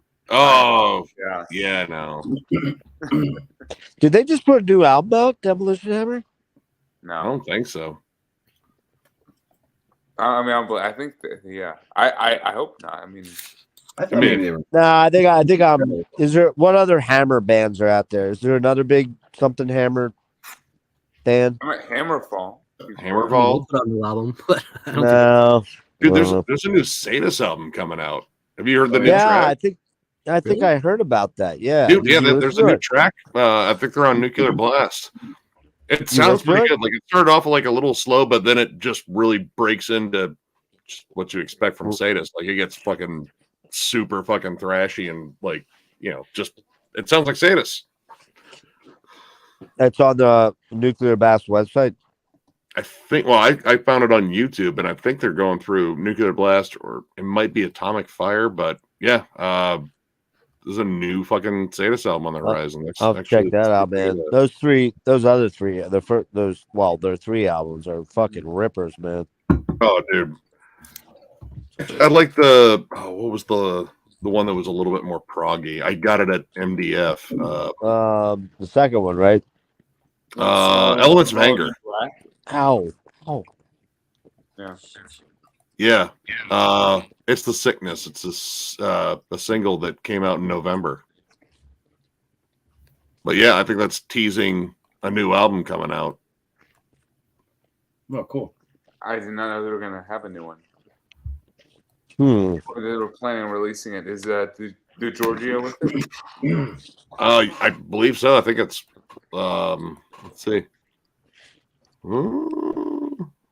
Maybe not. Huh. Testament. Well, I mean, yeah, he's got a lot of big commitments because Testament's working on something for next year too. Yeah. And they're Uh, again. Yeah, it looks like. Yeah, it looks like it's just John Allen and Darren Travis. I don't know who they have Let me see if they actually have a lineup listed on the single here. Yeah, no, it looks like just those two listed on the single. Evan's But saying that Steve left in 2015. yeah, well, I want to say they announced they broke up like last year, but then reformed like not long after that. Like there was I remember seeing an article saying, "Oh yeah, we quit," and then not so long after that, I was like, "No, just kidding." Haha. One guy quit. I know the song sounded good. That'd be cool. I mean, Yeah, it'd be interesting to see mhm. here. Yeah, I- still putting on albums, man. After such a long time, it's like, like when I heard like Razor put on another album, like really, like this guy's is still going at it, man. Like, I mean, they still, Racer still has that old school snarl. I just didn't. And the new one, I just thought was. I mean, it was fast. It was angry. I mean, it had some really fun songs, but I didn't have. I don't know, like the production I thought was really bad. Like I don't know why the guitars were so muffled on that. I mean, it's Razor. They're supposed to be like stupid chunky on those. Like dude, Shotgun Justice and fucking Violent Restitution. Like those guitars are ridiculous sounding. Yeah, I never checked them out, man. Never. All right. Never. It's Canadian Slayer. We're preparing for a Brian relapse record. Oh yeah, my relapse. Boom, boom. Those two. Were the Yep. ones I needed. Dude, Open Hostility's underrated. Are those the reissues? What are Yeah, yeah, they got the bonus tracks. they? Okay. Slightly better artwork on the Shotgun Justice one. Then I actually found the new one in a used. Oh, nice. Yeah. Used for $5. Yeah. That album cover is ridiculous. I do not like the new album cover. I do. but mine came in a shrink for $5, so I got extra packaging. It's here. Rick with the ultimate steal over here. But I don't know. You get that It at really the good sale. sale, man. This is like shit. You got the relapse sale. Yeah, I don't know how I missed them. I don't know. Also, isn't there a Canadian thrash band called Sacrilege? Sacrifice. Or Sacrifice. Yeah, I missed them too. I don't know how. God, who was it that just There's a reissued lot their of stuff? What's that? I'm not sure. I just ordered those two, the first two. Yeah. Who was it? Are they still together? I don't I think don't so. think so. I think they are. Oh, maybe they are. Haven't put out anything in a while, but Hold on here. Yeah, I just ordered those the two reissues of Torment and Fire. Yeah. And What But are it's they just on? weird. It's just kind of weird how like when were they coming out? Like in the 80s, right? Yep. yeah. So it was weird, like that. I was, like, I mean, you guys weren't there. In the 80s, you guys were either just born or you were little kids, And it's just weird that, like, I lived in that era and was discovering stuff in that era, but a lot of it I missed. Like Sacrifice and Razor and even kind of Annihilator. I knew about Alice. What's their first one? Alice in Hell. Awesome Hell. Yep. Yeah, I knew about that one, but like in my lifeline to this stuff as it was happening was either college radio, because you had guys on there that were dudes like me that had stories and shit like that. Hey, what's up, Peter? Good Or morning. you read all the magazines, and I must have missed. I don't remember reading a lot more than like Rip and Brave Words and Kerrang probably was the biggest one. So they were kind of more focused on the European scene and the UK scene because they were a UK. I mean, they did have the American stuff in, but it was like they. So I don't know, for some reason I know those bands a lot more, and I might have kind of missed out on the shit in the States and the Canadian bands, that era that I should have known about more, I didn't get into I think Annihilator. I know I already got into Razor first, but it was those Relapse reissues, and I I want to say my buddy that ran the record store. It's like, oh, you've never heard of this band? It's like it's Canadian Slayer. Like literally, it's just all fast, all aggressive, all fucking riffs, and it was like, all right, that sounds like fucking fun. For sure. And yeah, I started with Violent Restitution, and yeah, I was like, dude, all right, this hasn't slowed down in fucking 8 tracks already. I don't think it's gonna break speed. So Annihilator's kind of like Slayer with really good solos. yeah, I'll be bringing up Annihilator in the next collection update because I've been kind of hesitant about patching up that discography just because, man, there's some holes that I kind of want to leave open. I picked up one of them that was like, man, this isn't good. Yeah, I would agree with Devin's comment over here. 15 albums and not every worth album getting. hits it out of the park. Yeah. Yeah, the first 2 are great. I love Never Never Land too. Yeah, It's really Well, fun. Devin has spoken, man. Devin has spoken, so there you go. Thank you, Devin. Thank you, Devin. The new ones have been pretty decent. I don't know. The last one was good, except for like a couple of songs there. It was like, dude, come on. Devin, if you want to hop on, let me know, man. I sent him. I sent him the. Okay. Yeah, I sent him the link a while ago. I like He's just being that douche that's out in the chat that's all full of opinions and full of himself. I think He won't come in here and face the real man. He won't be a real man. The gauntlet has been thrown. It has, man.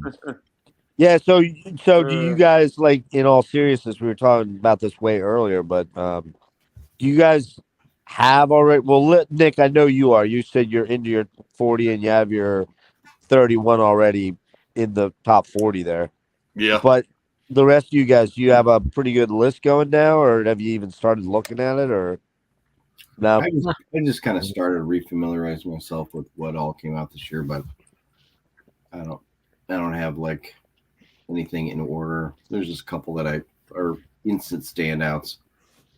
See, I feel bad because I can't buy anything and don't really buy anything, and so like it's like I can't really. It feels like a weirder, different way of participating because it doesn't feel legit, you know. It's like, well, I didn't really buy the stuff, but I heard it, so As long as you know, listen to it. That's so legit. no, though. I know, but I mean, like, Right. if I would do like my own thing and be like, man, I'll just, you know what I mean? Like, I'll feel sort of fraudulent, like I didn't really contribute in any way by buying the stuff or whatever. But I don't know. I'll kick it around. I'm not doing fucking 40, Nick. I guarantee you that. Oh man, I don't expect you to, man. That's 10 would be a stretch for me. I think a 15 would really be a stretch. 10 would be more likely. Yeah, I've been toying around with 10 this year, which is weird because usually I'm closer to you, Nick, where I have like 30 to 40 that I go around. But I reprioritize my listening this year, like Yeah? a lot less. It's of, just like too much homework, man. Like too much just trying homework. to- I honestly got tired of it, and like last year I was just kind of feeling disappointed about the new releases. last year. I thought it was a good year. I thought 2020 was a better year. 2020 I had no issue with. I was like, I had great. I had 2 albums that I thought were like perfect from 2020. And last year, my favorite album was Adam, if you remember them. No. Band from the UK. AHT. ATVM, Adam. I don't know that one.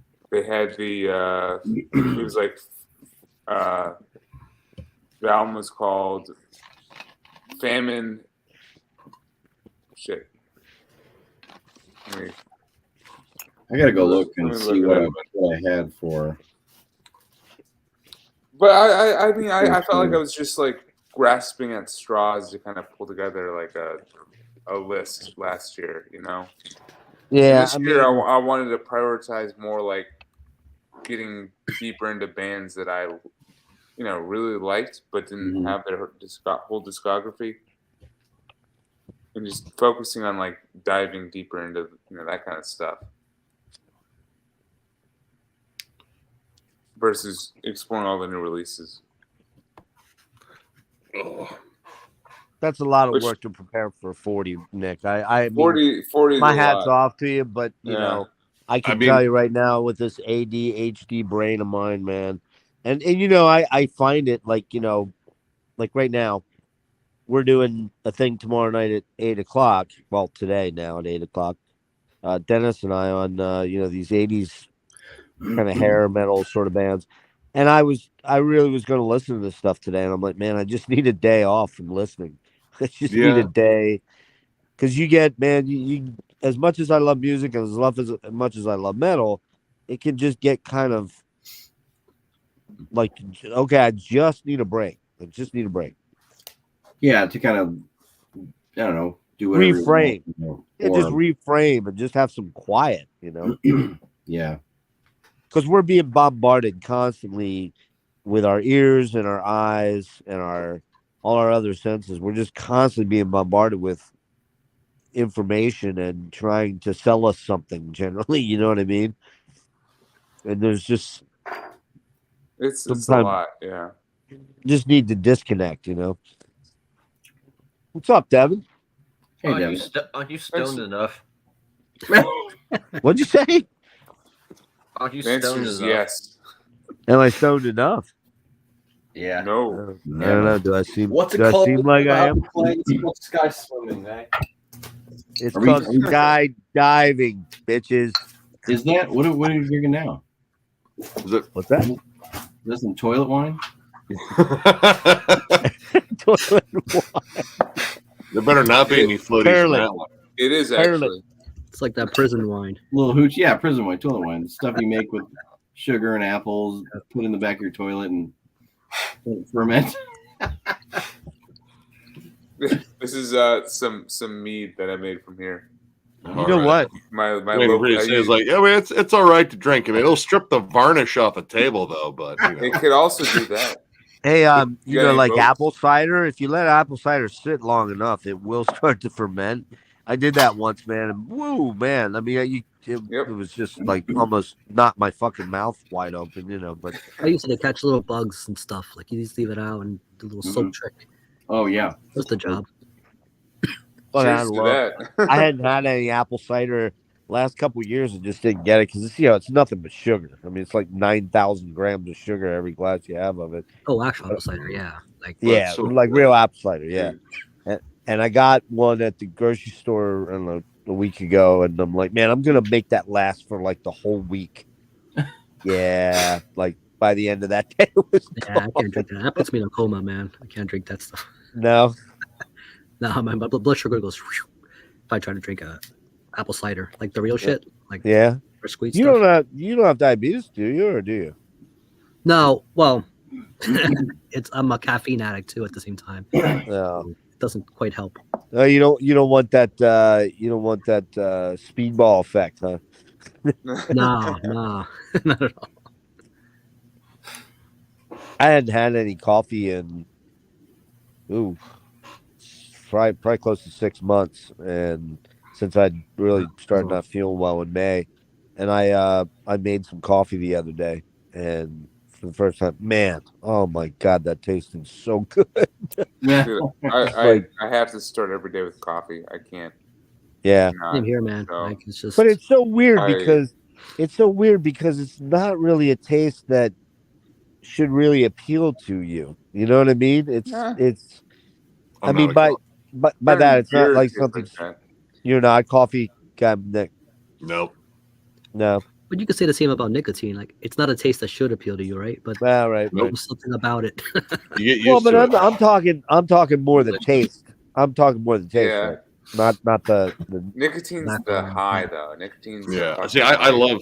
I mean, caffeine. That's my shit. Like for me, my morning drink is those little V8 energy drinks. The blueberry Yeah. pomegranate comes in little silver cans. yeah. Bam! It's pretty much coffee. Oh, Like it has the same yeah. amount of caffeine. Yeah, it's they put caffeine in the Oh yeah. in the flavoring or the puree or whatever it is. Yeah, Well, here, those are good. Devin, you're coming in late. You got any? Because I don't know how much longer we'll be on. You got anything you want to show off, Yeah, I do need to get off here in a bit. I'm starting to get drowsy. or flex? Well, it's 12 minutes to 3. We can wrap at 3. How's that sound? Yeah. Nope. Oh, Where'd he go? Oh, I He's didn't mean off to to put grab the a pressure scout. on you, man. I was just, What the fuck did he do? What happened? He just went to go get his. He probably went to go grab shit. probably get I him did- like, set up so as soon because as I did tell him he has him mooning you. Yeah, I did tell him he has a hot mic Here, sometimes here. when he's just. While he's doing that, I'll What show you off got? my newest pickup, which this is going back to the '70s thing. Jeff, I want to know if you know this band. Which I mean, Okay. you do, you will. Okay. Of course, man. Of course, they did. Let's see. Baby, come back. No, that's not it. No, yeah. What's the big hit? Come on. Fucking cat. What are you doing? What's the big hit on there? What you gonna do? Oh, that's it. Yeah. What you gonna do? I love when that. when your Man. girl says goodbye. This was a fun one. I recently yeah, discovered this man. a couple about a month ago. I was like, That's that California easy listening 70s, It's- early mid 70s stuff. Would you call this yacht rock? Is that yacht rock? Oh yeah. Oh Yeah. yeah. Oh yeah. It's Well, fun and simple. That's a straightforward. hundo. That's a hundo on that one, yeah. Mhm. And you know what, man? I fucking love Steely Dan. And want to Oh, even do yeah. a special on them hopefully soon here, quick, which I think I talked about earlier, but if I get there. And man, I mean, they owned the 70s with that funky, jazzy, poppy, Yeah. dark, They fucking straddled everything a little bit. yeah. Which Well, they had the finest cat. They had the finest. these guys did too. They I mean, like honestly. Oh yeah. Who was it? They were all over the place. BOC. That was the BOC. Oh, Spectre. BOC, right? Oh yeah. They were all over Yeah. the place. Sorry, Devin, go. Oh, yeah. Moon Sorrow. Yeah. Zero? It's really I really can't tell glary, which album that is. super glary. No, I've it's a never seen box. that box set anywhere. Oh, it's a box set. Oh wow. Yeah, I can't. Okay, that's the one I have right there. The album names are in Finnish. I'm not going to attempt to pronounce that. Come on, go See, for it. Who is Flynn it? Poopin' Top Moon Lip Lip. Sorrow. I have that one. Is that Jarktas Farens Vid? That's the EP. Vid? You're nuff nuff Yeah, nuff nuff. I think it's this one Oh, that Devin, is that the one you sent me today? that you probably didn't listen to. Yeah. I didn't get to it yet. No. I will. Which I will. one did you send me? Where, So what's the name? Wait. What's the name of the band again? I'm sorry. Moon Sorrow. Ah, okay. Moon Sorrow. Very good. Finish. Where'd you get that box set, man? That's pretty cool. I want to look Really? at that like up close. Yeah, where'd you find Where'd that? you get it at? eBay. Okay. Oh, you got it on eBay thing. Okay. And what's the name of the box set? Does it have like an overall arching name, or is it all the? It's got It's so glary, dude. yeah, you're Yeah. Something camera's not back. focusing Like too well. something's not right with your lens. It's not focusing. Yeah, you're very pixelated. There it is. Back Back to to north. north. Yeah, Back to north. Okay. that's pretty cool. And then a band no one's probably ever heard of. Ooh, let's see. Dodsford? Yeah. Dodsford, Oh. I have one album by them. Yeah, I do too. All right. Might have trumped me. Dodds. Is that like one of those? Who puts those out? Those nuclear blasts, like Is it one of those box sets? yeah, like 5 CDs. Yeah, I have one for Sinister also. Yeah, or Benediction has one. And then this one. Yeah, I've never listened to any Dodsford. Oh, Oh, Septic Fresh. nice. Yeah. That's awesome. Oh yeah. You know, I don't know, man. I tried them and they just kind of just seem hokey to me. Which albums did you try, Jeff? Oh fuck, I don't know. Well, no, you know what I did. Some of their stuff is hokey. Like I'm not gonna Hold deny, on. you know. Hold on. Here's was my first exposure to them. I saw some live footage of them, and well, what and just they're kind of over the top, like kind of like video gamey sort of thing. But you know, I can't deny some of the riffs sounded like they were pretty good. But I couldn't tell you any album. They're Greek, right? Yep. Mhm. Yeah. Okay, Like I'm the done. Boxford. Okay. Nice. But I gotta yeah, get Septic Flesh was pretty cool. I don't know, like to me. Shit, what's the Mystic Dawn? What's that album? Is that Mystic the original Places of demo? No, Devin, you just said it. I'm sorry. What was it? Mystic Places of Dawn. That's the first Yeah. record. Yeah, that one's Yep. that one's pretty good. Also, Communion. That's their more modern sound personified before they kind of like get all hokey. Like Communion, it's got like Lovecraft's Death on it, Anubis. Did they ever tour in the States? We the Gods, Sunlight, Moonlight. Occasionally. Yeah, they do. Have they? I've They've been around quite a long time, right? How long they been around? Yeah, 90s. Oh, since the early 90s. 90s, Oh, wow, or shit. early 90s. Yeah, Temple. I managed to find the Temple of the Lost Race / Forgotten Path compilation. Dude, Temple of the Lost Race, their early stuff before they got symphonic, fucking really good. See, that's Yeah. the problem for me is that right. They have like two eras that are good. You nailed it for me. Where a lot of these bands I struggle with, if there's any sort of symphonic element to them, I am pretty much usually out. I'd say like Emperor's about as symphonic as I want to hear a metal band be. You know what I mean? Honestly, like They're very symphonic to me. they're I very don't know. symphonic, but I think they do it better than a lot because they actually Emperor, like it's real instrumentation. Right. they even they the put me Demu, off, honestly, with how but even the symphonic they are. even the Demu albums, like the Demu albums, like the ones that I Yeah. like are the first two. And then like that, you know, even though I have up through Death, what is it, Omega, Puritanical Death or- Cult or Death Omega, Cult, or Death Cult, yeah. Armageddon.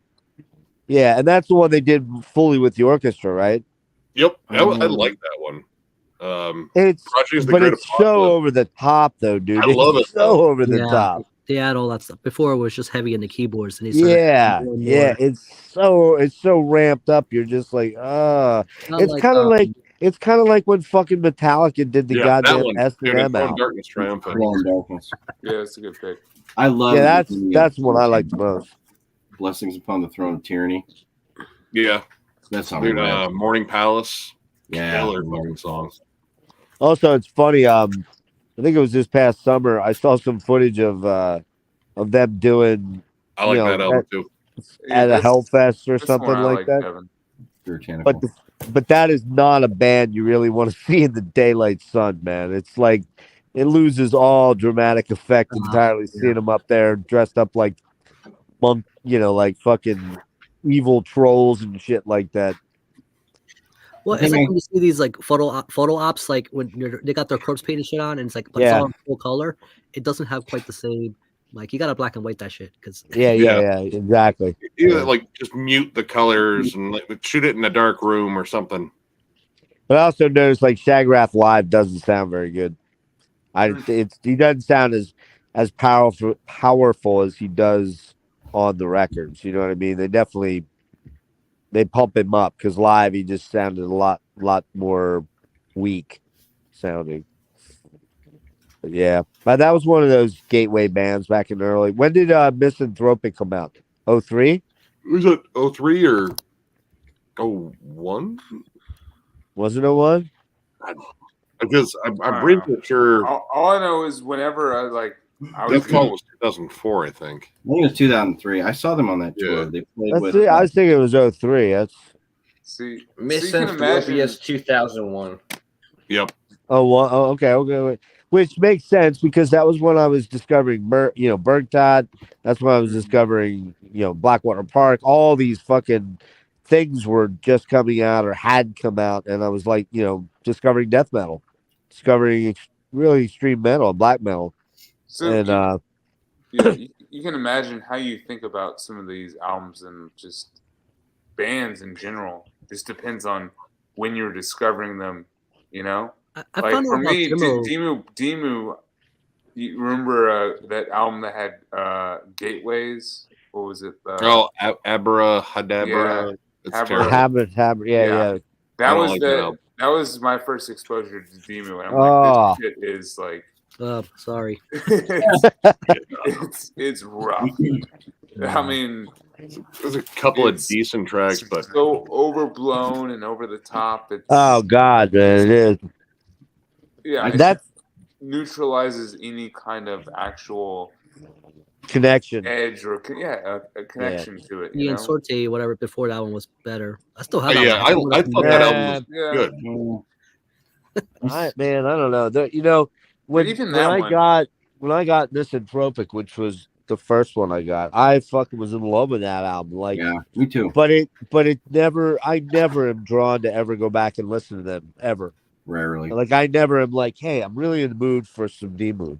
And I've got 5 of their CDs or something like the early, from like I the just had a good second impression of the band because the first time I heard of them, before I even heard a note, was people were trashing them because I guess because they were like the sellout black metal band, right? Right. Yeah. At the time, and They it's got just like, popular and people like them. I don't like bands that only a couple of people like. I So saw wait a them minute, on- where are they from? Are they Norwegian or are they They're Swedish? Norwegian. Norwegian, yeah. oh yeah, I saw them on that Puritanical tour where they played with Nevermore. Oh, and really? Hypocrisy and Children of Bodom. I saw them on Ozfest in 2004. Oh yeah, I saw them there too. They're pretty good. But like And you then I said, it saw was them with Enslaved and Blood Red Throne on their tour here, and both of those opening bands blew them away.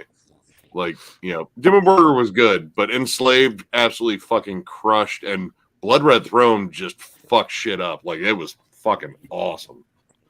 Hey, let's end on this because it's 3 right now, but let's end on this quick. All right. Have all of you guys listened to the first Enslaved track that came out? I've listened For to the all new the tracks album? that have come out. What do They you guys got think? What do 2 you guys at think least. so far? 2, right? Yeah, I like them. What was the first one that came out? Oh, fuck. Starts with a C. Was it Kingdom? Was it the? Oh, that's it. Kingdom. that's the only one I've heard so So far. I heard that one. I thought it was okay, but there was a new one that came out since then that I have not heard. So Yeah, it's much longer. It's like an Which 8-minute I heard- track. people like that one better. So I don't know. I Congelia? honestly, I hate to say, I was not aware the second track dropped. Yeah, I only heard the first one. Congelia or something. Yeah, that's it. Congelia, Congelia, I don't know. Yeah. Yeah, I was not blown away by that song, Okay. I will have to which bummed me out a little bit. stream it at some point. Yeah, it might be like a grower. I liked it. Like I there was nothing about it that was like But No, it just wasn't very exciting. It just kind of droned on a little bit. I thought. I don't know.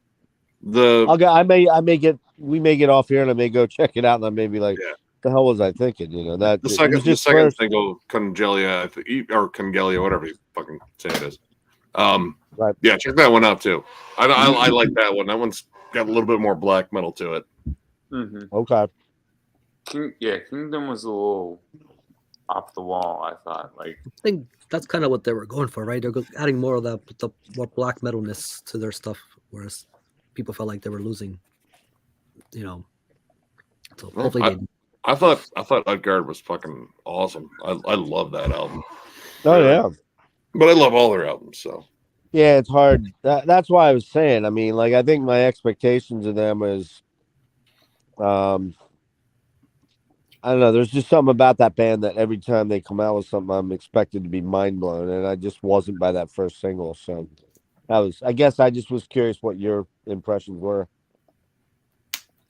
yeah, I have to report that. But I was not blown away by Utgard. I don't know. For me it was